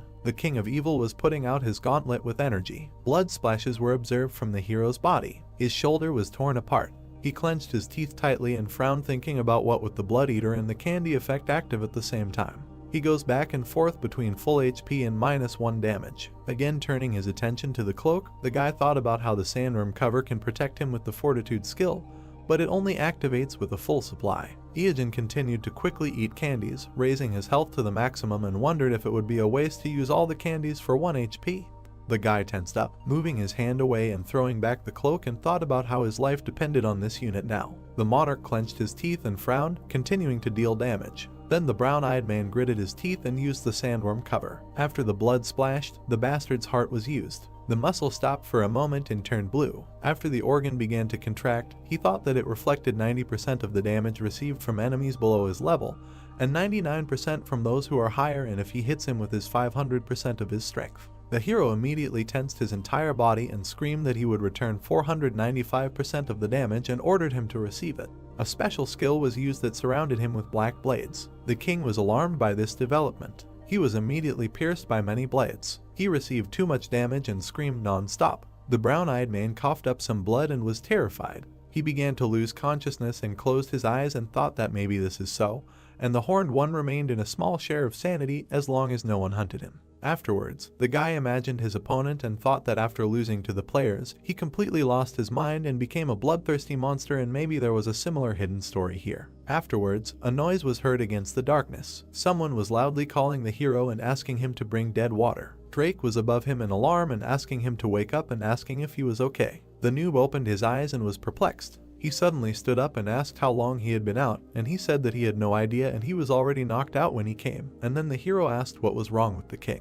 The yellow-eyed man pointed his finger to the side with a small smile after asking if he was still alive. The black-eyed man was lying on the ground covered in darkness. He was kneeling without one horn and asking what would happen to him now. The handsome man rose from his knees and spoke about his body and his people in the darkness. Then the brown-eyed man was wildly surprised. He smiled and stretched out his hand and said that he had done it and raised his level. Then the white-haired man screamed in horror as the darkness engulfed him and screamed about the castle. He began to be sucked into the void. Only a hole remained and a scream was heard, to which the hero thought that he had also become 10 years younger like him, and thought that he was muttering words that he did not remember until the very end. Suddenly, a blue glowing beam appeared in front of him. On the floor was a blood-eater ring with enormous resistance to darkness. Iogen clenched his fist and smiled and screamed that this was the last artifact and the most dangerous and terrifying of the three.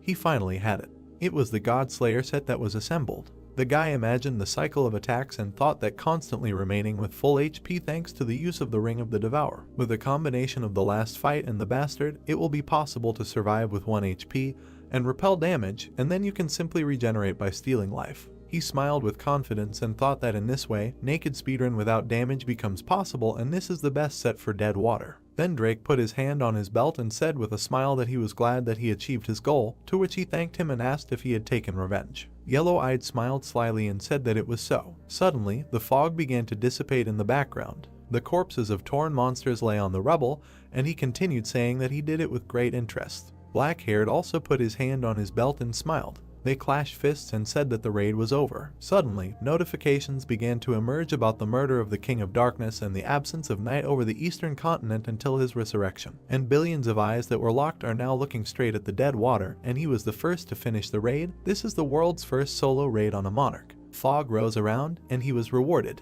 The guy looked up with concern and was offered to leave his name and began to count the data on the solo raid. Then the brown-eyed man scratched his cheek and anxiously asked if he heard correctly and asked if he had already received the reward. Then a glowing beam descended on the throne. There was a small chest. The hero looked at his ring and thought that it was a rare drop, but he was able to get it because it was guaranteed at the first cleanup. The black-haired man continued to look with a little concern and asked what the other reward was. He slowly reached out to the box and wondered if it was a mimic. Afterwards, the guy imagined a crab crawling out of there, but there was some kind of artifact there. There was a scroll and a necklace of Solomon, which gave special resistance to darkness. Then he imagined a monarch on the throne and thought that he was smart enough to be known as the King of Wisdom, and they say that he sealed 72 monsters that destroy the earth in a brass can, and then used his power to change the earth forever and rule the world. The protagonist looked at this with a smile and thought that this was in history and that this was a secret piece of the whole picture that only a few saw. Then he smiled even wider and thought that Solomon was a hidden NPC, and it turns out that he was the King of Darkness, and thought about something he would never have guessed. Suddenly, the smile on his face became more confident.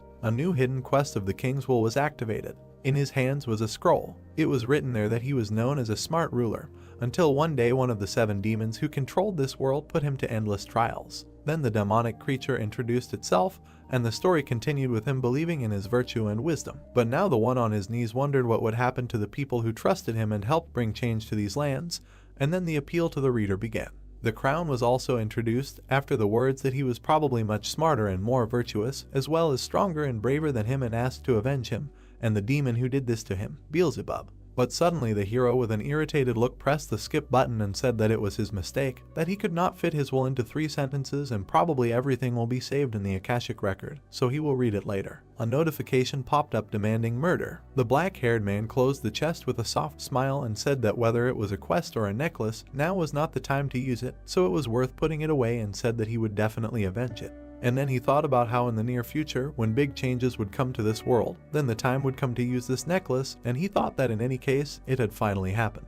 He stretched out his hand in front of him and thought with a smile that since he had finally collected the 3 artifacts of the God Killer set, he could crush those who could kill him in this world, and his era had arrived. A few days later, under the bright sky, a call to the king was heard, asking where he was. In the middle of the city, A guy said that something happened on the way and asked why he asked him to meet today. The hero was talking on the phone and looked away when he heard that he had shocking news. He was sitting in his underwear in the police station where he was dragged for instigation, and someone shouted into the phone about his planned professional debut. The sky was clear. One of the apartments was completely empty and there was silence. There was absolutely no one in it. Suddenly the phone rang with an unknown number. The hand pressed the answer. The brown-eyed man got out of the shower and wiping his head asked who it was when they addressed him by name and said that it was the junior PD.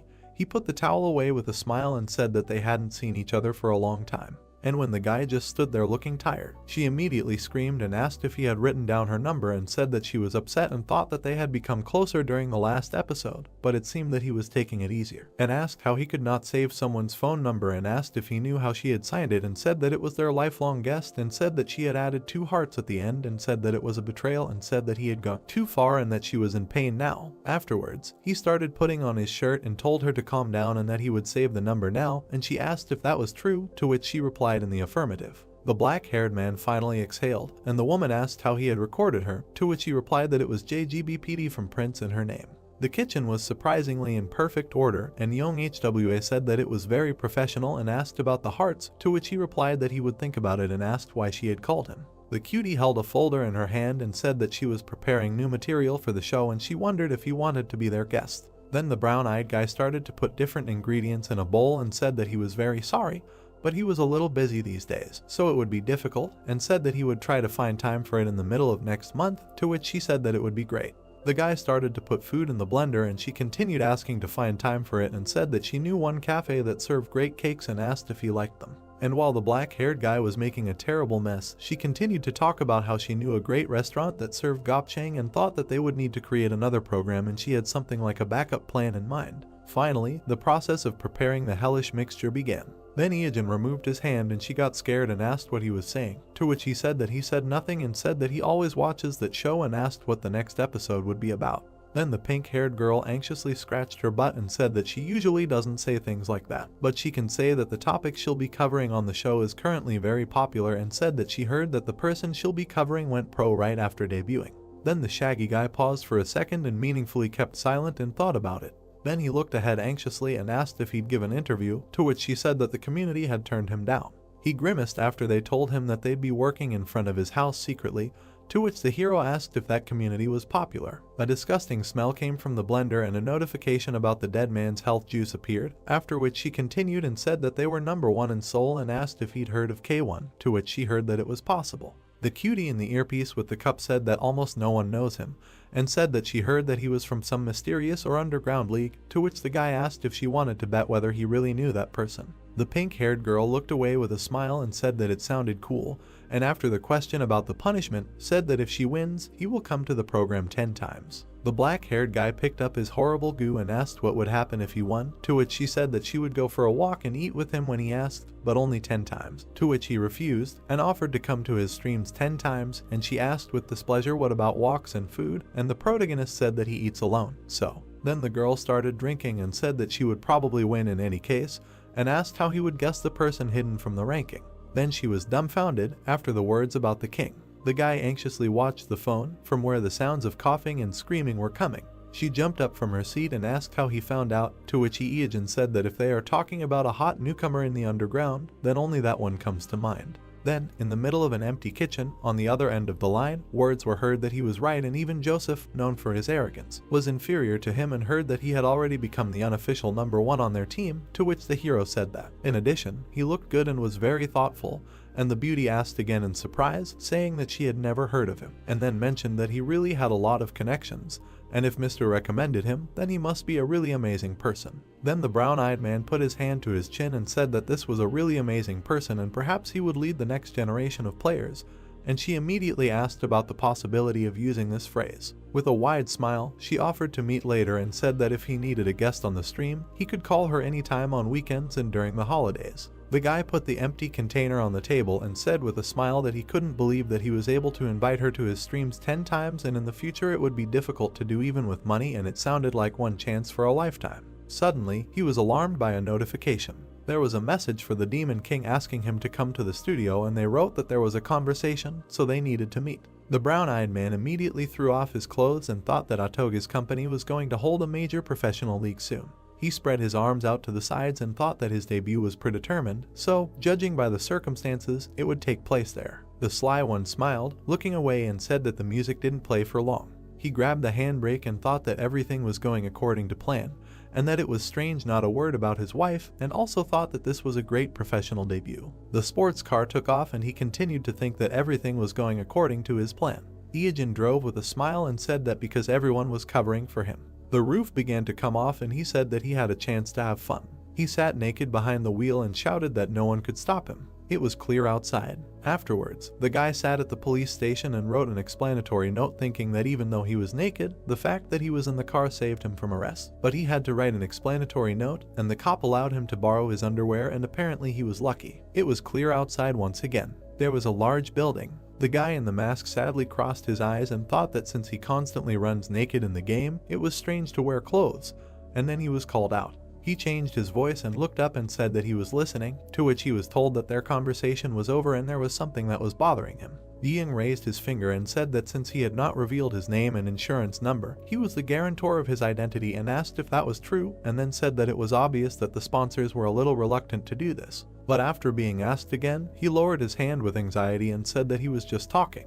Then the hero thought that he was trying to gain the upper hand before the salary negotiations, and inside he was a well-worn 15-year-old noob, as well as an experienced member of society. The blonde man extended his hand with a gentle look, saying that then they should talk about his salary, to which he received a sharp refusal and an offer to discuss it after the league. The hidden one put his hands in his pockets and thought about how after the league his popularity would increase and the owners of the companies would crawl on their knees before him. A super newcomer, a new superstar, and thanks to him, the number of viewers would also be guaranteed to increase. He imagined himself in a suit and thought that, in other words, he would wait until he was worth even more. Then the brown-eyed man surprised his interlocutor by simply turning around and saying that he could even get a blank check if he went to China. And he asked with horror how he could say such a thing, and asked if he thought that they could not offer the same as China, to which he said with regret that he heard him. The blonde looked at him with concern and wondered what was wrong with him, because he was only 21, and he was acting like a seasoned snake, and then said that in any case this would need to be discussed later and suggested moving on to the main thing. A map was placed on the table and he continued, saying that this was the upcoming league competition. He began to draw with a felt tip pen on the paper and said that there would be 10 city leagues, including Seoul and Incheon, and they would start as the league that chose to represent the capital, and the elite team was theirs, and K1 was the main enemy. The hard worker leaned over the table and said that they were also their first opponents and would now tell about the elite. Their coat of arms had 2 shields with blades, and they were an enemy professional team created at the same time as the national team, and they were sponsored by many large corporations. So they had a huge budget and a wide selection of players. The man in the shadows was hiding, and it was their leader, Storm, who was number 1 until Joseph passed him not long ago. There were 3 people of different classes, which made the lineup even more terrifying, and these 3 were a real thorn. The blonde looked down with concern and said that they synchronized their attacks, switching places, and it was a real art, as if you were fighting 3 at the same time. He imagined the gray-eyed man, saying that he needed to deal with Gino, so they would use him as an ace in the hole. After the hard worker exhaled, handing over the sheet, and said that he did not think anyone else could deal with them, which was what worried him, and he thought about the gold, silver, and bronze sister and had not seen them for a long time. The hero frowned and thought that although the decision had not yet been made, he already knew which teams would go against each other, and of course, he remembered the fight between the national and the elite. This was the hottest topic 15 years ago. He remembered himself in the crowd and thought about how this was a battle that would be remembered as a legend for decades to come. Now the brown-eyed man grinned with a smile and thought about something else. He remembered the Toto League and thought about 21 times. He imagined many flashes with a record price for bets. The voice of the host was heard shouting that they finally waited for 140 big and small national teams, and only 10 of them will reach the best league. The lights were shining in the background of the stage, and he continued, saying that now the confrontation that will determine the future of these players will begin here in the stadium for esports. The stands were noisy and shouted that the Otogi League is starting. During the flashes, words were heard that the event that will fill the front page of their giant league is today's conference match. Silhouettes appeared and he continued, saying that the players were on the Storm side and were not going to stop, and then asked to greet the elite. Gino appeared first and everyone was shouting his team's name. Then Hyung came out with a smile and was shouted to go forward. Behind them appeared 3 green-eyed beauties who delighted the crowd. The team proudly raised their fists up, but suddenly the blonde stopped. He embarrassed the others by raising his hand up and demanding not to gossip. The crowd also chanted after him. The special effects began again, under which they said that a team was coming out that would confront them, namely a group with the #1 player in Korea. A man in a robe appeared, supported by the host. Several cunning faces of the guys appeared. Joseph looked at the crowd with a smile while his fans praised him. The dark-haired ones behind were completely confident in themselves and heard kind words addressed to them. Teagang walked onto the stage with a disgruntled face and they tried to praise him and wondered where he was from. Suddenly the last one showed up. The hero walked with his head bowed and everyone wondered who the hell was wearing the mask and who it was. The blonde guy from the enemy team looked at the screen and thought about how they didn't take a healer and wondered the same thing as everyone else. Then he thought about how he heard rumors that one lucky scoundrel from an underground league. He frowned looking in front of him and thought that this street thug who suddenly became a star in the sports arena was a common occurrence. But they were just puppets of the event creators who wanted a dynamic picture, and the professional ring was no place for a street dog.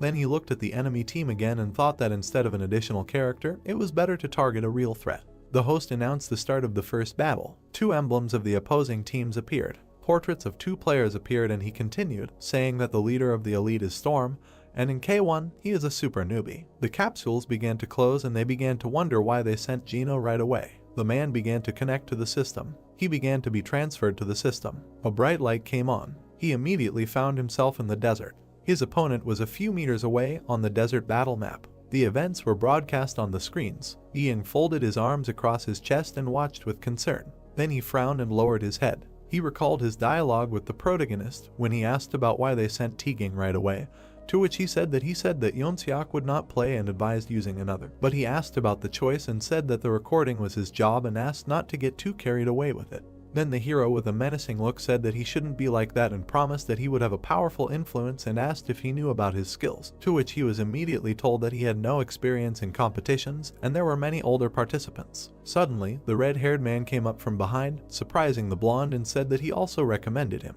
He smiled and said that, to be honest, in terms of energy, he was better than him and thought that it was high time for him to really take off. At that moment, the fighter was on the battlefield. Looking at him, his opponent thought that no one from K1 could compare with him now, and if he had to choose, he would say that he was a little worried about Joseph and Yeonseok, but everything became easier since they were not here. Continuing to look at the confident black-haired man, he thought that based on the research, this was his debut fight and he had been boxing before and such players would use weak jabs or kicks during skirmishes at the beginning, and he needed to strengthen his defense and save as much HP as possible. Suddenly, a leg rose from the floor. The fighter had already flown into the overconfident braggart with a fist. The spearman could hardly hold back the onslaught and, gritting his teeth, wondered how he had used a punch of such force from the very beginning. Afterwards, he looked at the equipment in horror and thought that this was an infinity gauntlet, and even after the block, the damage had passed due to the penetrating ability. But right after, a fist flew into his face. The blonde flew far back. He tried to slow down and thought that he had mispredicted his game strategy and greatly underestimated him. Afterwards, the guy tried to swing a 2-headed snake and thought that he had just received a return from using the skill a lot. The blue-eyed man looked at his shoulder, which received damage, and then the enemy thought that he managed to use poison. The fair-haired man jumped back arrogantly and watched the situation. Then he retreated with a smile and thought that he would lose 0.025% of HP every second, and now he would retreat to check his condition and he needed to wait for this moment and fall like a storm. The black-haired man could barely stand on his feet, and he thought that both players were retreating to prepare for the next attacks since they had just fought. Suddenly, only a gust of wind remained in sight. The spearman noticed a fist approaching his throat with great surprise and wondered why it was approaching. The gray-eyed man anxiously asked Gino to step back. A bright flash lit up. The fighter was able to smash the armor into pieces with a punch. He looked on with an unperturbed expression, but the hero stood nearby and thought that he should not get cocky, because today he will not be the one in charge. He looked up and thought that it was a mistake to think that Teagang was a checkpoint on the way to the fight with Joseph, and speed is a problem even for him, who has agility items for dodging, and comparing their strength, he is now superior to the handsome guy. The fighter logging out began to disintegrate, to which the host shouted that he can't believe that the storm was defeated by a super rookie and wondered who would have thought.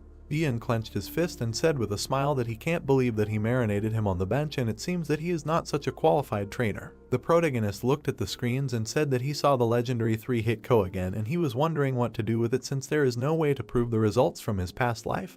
But thank God Yeonseok is not involved. He looked calmly at the screens and said a meaningful word and thought about how 15 years ago, he was just one of 1,500,000 spectators. The arena roared again and he continued his thought, thinking about how while he watched the players fly and fight, an ambitious dream grew in his heart. He imagined himself in a past life in the crowd and thought about not watching that fight that day, and then wondered if everything would have been different. Then the guy shook his head and thought about how useless this question was and the question if it meant nothing in his life. The brown-eyed man looked menacingly in front of him and thought about how only the present makes sense, after which the host shouted about how the league has surprised them since the very first match and can't wait for the next fight, trying to hold out the pause with the announcement of the next fight. People were shouting joyfully, waiting for the performance. The young man thought that in life, nothing matters what will happen under certain conditions, because only the present matters. Joyful cries of the spectators were heard throughout the arena. The hero wondered what kind of person he was now, because he was now standing at the top of the stage where investors and their allies were fighting. Standing in a mask and hood, he bowed his head and decided that this was enough to make his heart pound, but there was something more important. The guy raised his head and decided that he had put all his savings on the line. He remembered the image of a blonde warrior. The young man thought that now the previous number one and a newcomer would fight. Then he imagined an image of his opponent and thought that the betting ratio on them was 7-1, which showed everyone's faith in Gino's victory. After which the young man remembered the moment of the newcomer's victory and decided that at that moment his money had grown sevenfold, but the truly incredible part had just begun. Clenching his fist tightly, the hero thought that now the predictions for the battle between K1 and the elite. He smiled widely, anticipating the excitement, and thought that bets against the odds of 7 times, and then a team game that allows you to increase the bet to 3 times, and thus this legendary match can increase the initial contribution by 21 times. The voice of the commentator was heard throughout the arena, who said that in this battle, 5 players will form a team and go against the opposing team one-on-one. The player who wins will be able to fight the next opponent. Teagang adjusted his glove, hearing the commentator's words that he has low health points, and it is unclear whether he will be able to participate in the next battle. Suddenly the commentator exclaimed that the guy continues without replacement, because this rookie's confidence is as aggressive as his fighting style. The crowd started screaming again.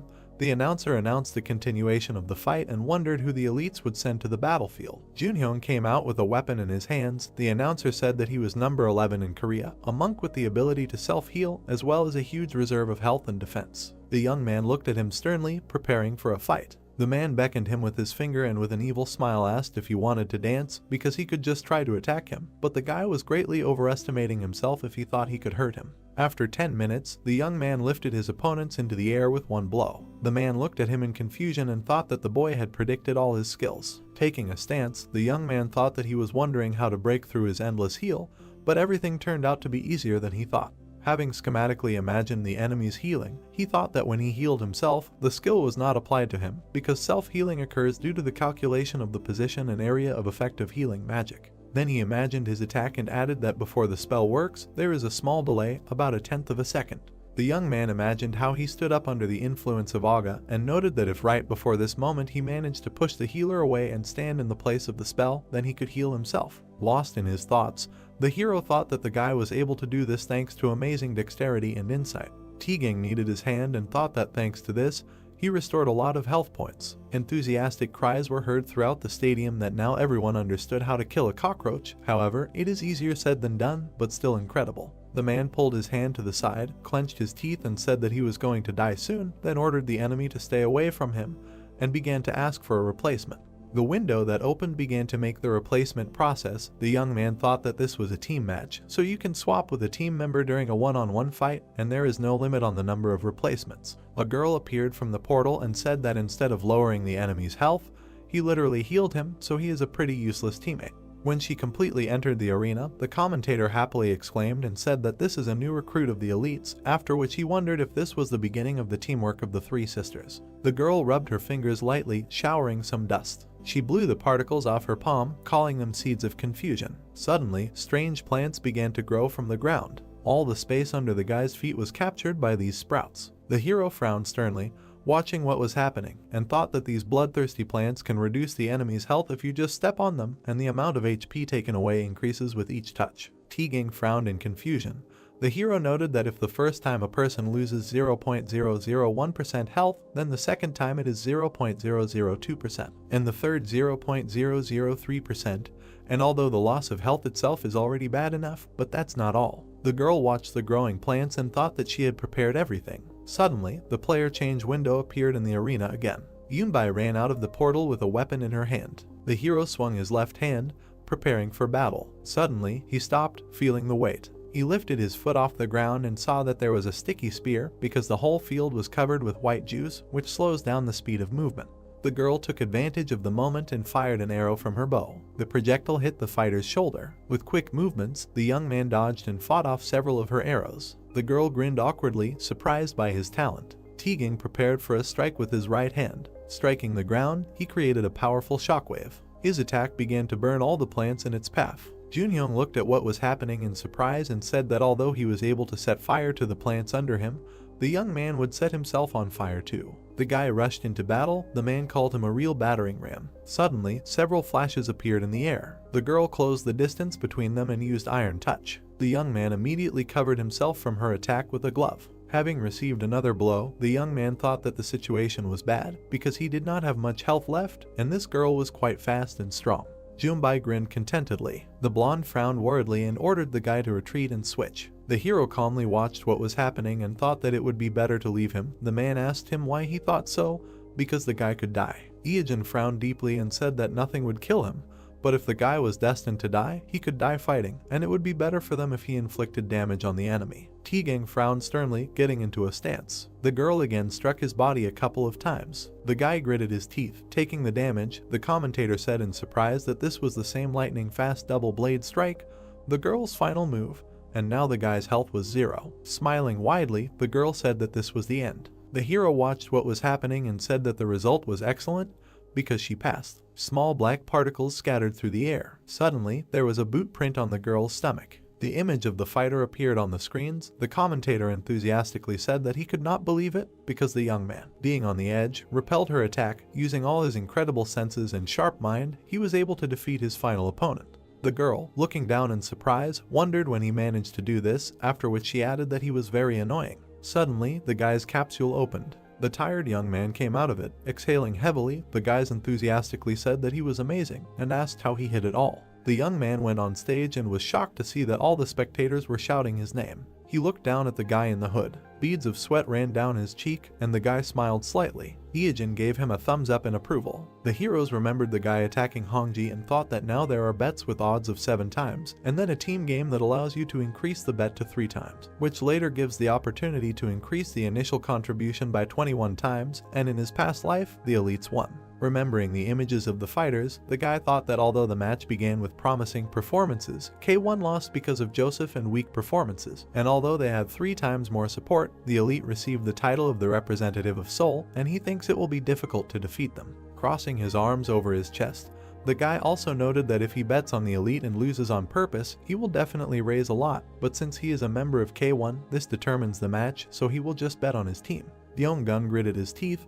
The guy thought that his disguise did not have much effect against the dirty field. Looking at the girl shooting at him, he thought that he had been struck by long-range attacks and had fallen tragically. Yun-ho frowned in surprise as he looked at the flash in front of his face, thinking that he had lost a one-on-one match against Dongbai in a magical fight and had fallen to his knees in front of her. And although the damage to the terrain had played a role, Yunbai had more variations in magical skills. He then remembered Joseph's fight and added that he had gotten stuck in some unknown hell of poison ivy and caltrop, and had then been attacked by arrows and spells, but although he had survived, that was all he could do. The trio of girls gathered together. The commentator announced that it was a triple victory for the sisters, and that the #1 ranked team in K1 and the top representatives of Korea had failed to stop them. The hero was shocked and thought that the match had become more serious than he had expected, as the odds had turned from 3-1 to 7 in their favor. His eyebrows rose even higher at the realization that the legendary match, which allowed you to increase your initial bet 21 times, could now increase it by a whopping 49 times. Ying looked around and said loudly that they were in a tight spot, and although he knew it was difficult, so he did not expect the guy to win, but at least asked for a draw. Suddenly, he noticed that the young man was shaking violently. The blonde was shocked, thinking that this was impossible because he was shaking as if he was scared, but he understood that it would be strange not to shake in such a situation. The hero clenched his fist in the fabric of his clothes and thought again about your stunning news. Beads of sweat were running down his face, and he thought about the fact that this was an unprecedented case in the history of betting, and this was reflected in the lack of a healer in K1. Suddenly, the man snapped him out of his trance by asking if he was okay. The boy replied that he was fine, and that he was heading to the arena now, after which he thought that no one would bet on K1 to increase the bet by 7 times, since they almost lost, but at least one such person definitely exists. As he walked up the stairs, The boy decided that this was because he was sure to win at any cost. People watched him with skepticism, wondering who he was since they were seeing him for the first time, but the team was giving a chance to a newbie since they were going to lose anyway. The boy paused for a second, then raised his head. He slightly narrowed his eyes and thought about how much he missed this feeling: the blinding spotlights, the fireworks and dry ice, the smell of gunpowder, dust, sweat, glue, and Clorox. The stream of shining particles quickly scattered through the air. The hero noticed that the feeling of all this was overflowing his heart, and it finally began. Suddenly, a young man dressed in scarlet armor appeared in the arena. He silently looked around. One of the sisters frowned and thought about what was making her angry, and then wondered if she had met him, although she did not care. She opened her palm again and blew the seeds of leaves and plant seeds around the boy's body from all sides. Sprouts immediately began to break through at his feet. The girl put out her staff, used her abilities, and said that since he was the last, she would finish him off with an explosion of shock. A powerful discharge of lightning struck straight at the hero, incinerating everything at his feet. The young man did not utter a sound, being under the oppression of her attack. The discharges of electricity reached his heart. Suddenly, the magic of lightning caught up with the girl herself. She looked at what was happening in surprise, not understanding how the energy was reflected. Suddenly, lightning bolts struck her in the surrounding area. Yunbai watched in horror as her sister was being treated. The boy emerged from the flames and smoke. The girl wondered how he could reflect it, since he should have been paralyzed by the blow, and the plants should have slowed him down. The hero grinned smugly and decided that she was right, but now he is in the dead water equipment. Schematically imagining the cut of the armor on himself, he thought that the Mattingwing armor also has a special skill for disguising the player's equipment, and thus he is a fighter with dead water items. The girl's body literally incinerated and scattered through the air. The system reported that the mask turned red, and the boy received 1 pack of serial murder. Sternly looking at his opponents, the boy called the next girl. Yunbai immediately pulled back her bowstring and said that she would finish him off with 1 hit since he only had 1 health point left. The guy immediately swung his right hand and used Tigang's impersonation. Tigang watched in shock as he was copied. The hero hit the ground, creating a powerful explosion. The girl released her projectile and asked him if he thought his sparks could stop her arrows. The arrow flew at incredible speed and blew smoke to the sides. The girl suddenly noticed that the guy was nowhere to be found, after which she wondered where he had gone. Suddenly, she noticed that the young man had risen high into the sky above her head. The hero hung upside down in the air for a moment. Yunbai pulled back her bowstring again and said that although she did not know how he had risen up there, he had simply become the perfect target. Several arrows were quickly heading his way. Suddenly, with a supersonic clap, the young man changed his trajectory and dodged, surprising his opponent. The girl frowned in confusion and said that she thought he had no means of flight. Tigang smiled happily and said that he realized that the boy was using the heat from his boots to propel himself through the air. Suddenly, he remembered Ijin's past battles and said that it was incredible. The young man was pushing off the air at incredible speed, dodging arrows. In a matter of seconds, he approached the archer. Yunbai looked at her sister in fear and ordered her to retreat and change. The boy swung his right hand and said that it was too late. Vidya should have run instead of shooting from his bow. Suddenly, a powerful explosion thundered in the arena. Streams of wind carried smoke and dust to the sides. People watched what was happening in shock. Ian was shocked and froze in place. He clenched his fist from nerves. Suddenly raising his hands, the man shouted joyfully and said that the guy was truly amazing. The image of the hero was shown on the screen. People could not understand what it was, and whether it was even possible to control your boots like that. But this is the best performance of the day we want, and it is unclear where this player came from. The young man continued to stand on one knee, bowing his head. The commentator said that he could not believe it, because this is an incredible turn of events. 2 central players of the elite defeated in the blink of an eye from the moment the Dark Knight of K1 arrived. Streams of hot air blew on the guy's armor. The commentator noted that once again it was impossible to predict the outcome of this match. On a sunny day a week before the competition, the words of a man were heard from their mansion that the sisters were a real problem.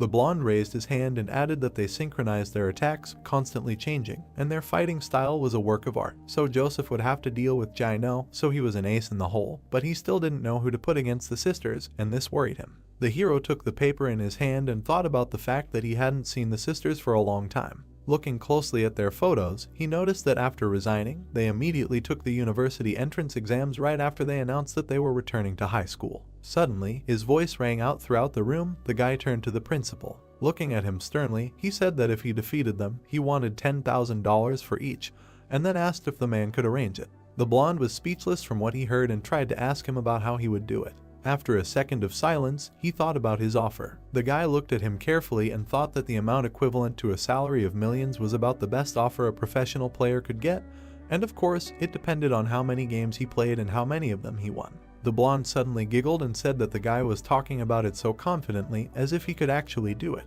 Looking up at the young man, he asked if he was really a newbie. Smiling widely, the guy closed his eyes and confirmed his words, then asked about who else he could be and thought that everything was right, because he was a newbie playing for only a year, and this is because he is a well-worn constellation thanks to 15 years of his past life. The man leaned his elbows on the table, agreed with his proposal, and said that he would watch how the guy showed himself in the match, and then inform the authorities that they agreed to $10,000 for the victory, because they could be persuaded if the results were good, but the guy must understand that the results must be excellent. The man returned from his memories and looked at the powerful explosion that thundered in the arena. People watched what was happening in silent shock. The blonde clenched his fists joyfully, looking at the screens. The guy straightened his back, being in the epicenter of the explosion. He took a proud stance and looked ahead, calling the next opponent. The arena was filled with excited screams. People were saying that it was unbelievable and wondering where this player came from.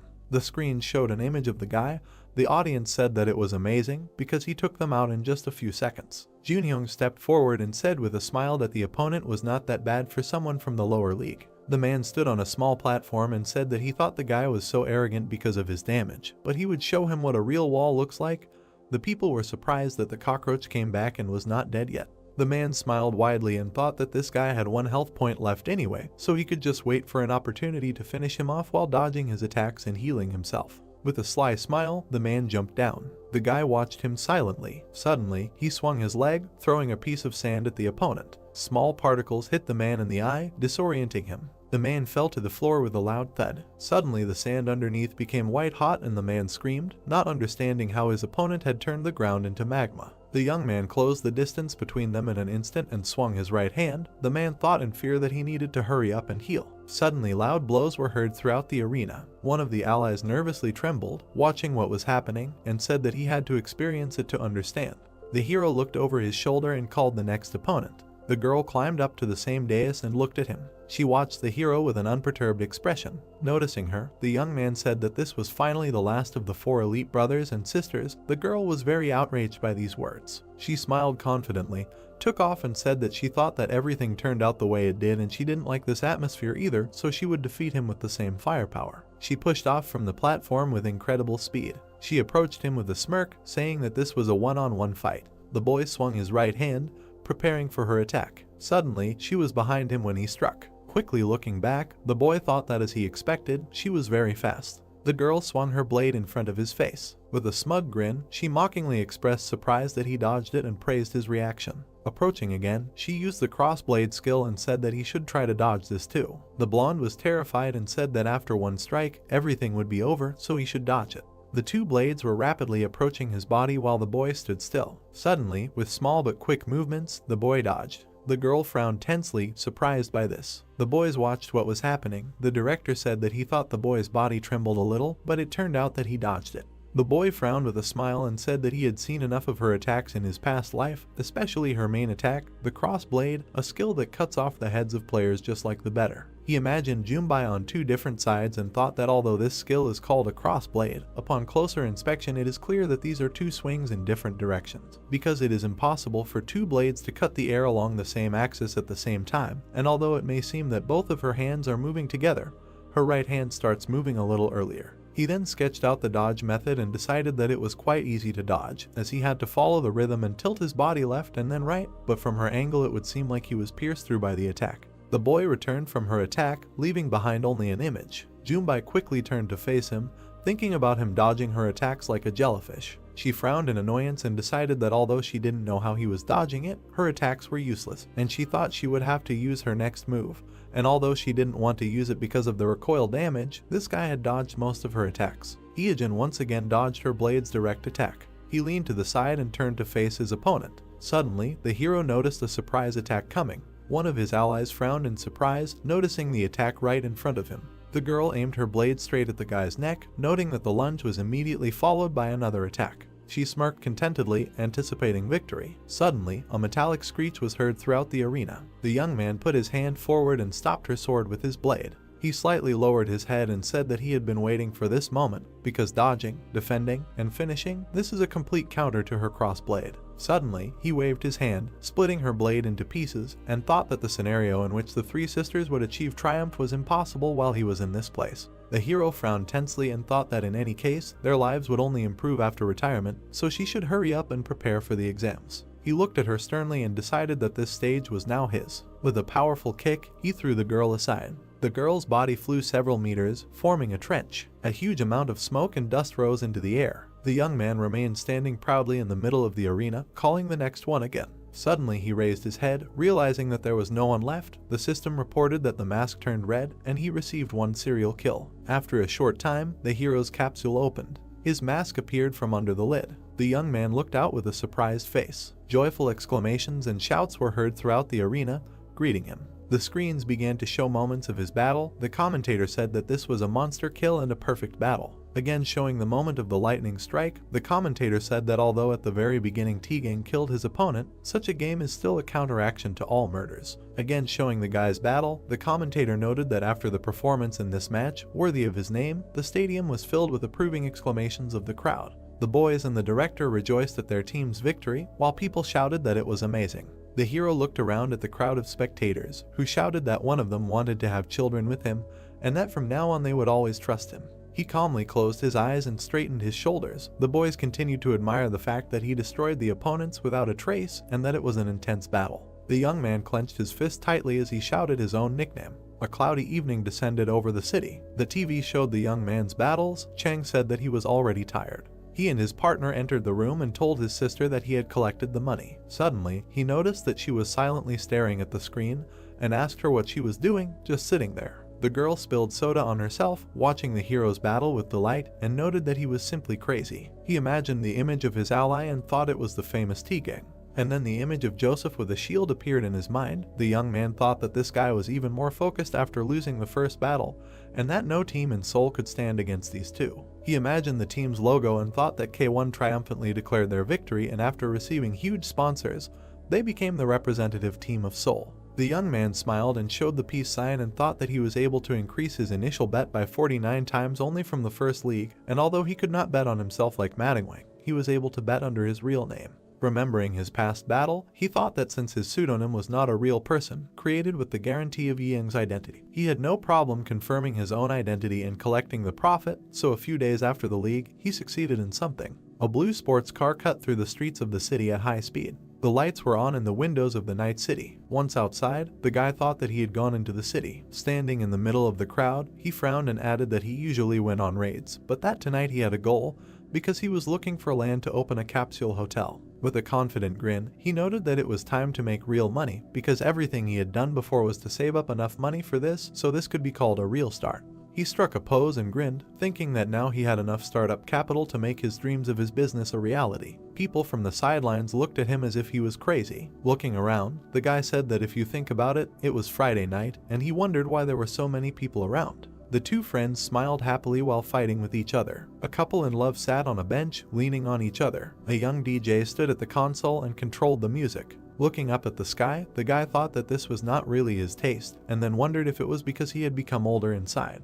Remembering his past, the guy thought that he had spent 20 years playing without a particular hobby or talent, and such a crowded, colorful street had nothing in common with him. Exhaling heavily, the young man said that he did not regret anything, because a great man once said that if there is something to brag about, then there is nothing to envy. The hero immediately remembered his past battle with the sisters. In his imagination, a moment arose when he left the capsule to joyful cries. Clenching his fist, he grinned and decided that he preferred to endlessly strive for the top, because the exciting race in which a person achieves success by fighting is the only moment when he feels alive. Suddenly, something caught his attention. He fixed his gaze on a girl in bright pink clothes. Da-Hyu, like him, was walking down the street. He quickly hid behind a pole and thought that it was really a Friday night, because meeting her in such a place was quite surprising, after which he wondered who she was trying to kill with such an ominous look. Watching her carefully, the guy remembered how she wrote to the account and nickname a couple of days ago, although he did not read the letter because he was scared. The hero immediately took out his phone and entered the dialogue.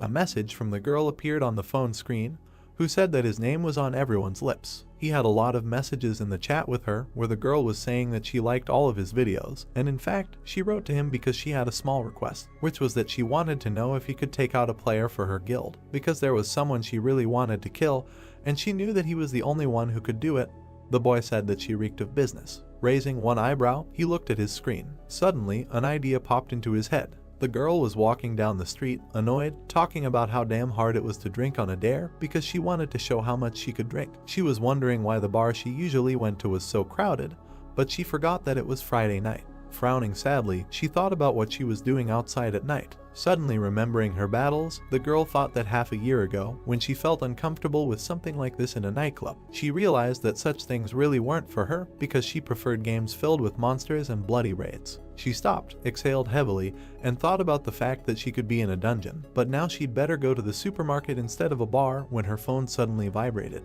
The girl stopped her thoughts, paying attention to it. She took out her smartphone and said that she was sure that she had turned off social media notifications because there were too many of them, although she had turned them on for some accounts. Da-hyu raised her eyebrows in surprise when she saw something on the screen. In the dialogue with Madingwang, she saw a message agreeing to her request. The streets became a little quieter. A bright red car stopped at one of the buildings. The girl threw off her coat and wondered why the young man answered her only now. Holding her phone in her hand, she said that she sent him a message just in case, but she really didn't expect a professional gambler to accept a hit job. She smiled awkwardly and wondered if she should take this chance. After a while, she texted him that she was really glad he decided to answer her request and where they should meet, then thought that since this was all online, they could arrange it over Messenger, but it would be rash to arrange it online, so it would be better to meet in person. She received a text from a guy saying that they would meet on the street. The girl was surprised and wondered where exactly. She gritted her teeth angrily and wondered if he lived everywhere, and noticed that it was starting to piss her off. After asking him when he would be free, she received a reply that they would see each other now and thought that he had gone crazy and that he was very impatient.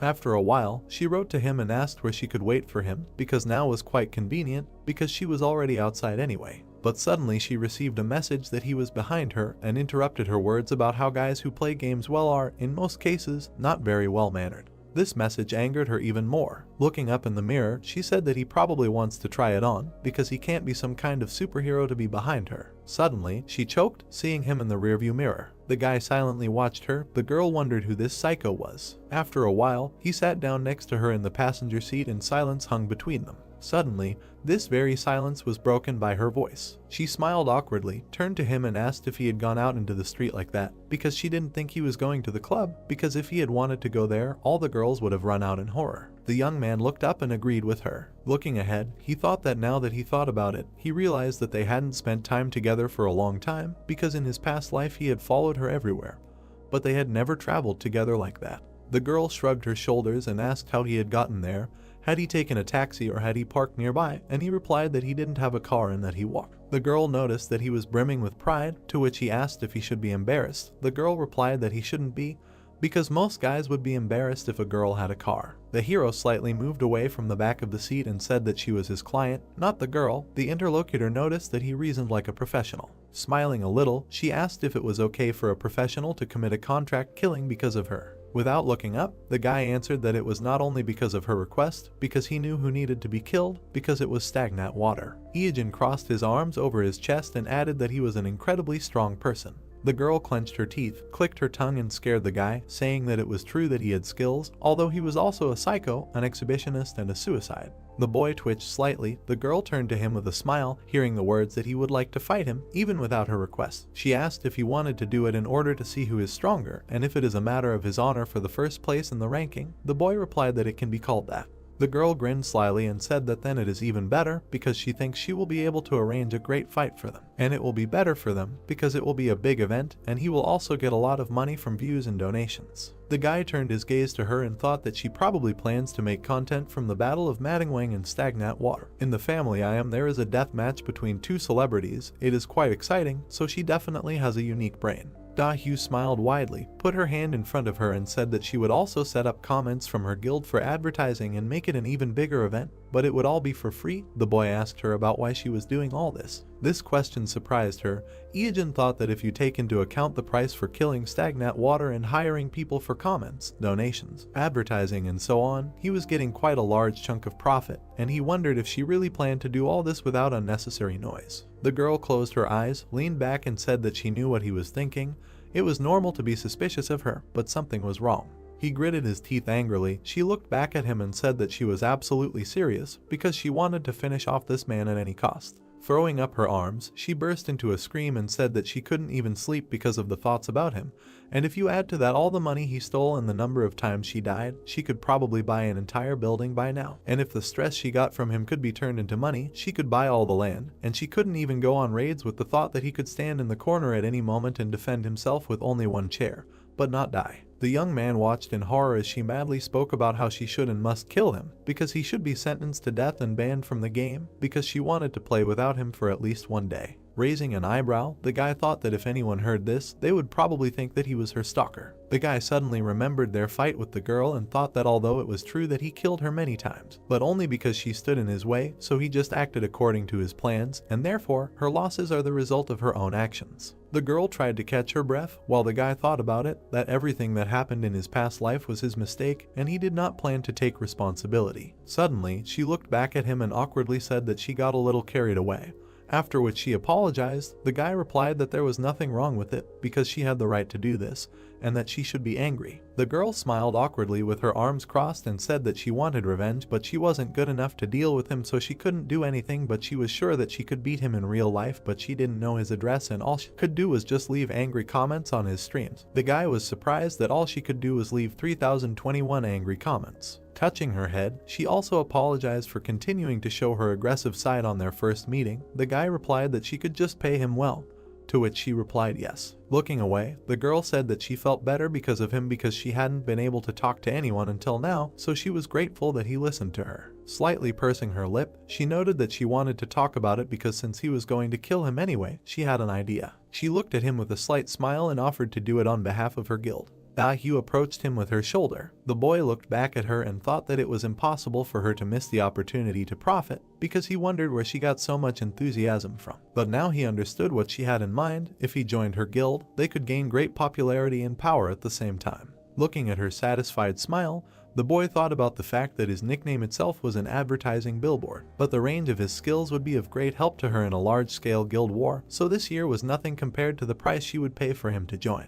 He quickly stopped her pressure by saying that he did not like being in a pack. The girl replied that it may depend on who was in that pack. With a slight movement, she touched his leg. Getting as close to him as possible, she asked him something about what he would say about her proposal and whether he wanted to discuss it over ramen. Yahello looked back at her and said something about ramen. Yahello stopped in surprise, looking at him. The guy looked her in the eyes and gave her a lecture about how ramen accumulates saturated fat in the blood and also has too many chemical seasonings, and not enough proteins, minerals, and vitamins, and also has a lot of phosphorus, so it depletes calcium reserves, and the amount of sodium is especially beyond her imagination, but a player's diet is very important for him to last a long time in the ranks. Lowering his head, he left her in confusion and thought that a 20-year-old girl did not attract him, because she was 15 years younger than him, after which he said that on this note, he would end their conversation and leave. He quickly took out a napkin and thought that compared to the 35-year-old Yahello he was crazy about, she was still too young and naive. He opened the ashtray and saw some trash, thinking that her greed and temperament now resembled the behavior of a cute little sister. The girl suddenly came out of her trance and noticed something.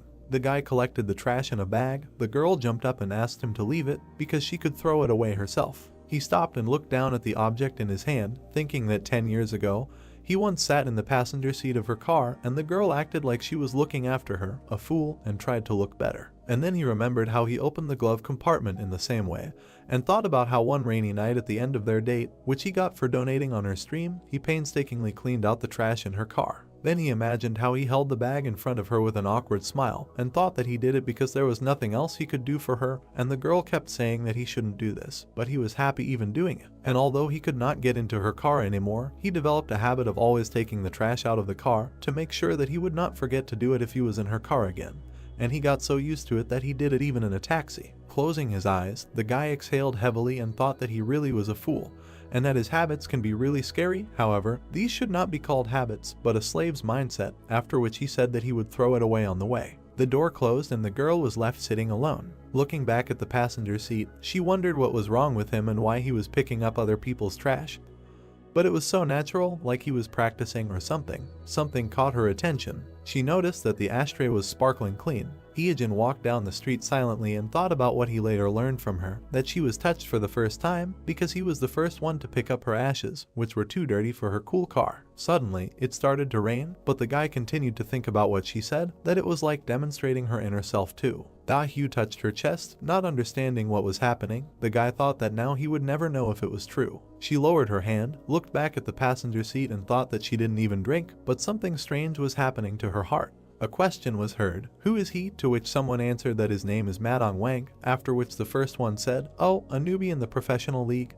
Those were great matches. Against the background of the blue abyss, the player said that enough foreplay, he is finished. The brunette looked at his opponent angrily. Then he picked his ear, smiled and asked what, is he going to kill him? The monster answered indifferently, yes, after which the red-eyed one, still smiling, continued to ask that he was crazy, to which he answered that he does not want to hear such things from an exhibitionist psychopath, and the guy asked another question, why would he kill an innocent person? Madong Wang extended his hand and answered to find out who is really stronger. The protagonist jumped. Hanging in the air, he sarcastically asked if a professional player can kill ordinary players. Iron Man looked at him and answered that his contract does not prohibit it. Suddenly the guy dodged the enemy's blow. Then he extended his hand with a weapon. His foot ended up on the enemy's face. Then he pushed off him, jumped up and said that the man who single-handedly beat the elite was trying to kill him. The main character frowned and shouted that it was an honor for him, of course, but that did not mean that he would let him finish him off. He hovered above the opponent's head. Someone was looking at a tablet and saying, "Holy shit, Madong Wang is fighting that nudist, live on air." The guys were having a conversation when one of them asked what map, to which the second replied that he said he didn't want to be distracted, so he didn't know. His map, mini-map and even landmarks are all hidden.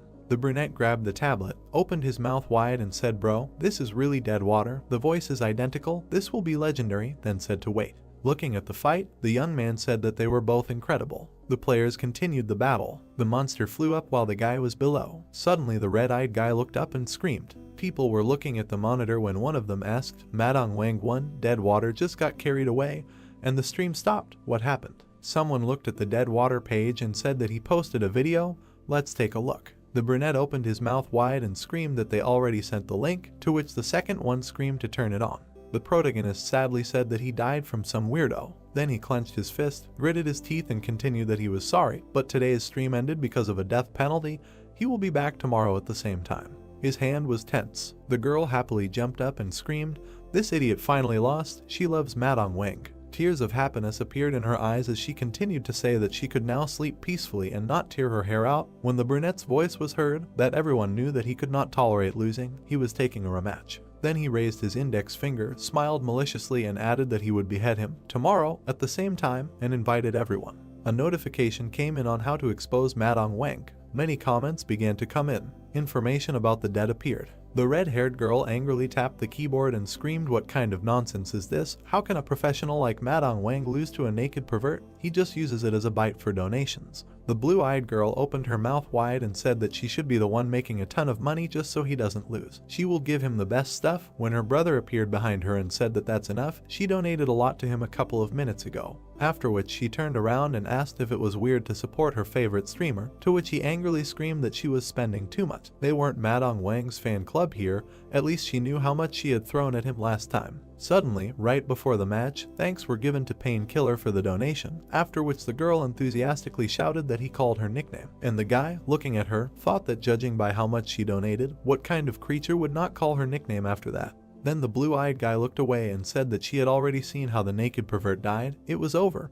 Who cares if Madong Wang dies or not? The sister looked at the guy with her big eyes and asked, "Really?" Suddenly she went into her thoughts and thought that this was an incomprehensible feeling to her. In the building sat a brunette who thought that Madong Wang and Deadwater must be the same person. After that league, he had only met him a couple of times. Then he looked at the screen and continued the thought that, then, who is Madong Wang? He remembered what happened 6 months ago. There was a battle. The protagonist was fending off the blows. After which he narrowed his eyes, looked ahead and told the worthless mammoths, who had no drop, to step aside. Then he turned his head and said that he had some business with the guy behind the blue people. The monsters looked at him strangely. A double hero of unknown rank appeared. The protagonist made a dash and said that there were 3 of them. It was said that if he saw 3 at once, then he would be finished. Then he went to one of the rivals and said that he would check if the rumors were true. Suddenly, the enemy swung. The protagonist wounded one of them with his weapon, after which a second one appeared behind him. The guy turned around abruptly. Then he looked seriously at the enemy and asked if he really thought he could attack him. Since he copied him 33.3%, it seemed he was trying to think, but he failed.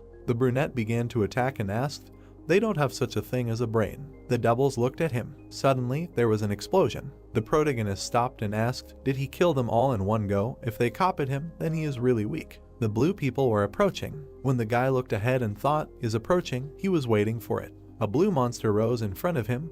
When the brunette continued the thought that this was a double of the Kaiser. A serial killer of unknown rank opened his mouth. The protagonist turned into Madame Wang. He had a full set of skills. The blue creature opened its mouth and tensed its hand, after which it became iron. The opponent was turning into a copy of the hero. Then his transformation ended and he rose to his full height. He looked forward predatorily. The original player looked at the copy and asked, just exactly copied, what was inside. Then he began to take off his helmet. The red-eyed man smiled sarcastically and said that now they will check which of them is more beautiful. The opponent grabbed his helmet, after which he took off the lower part. Under it was hidden blue slime. The blue man in the hero's body extended his hand and threw the mask and it flew down. The protagonist, eyes wide open, looked at it. Then he reached for the falling mask and shouted, great, caught it. The opponent began to attack. He struck the ground when the protagonist shouted, wow. The guy in flight looked up seriously. Then he raised his head and saw that the opponent was above him.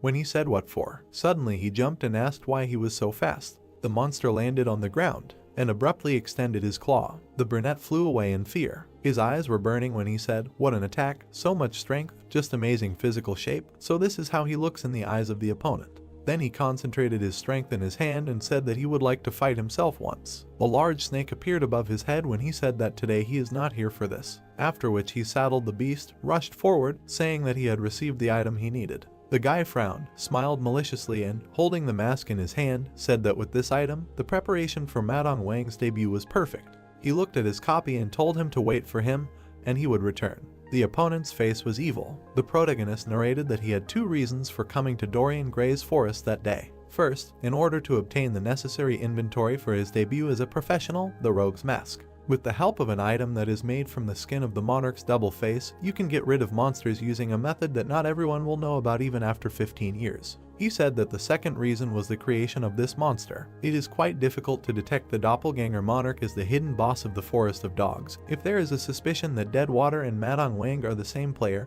killing this monster with Deadwater will remove all suspicions. Deadwater is his game feature and the monster is a world star. Then he frowned and said that he would like to see them fight. Anyway, it will be an interesting fight. This scenario he came up with about half a year ago. And now the present. Smoke was floating in the forest. The protagonist looked ahead and said that he never thought that he would come for Yu. He did not expect it at all. He looked to the side and asked how the Iron Man was doing. The monster stood with his head down. The guy looked at the virtual settings and said that he only turns on voice change when he plays with Madame Wang. Great. Then the protagonist proudly raised his head and said that now it's his turn, he came to kill him. The opponent opened his mouth and said that they met again. Since he lost yesterday, he plans to win today. The brunette frowned and replied that he was very strong, so he, of course, was not 100% sure of victory, but he wanted to try, to which he heard from the opponent in response that he was also strong. He admitted it. The protagonist thanked him and said that he respected him, to which he responded, mutually, and the guy continued to thank him for appreciating him. Although everyone called him a pervert, he replied that geniuses think alike. People looked at the monitor in surprise. The brunette brought the screen closer to his face. The girl also watched the computer screen. The guys were perplexed. The man sneezed and said that he would die here. Jin is just something. The protagonist smiled and said that they would start. Today would not be easy. The opponent, looking at the guy, replied that he had never lost. Then he put out a claw and told him to attack. The monster used a special skill of the claw of the ghost ant whirlwind. The red-eyed man looked up and asked, was he serious from the start? Absurd. The brunette concentrated his power in his fist. Then, in response, he launched his power. People watching this shouted that the whirlwind at the same time as the summoning of the sea serpent was incredible. A beast appeared. The protagonist jumped above the opponent. Lightning emanated from the opponent's hand. An explosion occurred between them. The protagonist frowned and asked, it seems he has become stronger, has increased his level. Lightning scattered across the guy's body. Then he launched a special skill, the heart of an immoral person, vice. The fog spread through the forest. The protagonist said that he came to kill him. The monster replied that they met again and asked if he could win today. They stood opposite each other, and the protagonist said that the monster was very strong, so he was not 100% sure of victory, but he wanted to try. Today would not be easy. The monster replied that he had no defeats on his account and offered to attack. Jin jumped on him from above. The entire space was engulfed in fire. It was blazing brightly. The opponents flew in different directions. The monster began to attack. He struck one after another, but the protagonist dodged them all. Then he grinned and asked if his claws were heavy and if his hands hurt from frequent use. The monster began to form a whirlwind in his hand and replied that when calling a whirlwind, his hands go numb for 0.02 of a second, and now he was going to strike with his right hand. The brunette looked at him and decided that now was the time to use the earthquake skill. The ground under his feet began to break into pieces. The opponent's hands rose into the air, stones flew in different directions. People looked at this in surprise, arguing that 40 minutes had already passed, and they were still continuing. Besides, no one had struck a strong blow. The guys, looking at the monitor, said that the battlefield had turned to ashes. It was not even clear what happened before the regeneration. Iijin put his hand in front of him, heading towards the monster. Then he clenched his fingers. The monster didn't understand what happened, but blood splashes appeared. The special skill of the King of Darkness is blood predators. The whole battlefield was covered in blood, and the brunette asked how it felt. Did it feel like his blood was being sucked out? He grinned and said that even if his blood was poison, he still had this skill. He took out his weapon and suggested that they wrap it up. The monster perked up. Then he hit the ground with his hand. Sparks rained down from there, and the opponents found themselves on small islands flying in the air. The protagonist asked if he was running away. He raised his leg up to strike. The monster looked at him in surprise. The protagonist grinned and said that he had just made a massive attack and he did not have the strength to jump. He would just fall into his own magma and melt. The monster looked at him silently. Then he bent down, preparing to jump. He glared at the protagonist and said that he would definitely come back. Iijin stared at him in amazement. The guys silently looked at the monitor. Everyone else also stared at their screens. When the shock wore off, they were surprised by the monster's real voice. Because it was so low, he always turned on the voice changer, hiding such a powerful voice. There was still fire around the main character, and he did not understand what he was doing, what kind of line it was, and what he could say. Then he straightened up and said that he dies so beautifully. He wondered when he plays this character. He is so cool. In any case, he will need to go back and get rid of him again. And so the broadcast ended. As expected, the aftermath was incredible. The second battle between Deadwater and Manhwa, the victory of Deadwater. Ashes of the body through the air. The brunette grinned and said, in the end with this fight, 1 victory and 1 defeat against Manhwa.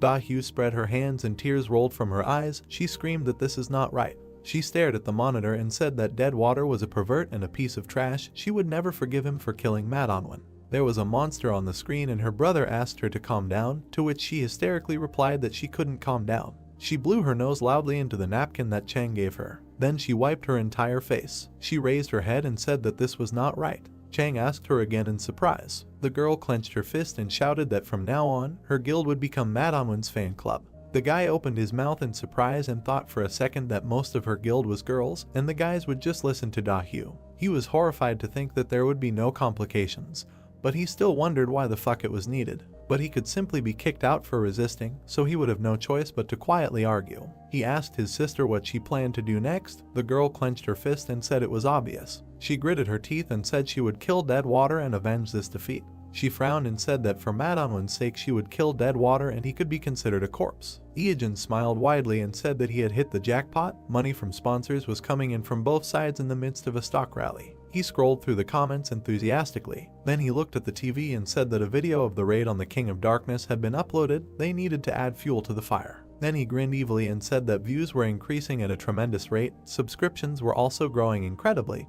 and soon Deadwater's channel would have over 1 million subscribers. Many were impressed by the monster's last words, especially the female fans were jubilant. They fell in love with him because of his voice, and many began to hate Deadwater and brand him a scoundrel. The girls already thought he was a pervert, and now they disliked him even more, although the guys sent him thoughts of support. He stared at the monitor. Then he shook his head and said that in any case, he plays for 2. Then he turned around and looked at his phone, which he turned off because it overheated due to a large number of friend requests. The protagonist poked his finger at the screen, and the phone began to explode from a large number of notifications. The guy jumped aside, asking how many had already arrived. He picked up the phone and thought that he was trying to accept all friend requests, but soon they would increase the limit to 5,000, then he would either only accept subscriptions or create another account. He carefully looked through all the messages, but one managed to rivet his attention. He saw a message from a former classmate from middle school, and then another. He did not understand what was happening. Then he saw an invitation to a class reunion. He stared at the phone and said that he was an outcast. Why is everyone pretending to be his friends now? He looked thoughtfully at the phone screen and read that everyone wanted to see him at the class reunion. The girl was holding a paper in her hands. She loudly asked if anyone wanted to pass the printout to Iijin. She was too lazy to study and she dug it. Another girl looked at her and asked what it was, to which she angrily replied that it was a statement about the absence of a family, to which the girl replied that it was her responsibility, because she was the class monitor. The girls began to argue.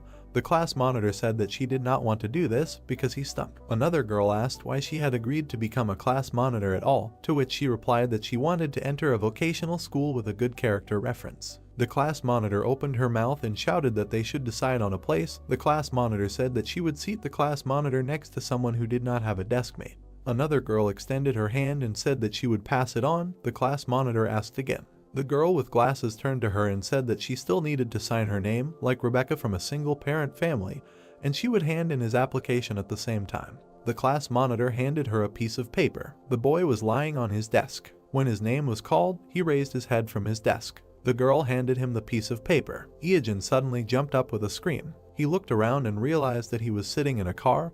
Then she realized that he had fallen asleep and he was very tired. He wiped the drool from his face and sighed heavily. The protagonist held the phone to his ear and listened to congratulations on 1 million subscribers from the YouTube content manager. He said that at the end of the year they were holding an event in the hotel party room and they would be glad if he came. They sent an invitation to his email. The guy said that they only invite exclusive or regular streamers, to which the manager replied that he was an exception and that he would do them a great honor if he came. Only their league is a channel through which you can follow the battles while sitting in front of the monitor. One of the hosts announced that in the category of game streaming, the New Star Award was given to Iajin. He was selected among 50 nominees. He used to dream of attention from others, but you can't escape from the past outcast, and now he can't hold himself confidently while being the center of attention. He just mumbled something, ran away from the party and fell asleep while resting in the car. After he received an invitation to a class reunion, he began to dream about the past again, and it was a bad feeling. The protagonist looked to the side and said that now he understands why in comics and anime, successful heroes come to class reunions to take revenge. Outcast writers who were beaten as children, as adults, take it out in tests and scripts. He considered staring at the ceiling of the car. He remembered that the girl with glasses was called Yun Sol. Then the guy leaned back in his chair, put his hands behind his head and said that he was wondering if she would come to the meeting. He had something to say. There was an explosion. Ash from the explosion fell to the ground. Someone commented that he was hunting monsters of level 99 on the Ankylogius difficulty for the first time. The guy stepped aside. He stood looking at the camera, and the men began to comment on him single-handedly catching a monster of level B difficulty. The men looked at the TV, wondering what kind of inventory he had and how strong he was. The guy opened his mouth and asked if they were bored with these game broadcasts yet. Kwon Hyuk-woong scratched his ear and said that as soon as he went into arrhythmia, he immediately stopped playing. The juniors in rank cannot decide. Even in BEQ they turn on the capsule and play. So pathetic. Then he opened his mouth and shouted that since they had become adults, they had to work and save money. How long would they stick to these toys? When they got a job they would understand him. The heroes' characteristics were growing, and their personal ones were falling. It would be better if they pumped up their money in the account like their little people. The sound of a doorbell was heard. The protagonist came in the door and asked if the class reunion of Jongseonryang Middle School was taking place there. Everyone stared at him in surprise. Two of them started shouting in unison that he had become so popular and they didn't think he would come. Hyuk-woong looked at him askance and thought that it was the outcast Iajin, and he didn't understand what had happened to everyone because he wasn't playing or watching TV. Someone started shouting that they were glad to see him and called him closer. Everyone was sitting in a cafe, and someone said that he watches all the streams and is a real fan. The protagonist looked at everyone, and they continued to flatter him, saying that they donated to him, and that their relatives would like his autograph, but at school they were awkward with each other, so they are uncomfortable. The brunette smiled and said that he was glad to see everyone. Middle school for the guys ended recently, and for him almost 20 years have passed. The former classmate said that at school he had an adult aura, and the guy remembered how she did not want to sit with him and it would be better not to go on an excursion at all. At this moment, Hyuk-woong called out to him and said that they had not seen each other for a long time, and from the reaction of the guys, it was clear that he is pretty awesome, and asked if he joined the community. The protagonist glanced at him and thought that at school this guy was a popular bully, constantly beating him up for any reason. In the third year of middle school in the summer, Hyuk-woong punched the protagonist in the face. The girl watched this from the corner. The guy screamed that because he couldn't decide on a seat, the class president would have to sit with him. Why should others suffer because of him? And if he realized everything, he should personally write down the name of his deskmate. The guy spat blood on the ground, and Hyuk-woong continued screaming that if he didn't have friends, he should at least learn to behave accordingly. He should pass him the game to that level. He would check after school. Then he looked at him and said that he was a freak, he didn't study, he didn't play sports, why go to school at all? He was sick of such people. The protagonist looked at him with an exhausted look. Hyuk-woon grinned and asked what he was doing, studying or working. When he heard the word games in response, he asked again, and the brunette answered that he played games, wrote reviews on social networks, something like that. Hyuk-woon waved his hand and said that he hadn't changed at all during this time. Then he asked if he thought that it was time to live a normal life, to continue playing games as an adult. This is a problem, it would be better for him to get a part-time job and get paid by the hour. The protagonist just silently listened to him say that he was not rich and had not saved up money for old age. Hyuk-woon bowed his head and said that he didn't say that very well. He already had $20,000 in his account and he, of course, was not bragging, but simply giving an example. He just didn't work normally yet. He would feel the taste of money earned with sweat and blood, and the desire to play would disappear as if by magic. Some shooters were nothing compared to the numbers in his account. Someone shouted that the protagonist was currently on TV and asked if he could turn it on. Hyuk-woon looked at him displeasedly and didn't understand anything. The host stretched out his hand and said that YouTube Korea, the Supernova 2020 New Year's Party and Awards category game streaming, the Supernova New Star Award goes to Eejin. He was selected among 50 newcomers nominees. Everyone listened in surprise to the host, who said that in his category he took first place in 2 nominations for the number of views, for record growth, and in the overall standings, he entered the top 10 in views every month. This has never happened before. Hyuk-woon spat out water in surprise. The main character smiled and thanked. Hyuk-woon looked at the TV with incomprehension, not believing his ears. The brunette smiled and said that it was really nice to watch how money accumulated in the account. Conversations were heard in the cafe. Someone said that he opened an online store, but it is not going very well. Could he say a few words about it in the stream? Various sounds were heard. The guy said meat, and someone said that he would not remain in debt. The protagonist looked at everyone. Someone said that his parents retired and opened a restaurant. Would he be able to advertise them? And how much does advertising cost him? Someone asked if it was possible to take a joint photo. The protagonist looked into his glass and thought that this was too tiring. At 36 years old, coming to a meeting of classmates who are barely in their 20s, they do not even have common topics of conversation. He completely forgot the brands of 15 years ago. He only has to nod. But much more significant is that they do not have common memories with the guys. He raised his glass and thought that he came here in vain, and said out loud that he had things to do and so he would go. He looked away in surprise. There was a girl standing there. He stared at her and realized that it was Yoon Sol and that she had also come. The girl had already approached the door and was about to open it. The protagonist remembered his thoughts in the car about her. The protagonist held up the card and apologized loudly and said that he would pay the bill. The girl went outside. She raised her head and looked up, and then straight ahead, and then she heard her name being called. She turned around and saw the guy. He was breathing heavily, trying to catch his breath after running, and said that it was thank goodness they at least met. The girl looked at him in surprise and asked if it was Eejin. They stood opposite each other, and the guy said, well, anyway. He broke off and fell silent, because he had no idea what to say, and they stood silently opposite each other. The guy opened his mouth and mumbled. Then he raised his hand up and awkwardly suggested that they go somewhere to talk. Sunlight was streaming into the cafe. The girl congratulated the guy on his victory. He, sipping coffee from a straw, was surprised that she knew. The girl was embarrassed and said that she did not expect one of her classmates to become a star. It was very cool. The protagonist embarrassedly asked which one of him was a star. It was Sunny, and the protagonist asked how she was doing, to which the girl replied that she was studying business at the university and was currently taking an academic leave. The guy asked if she was in her 2nd or 3rd year now, to which Yoon Sol smiled and replied that she was already graduating this year because she graduated from school as an external student and took many academic subjects. Eejin said that she was great, and of course he knew that she was a good student, but he didn't think that she was that good. The girl said that she tried her best. The protagonist looked down and said that maybe she would find it strange, but he would like to thank her. The girl looked at him in surprise and asked why. The guy remembered how before the school excursion, it was not the teacher or the class monitor who handed over the documents to cover the expenses, but she. He looked down and said that no one wanted to approach him.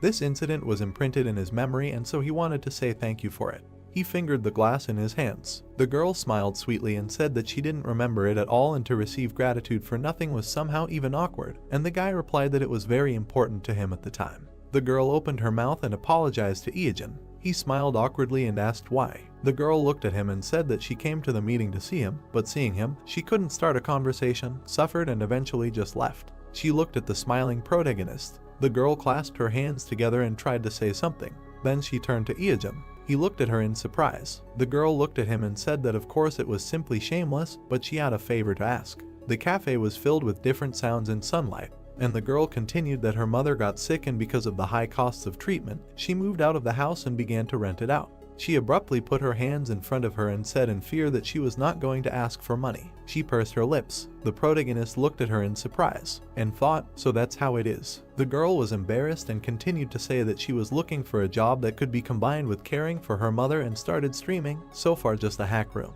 The brunette smiled and began to ask about the streams, on what platform, on what topic. The girl answered that in the beauty industry. Then she adjusted her glasses and said that she works in a cosmetic store and therefore knows a lot of things. She began to ask if he could. But at that moment, tears began to flow. The protagonist looked at her in horror. The girl began to cry with her sleeve, saying that she should not have started all this at all, a disgrace. They sat in silence for some time. But suddenly the girl jumped up from her seat and started running away, apologizing for wasting so much of his time and asking him to forget about what she said. The guy didn't understand what a waste, and the girl said that she would pay for the coffee and said goodbye. Iyajin jumped up once and grabbed her hand, stopping her. He smiled and asked if she wanted to invite him as a guest and said that he would do it without any problems, and at the same time thank her for her kindness. The girl looked at him in surprise, and the guy continued to say that it was probably hard for her to do everything alone, and if he could help, then she should let him do it. It was obvious, she probably never admitted to anyone in her entire life that she was dead tired and needed help, and now she was forced to spit on her pride, forget about her reputation and turn to him with a request.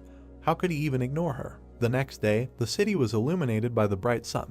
Iyajin drove up in a car. The girl ran out to him and was surprised that he brought something with him, to which the guy replied that these were the remains of the equipment for the stream and since everything was so urgent, they could use it. The girl was surprised, saying that it was expensive and asked if he was lending it to her, to which the guy replied that he was giving it to her. The girl ran after him up the stairs saying that he didn't have to give it back, to which the main character replied that since he was helping, he should do everything at the highest level and then, when she starts earning a lot, they would settle accounts. Yoon-sol's mother greeted them warmly, surprised that her daughter had brought home one of her friends and asked if he was her boyfriend. The girl irritably answered no, and Iyajin said hello and said that they were friends. Mom wished them a good time. She felt awkward meeting guests when everything was so messy, to which she was told that everything was fine and she could go and relax. The main character was setting up the lights and asked why the beauty industry, why not something related to school, although it was not necessary to start streaming for this. For example, she could tutor, she was a good student, to which the girl replied that she did not know how to teach. The girl smiled and said that understanding the leak and explaining to others were different things, and she would not be able to devote much time to her mother for such a job. Well, yes, even if a lecturer from a Seoul university were to give a lecture, he would not understand anything due to his stupidity, the guy thought and finished setting up the equipment. He turned to Yoon-sol and said that this was something that could be tried. The girl replied that it was cool. She looked around and said that it looked like a streaming studio, to which the guy said that she only used a fluorescent lamp and a phone. Newbies don't think about it at all, and in fact, hack rooms are not gaining popularity precisely because of the lack of equipment. The girl, looking at the equipment, asked if this was true, to which the brunette replied that even one lamp can change the atmosphere of the broadcast and the appearance of the streamer. The protagonist looked at the girl and asked how she streamed alone. The girl replied that she just took a tester, applied it to her hand and talked about the properties. The guy asked what the reaction was from the viewers. Yoon-sol was embarrassed and replied that no one even came to her. Now about 15 people are watching. The protagonist glanced around the room and thought that there was a lot of work to do. But still, how amazing that those 15 years he spent playing the game can help others. He looked up and thought that for the first time he became a support for someone. They turned on the lights and the guy shouted that everything was ready and the guest announcement was made in advance. He showed a heart to the camera and said, "Streamer Deputy Headman feet dead water, the broadcast goes out." At the same time, clouds were swirling over the brave man's tower. Explosions were happening. Drake was shooting back at the monsters. The monster fell. A notification came about the victory over the guardian monster gate armor on the 46th floor of Torment.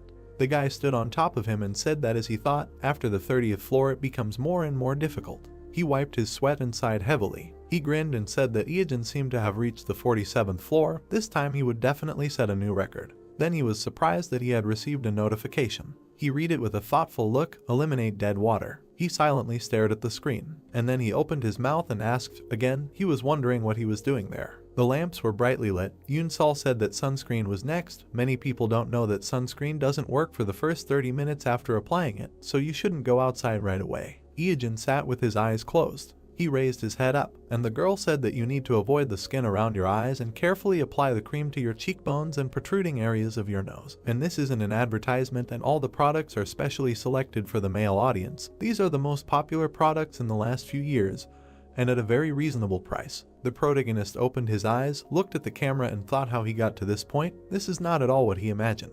She was brushing his collarbones. The guy looked at her embarrassedly and asked, "Isn't it too much to compete with your collarbones? It looks quite sensational." The girl calmly replied that this is part of the stage makeup. You need to use dark shadows for contouring first.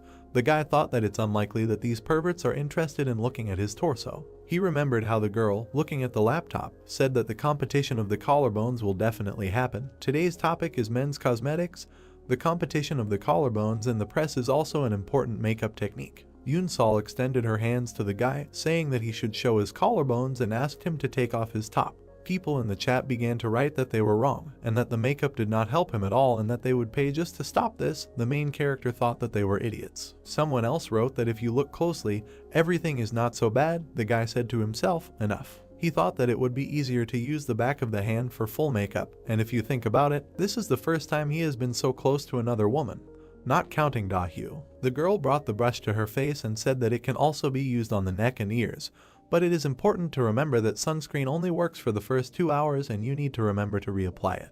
The girl looked surprised. The protagonist smiled sweetly and asked what happened. She abruptly took the headband off his head and ruffled his hair. The brunette asked what she was doing. The girl looked at him admiringly and said, "Wow." The guy reached out to fix his bangs, and the brunette said that he was so handsome with his bangs down. People in the chat began to write that he was quite handsome and that he looked much better this way. The protagonist began to abruptly comb his hair back, saying that it was terrible and that if his hair was down, it would look strange, to which the girl objected that on the contrary, it was very good and that he should walk like that. He abruptly reached out his hands to Yoon-sol's head. He took off her glasses and ruffled her hair, telling her not to hide her face either and to lift her bangs. The girl with the headband on her head looked at him innocently and said that she was shy. The protagonist looked at her in surprise. There was emptiness in his head. She looked at her, thinking that it was all a scam, and the girl, fixing her hair, said that today was a broadcast of humiliation. She also showed her real face. The comments were different. Someone wrote that she was ugly as a nuclear war, and someone that she was a beauty. The protagonist looked at the camera and said that she was such a liar, and he did not even suspect that she was such a beauty. The girl asked in surprise what he was talking about. He asked for comments and was surprised that these people called themselves fans. Yoon-sol's mother looked in on them. She looked down and asked what was going on. Both streamers were surprised by her arrival. Yeojin was an innocent victim of makeup, and Yoon-sol was poppy-colored from embarrassment. The protagonist turned away from her and tried to cover himself. The girl screamed that there was nothing wrong with that, and she should not worry, and it was just a little different from what she usually does, and her mother cannot come to her during the broadcast. People in the comments started calling Yoon-sol's mom a mother-in-law. The guy thought that these ideas should calm down. In such a warm and cozy atmosphere, the broadcast came to an end, and after that he was asked to advertise a bra, and in just 3 days, Yoon-sol gained 50,000 subscribers. Clouds floated across the sky. Yoon-sol thanked the protagonist, saying that she got a lot of viewers and her rating also immediately rose, and all this thanks to him. He smiled and said that nothing special, and he just helped her realize her potential. The girl thanked him for everything, and for lending money to her mother for treatment, and as soon as she receives sponsorship money and royalties for advertising, she will be able to return the entire amount. Yoon-sol smiled and said that her mother is already better. Thanks to him, she was able to be hospitalized on time. The operation also went well, so now her mother can move calmly. Lena is very grateful for everything. The girl opened her mouth and suggested to come sometime when her mother was going to cook dinner. The brunette said that he would wait for an invitation. She tries to focus on YouTube. He is sure that she will not have problems with this, because she is really very capable. She has only a bright future ahead. The protagonist looked around and said that it was time for him to take care of his own life. Shortly after the merger, Drake received a message that said that the expert had reappeared. He frowned and thought that he had collected information to find the guys who had been killing him for the last few days. He heard a question from behind asking if he was an expert. He turned around. A girl was standing behind him. She looked at Yeojin in surprise when he asked that he was now known by ordinary users. He adjusted his hair, asking what he could be, but did not finish because the girl asked that he would hardly refuse to be an exhibitionist. The protagonist looked at her in surprise, and she swung some strange object. A set of random colored perfumes flew right into the protagonist's face. He grabbed his nose in pain. The action of the set of random colored perfumes is activated. The character's appearance will change for the next 24 hours. Neutralization is impossible. The pink spirit turned his attention to him. The protagonist looked at his hands and screamed. The bald spirit showed interest in him. The girl, running away, screamed that it was great that this was happening and wished him death. The guy looked after her, thinking that he wanted to catch up with her right now and kill her. She did not read him any real damage, so he cannot risk energy. He looked around and realized that everything was lost. He was just going to pass through the central continental beginner village in the north, but now he would attract too much attention when they broke through the siege. He turned around when he heard his name being called. He turned around, saved his eyes, and turned to Drake. Seeing each other, the pair and they began to laugh at the fact that the two of them were pink and bald. Pan remembered that recently a girl with pink hair threw a random set of colored perfumes at him and asked where this crazy woman came from. Was she an NPC by any chance? Drake opened his mouth and asked what the hell was going on and what kind of sneak attacks were these. Who was behind this? The protagonist shook his head and said that it was a long story. He looked sideways and thought that exterminating experts was different from using ordinary users as bait to catch sandworms. This was definitely not part of his plans. Iogen stared at the monitor and began to reason that their current level could reach 20 at most, and the average equipment rating would be around C+B. In this situation, there would be only one way to close the gap, and with it, he focused on the newly created giant groups instead of the main thing, so to speak, destroying the backbone. Looking at the monitor, he thought that this was a sudden incident, a fairly high level, and some shady group. Soon he managed to find a suspicious guild. Its name was Maggio. He opened his eyes in surprise and asked if this was some kind of martial arts role-playing game. He searched the internet thoroughly and found something. He looked at the splash screen from the site. The guys looked at each other silently. The protagonist lowered his head on his hand and said that what he loves is what he will destroy. This is such a fatal contradiction. He was just fighting with himself. Drake suggested not to bother because this thing only works 24 hours and suggested logging out of the system for today. The protagonist smiled and said that it was not necessary and that he had just come up with a good idea. Drake asked if he had a plan. Iogen clutched his weapon and said that there was no need to waste time and that he would show something interesting. The man raised his fist, saying that he would strike the expert with a bolt of justice for killing their king. People raised their hands, shouting that they would destroy the expert and wash away all the pain and resentment with his blood. A crowd of people shouted that they would kill him as soon as they saw him. The bald hero stood by the wall in the north of the beginner village and heard people shouting that they would kill the expert.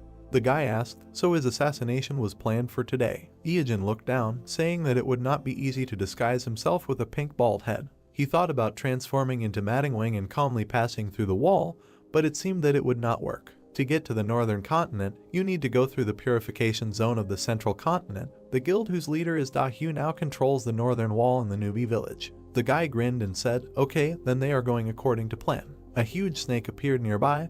The hero said that it was time for Jormungandr. A flash appeared on the tower. The man looked at the shadow in surprise. Horror was reflected on his face. He exclaimed what it was. A black shadow soared between the people, striking them. Blood splashed. The guy fell to the ground. A scream was heard that it was an expert. The guy in the cloak was holding a knife. People were shouting that the expert had returned. It can't be two at once. The hero's eyes were glowing red. The players stood in front of him, shouting how he thought they would kill him. They ran, swinging their weapons, and shouted death wishes. A bright beam of attack pierced the air. It crossed the face in half. Iogen moved, leaving bright rays of attacks. The man looked forward in fear, saying that he had passed through the village system security. He was crazy. The girl looked forward in surprise, saying that she would not buy this potion. They did not think of putting the goods up for auction.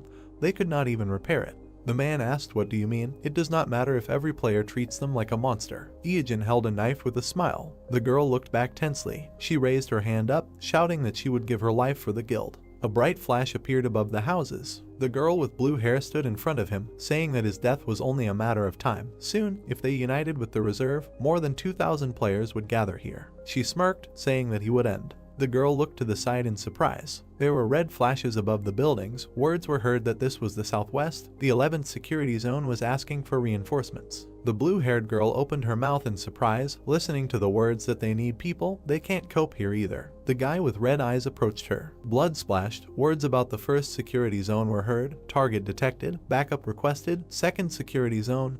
Expert here. The guy stood in a purple glow. Words were heard that the enemy appears in the 3rd and 4th guard zones. He can't figure out which one is real. The hero attacked the man in the cloak. Words were heard. 5th security zone. Iogen stabbed the man. The wounded man held an axe. Curses were heard with a swift movement. Dahu turned back, asking what's going on. She swung her weapon. A trembling hand reached out. and then dripped down. Looking at this, the girl said, "What the hell? Is this expert a monster? It can't be." Requests were heard to save reinforcements and destroy. Da-hyu looked forward, hearing that it seemed that sections 1 and 13 had fallen to the expert's attack. Chang held the weapon, saying that the enemy was from the first zone in the west and from 13 in the north. The reserve arrived too late, most of them were killed, they suffered enormous losses. What should they do? The girl gritted her teeth and told them to gather. Could they have infiltrated somewhere else? She waved her hand and ordered the troops to be spread out in two, 500 to the west, 500 to the north. She would lead the second group. Baring her teeth, she said that he had been moving north all this time, he would continue to do so. They had seen the attack on the northern wall, she would never give up and make him pay for killing the king of Manhwa. There were cracks on the ground. Drake ran forward, saying what kind of monster was there. He used all of this to fight Manhwa. Thanks to this, the power of these fans was halved. It was a great relief. There were many trees in the forest. Before facing the ambush, he went to the Dorian Grey forest and caught 12 doubles. The dark creatures glowed even before they had time to see another person and change. The snake bit the double's head. The hero thought that Jormungandr had swallowed them. After the creature fell out of his mouth, one of the snake's abilities is a bite. The monster can lock the enemy in its own stomach, preventing the use of HP. The eyes of the identical guys in the cloak were glowing. The guy continued that he could release the person back when needed, and so 12 of his clones appeared, a total of 13 experts. He rushed to attack and eventually succeeded in escaping. Running next to his comrade, the guy said that Da-hyu had most likely already come to her senses and rushed in pursuit.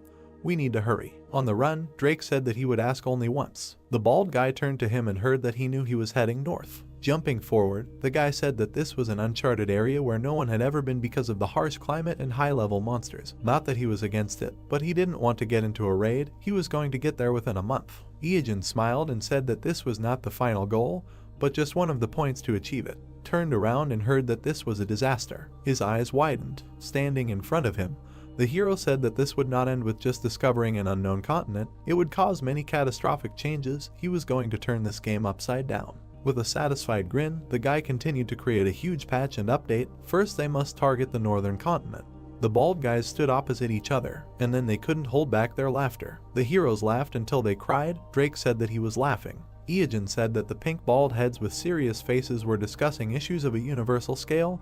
What a laugh. The guy with yellow eyes smiled and said thank you for the unexpected answer, to which he heard a question. Will he block it and ask again? About what? Will his heart burst with delight now? Ieojin grinned and said that he knew it would be like this. He quickly ran forward, and his comrade asked when 24 hours would pass, and heard that first they needed to get out of the central continent.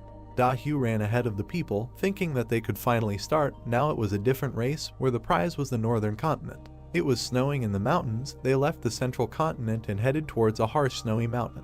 A silhouette was visible behind the snow. The snowfall was heavy. The mountains were hidden by snow. The system reported that the hero entered the forest of misfortune. The name of the first one to enter is recorded in the Akashic records. He is covered by a snowstorm. The snowstorm takes away 0.01% of the maximum HP per second. Snowflakes were flying. The heroes were standing next to a tree-like monster called the Ant of Misfortune. Bald Ieojin looked at him saying that this guy's HP is divided into the body and branches. It will be easier to first destroy each of the parts. Drake grinned and said that he would then deal with these annoying branches and heard that his comrade would deal with the left leg. Sitting on the knees of the fallen ant, the hero told him to smear himself with this liquid from it. It will protect against the storm. His comrade noted that it is poisonous and heard that usually poison takes no more than 0.0025% of the maximum HP, and the storm 0.01%, which means that by choosing poison, they reduce the damage by 4 times. It was snowing in the mountains. The snow-capped mountains are a miniature representation of the entire northern continent, a location covered in snow and ice, plus a snowstorm that takes away HP. This place has long gained fame as impassable due to various monsters and natural phenomena. The guys ran forward. Drake asked how long the blizzard would last. Ieojin replied that it was random. If you were lucky, then a minute. If not, maybe a few days, to which he heard that everything was as in reality. The guy in the cloak said that it seemed that this time it would last a lot. They could not just wait until the storm ended, so he would use the anti-misfortune liquid. Hearing the question, why did he assume that it would not stop right now? The guy replied that he should watch the change in the nature of the storm. The comrade looked to the side and asked for a change. Ieojin waved his hand and replied that they say it's random. The longer she continues with it, the easier her movements are. This is necessary to save system resources. Each time snowflakes fall, you need to count how many of them fall at the same angle and at the same speed. You can estimate that it will be about 32 pieces, which means this storm will last a long time. The guy replied that he understood. You need to watch carefully to understand. Among the snowstorm, words were heard that they had just entered, but it was already quite difficult to resist monsters, and that the tree monster they had just met, although level B+, turned out to be unexpectedly strong, and they say that it appears in the easiest places of these mountains, which means it is the weakest. Walking behind, the guy asked, "Is the level here so high?" Iajin replied that there are things even scarier. The comrade looked at him, hearing that if possible he would like to avoid meeting someone. With a slight smile, the yellow-eyed man thought that it was the first time he saw him speak like a coward, and asked out loud who made him fear meeting him. Without turning around, Iajin answered that it was someone. He did not have time to finish, because a notification appeared that they had invaded someone else's territory.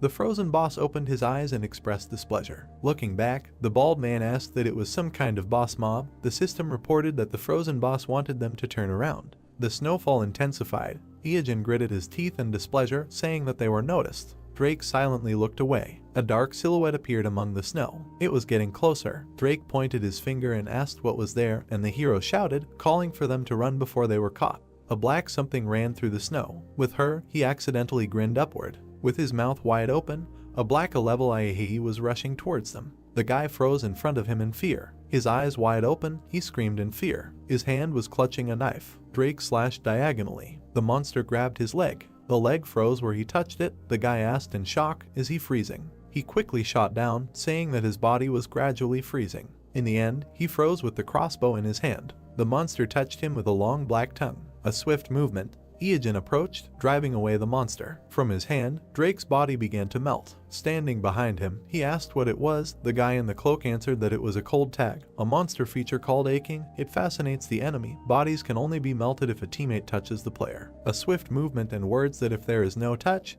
then eventually he will die due to damage from the snowstorm. Iajin screamed when a monster touched him behind the shoulder. Drake shot him with a crossbow. The frozen guy looked at the flying arrows, and then he warmed up again. With a smile, turning to his comrade, he said that this is great. Shots and magic are also considered touches. In extreme cases you can spit or throw a stone. He did not even receive damage from freezing. Cool, isn't it? He understood it the first time. Snow was falling in the mountains. Words were heard that therefore he cannot come here alone. He heard the sound of this laughter again. The guys went forward. Drake said that this monster is quite persistent. It may be better to kill it here. It can be defeated even alone. If you are careful enough with the feature, the hero replied that since they were noticed, they will pursue to the end. Iajin looked ahead, saying that even if they defeat him. Instead of continuing, he touched his chin and thought, is there any other way to solve everything by simply defeating? Smiling, putting his hand on his hip, the bald man asked where the guys from Maggio had gone. His comrade thought that he was up to something again.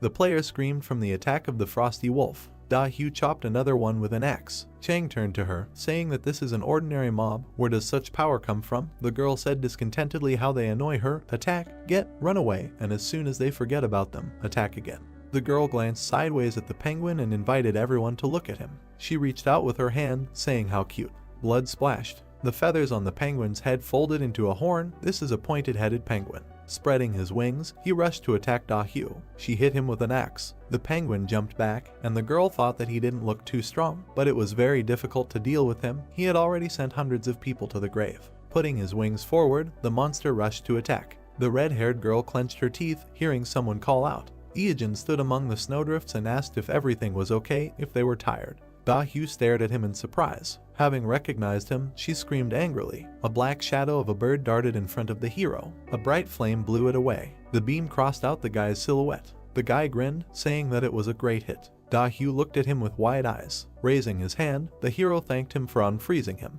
The girl looked at him with displeasure, asking what it was. It was a direct hit. Looking ahead in surprise, the red-haired girl asked what those sounds were, giving her goosebumps. The guild members froze tensely. A smiling black monster was crawling across the snow. The players' bodies were covered in ice. The system reported that this ice could not be destroyed by normal means. The frozen guy clenched his teeth, saying that this was it. He could not move. Ice floes flew in the air, and words were heard about how cold and scary it was. Someone shouted that if you touch the ice, it will break. Let them touch each other. Da-hyu looked ahead, shouting that judging by its appearance, its characteristics include darkness, ice, and undead, which means that with the onset of daylight it will become 4 times weaker. If you use flame or steel, you can inflict 8 times more damage. Ahead was a black monster. The girl said with a smile that dawn was coming. You just need to hold out until sunrise. It was snowing heavily. There were frozen people lying on the snow. The guild leader thought that the pursuit squad of 500 people had lost 100 in just a few moments. She gritted her teeth and said, stagnant water, that they would still have a look. Running forward, Da-hyu resolutely shouted that she would definitely find and kill him. They would reach the end. Laughter was heard in the snowy mountains. Iyajin ran forward, saying how nice it was to pass on the work of Yahello to someone else. Drake, running behind, said that this time it was possible to deal with the monster and the guild at the same time. The guy in the cloak turned around and said that it was impossible, they could still be used. He smiled, saying how could he break away from the guys who wanted to cut his throat to avenge his death. Snow lay on the roofs of the frozen village of the hidden level. The man froze, stretching out his arms. Drake stood next to the counter, saying how scared he was. They were all frozen, because all the NPCs here were frozen by a monster. A comrade looked into the chest, saying that there was a potion, 1 can of whale oil, radishes, carrots, frostbite. Can all this be taken so easily? Looking down, he said that what was here was some kind of reward for the first finder, but unlike items bought in a regular shop, they cannot be restored. The guy with the scarf said that he felt like a looter, and the hero returns. Other people's things are not the main feature of most RPGs, and some even break jugs. There were objects and vegetables in front of him. A question was heard. Is this a potion that cures decompression sickness? Where did he get it from? He had been looking for so long. The guy replied that he simply brought everything that caught his eye. The system reported that they had entered a frozen cave with a black floor. The name of the first person to enter was recorded in the Akashic records. Drake raised his leg in surprise, asking what it was. Was there a black floor under the snow? The answer was heard that it was black because the floor was a deep sea, the bottom of which was not visible. Looking ahead in shock, he said, "What do you mean? They are walking on the surface of a frozen sea." Holding a bag, Iyajin told him to be careful. If the floor cracked, he would immediately end up underwater. Swinging, he threw the bag forward, hearing a question. Is this by any chance the blood of the wolves they had recently given away? What is he going to do? On the ice lay a bag with the blood of a frosted wolf. There was a black haze in the darkness. The hero smiled, saying that it was great. He caught it. A white pillar rose up ahead. A blue monster appeared. A huge ice shark broke the ice. Notifications appeared among the blue water that they had opened a hidden quest, a nightmare of the deep sea, with the goal of getting 28 teeth of an ice shark. Looking ahead, Drake said, "Do they really want them to count the teeth of this fish?" A friend asked, "Is it cool?" The shark opened its mouth. The guy raised his hand, saying that they can't ignore the quest. In any case, they will have to fight. A huge shark rushed forward. Shards flew near the guy. He shot forward with a crossbow. The ice floe broke into pieces. The shark jumped out behind the surprised guy. He jumped back from the attack, cursing. The crossbow shots sparked. Drake shouted that it was not for nothing that he was a level A. He was quite agile. Gritting his teeth, the bald man said that he always cowardly hid under the ice and suddenly attacked, so it was difficult to guess the time for a critical attack. He moved in such a way that all his attacks did not have much effect. The ice was broken. Words were heard that if this continues, the floor will gradually disappear. Iyajin smiled, saying that this is a high-level monster, so it will take too much time to completely destroy it. You just need to focus on the quest, although it looks difficult, but it definitely has some kind of specific pattern. The shark opened its mouth. Words were heard that before attacking, it always goes into an existing hole and returns, breaking a new one. But if it cannot go into the hole, then about 2 seconds will rush around the ice and then they will inflict critical damage. The hero imagined the shark's pattern, saying that it would make the first hole and dive underwater, emerging to make a second hole. Then returning to the depths it would dive into the first again, emerging to make a third, and the next time it returned to the depths it would dive into the second hole and then make a fourth. In other words, this pattern would be repeated endlessly until it destroyed the entire floor. Looking at the broken ice, he said that in order to defeat it, something would be needed to cover the hole it had already made. Iyajin smiled, saying that they had not been too diligent in hiding their tracks, so they would be coming for them soon. A silhouette appeared at the top of the cave. The boy smiled, saying that here she was, their assistant. White rays rose up. A silhouette of a girl appeared in the settling dust. Da-hyu stood in a determined pose, asking what he was thinking. Maybe just run away. Did she catch him this time? Drake held his weapon tensely, asking, did he decide to team up to fight with Frosty Teeth? However, Iyajin looked at her in amazement, asking, where did she come from? Players appeared on the walls of the cave, shouting that they were right below.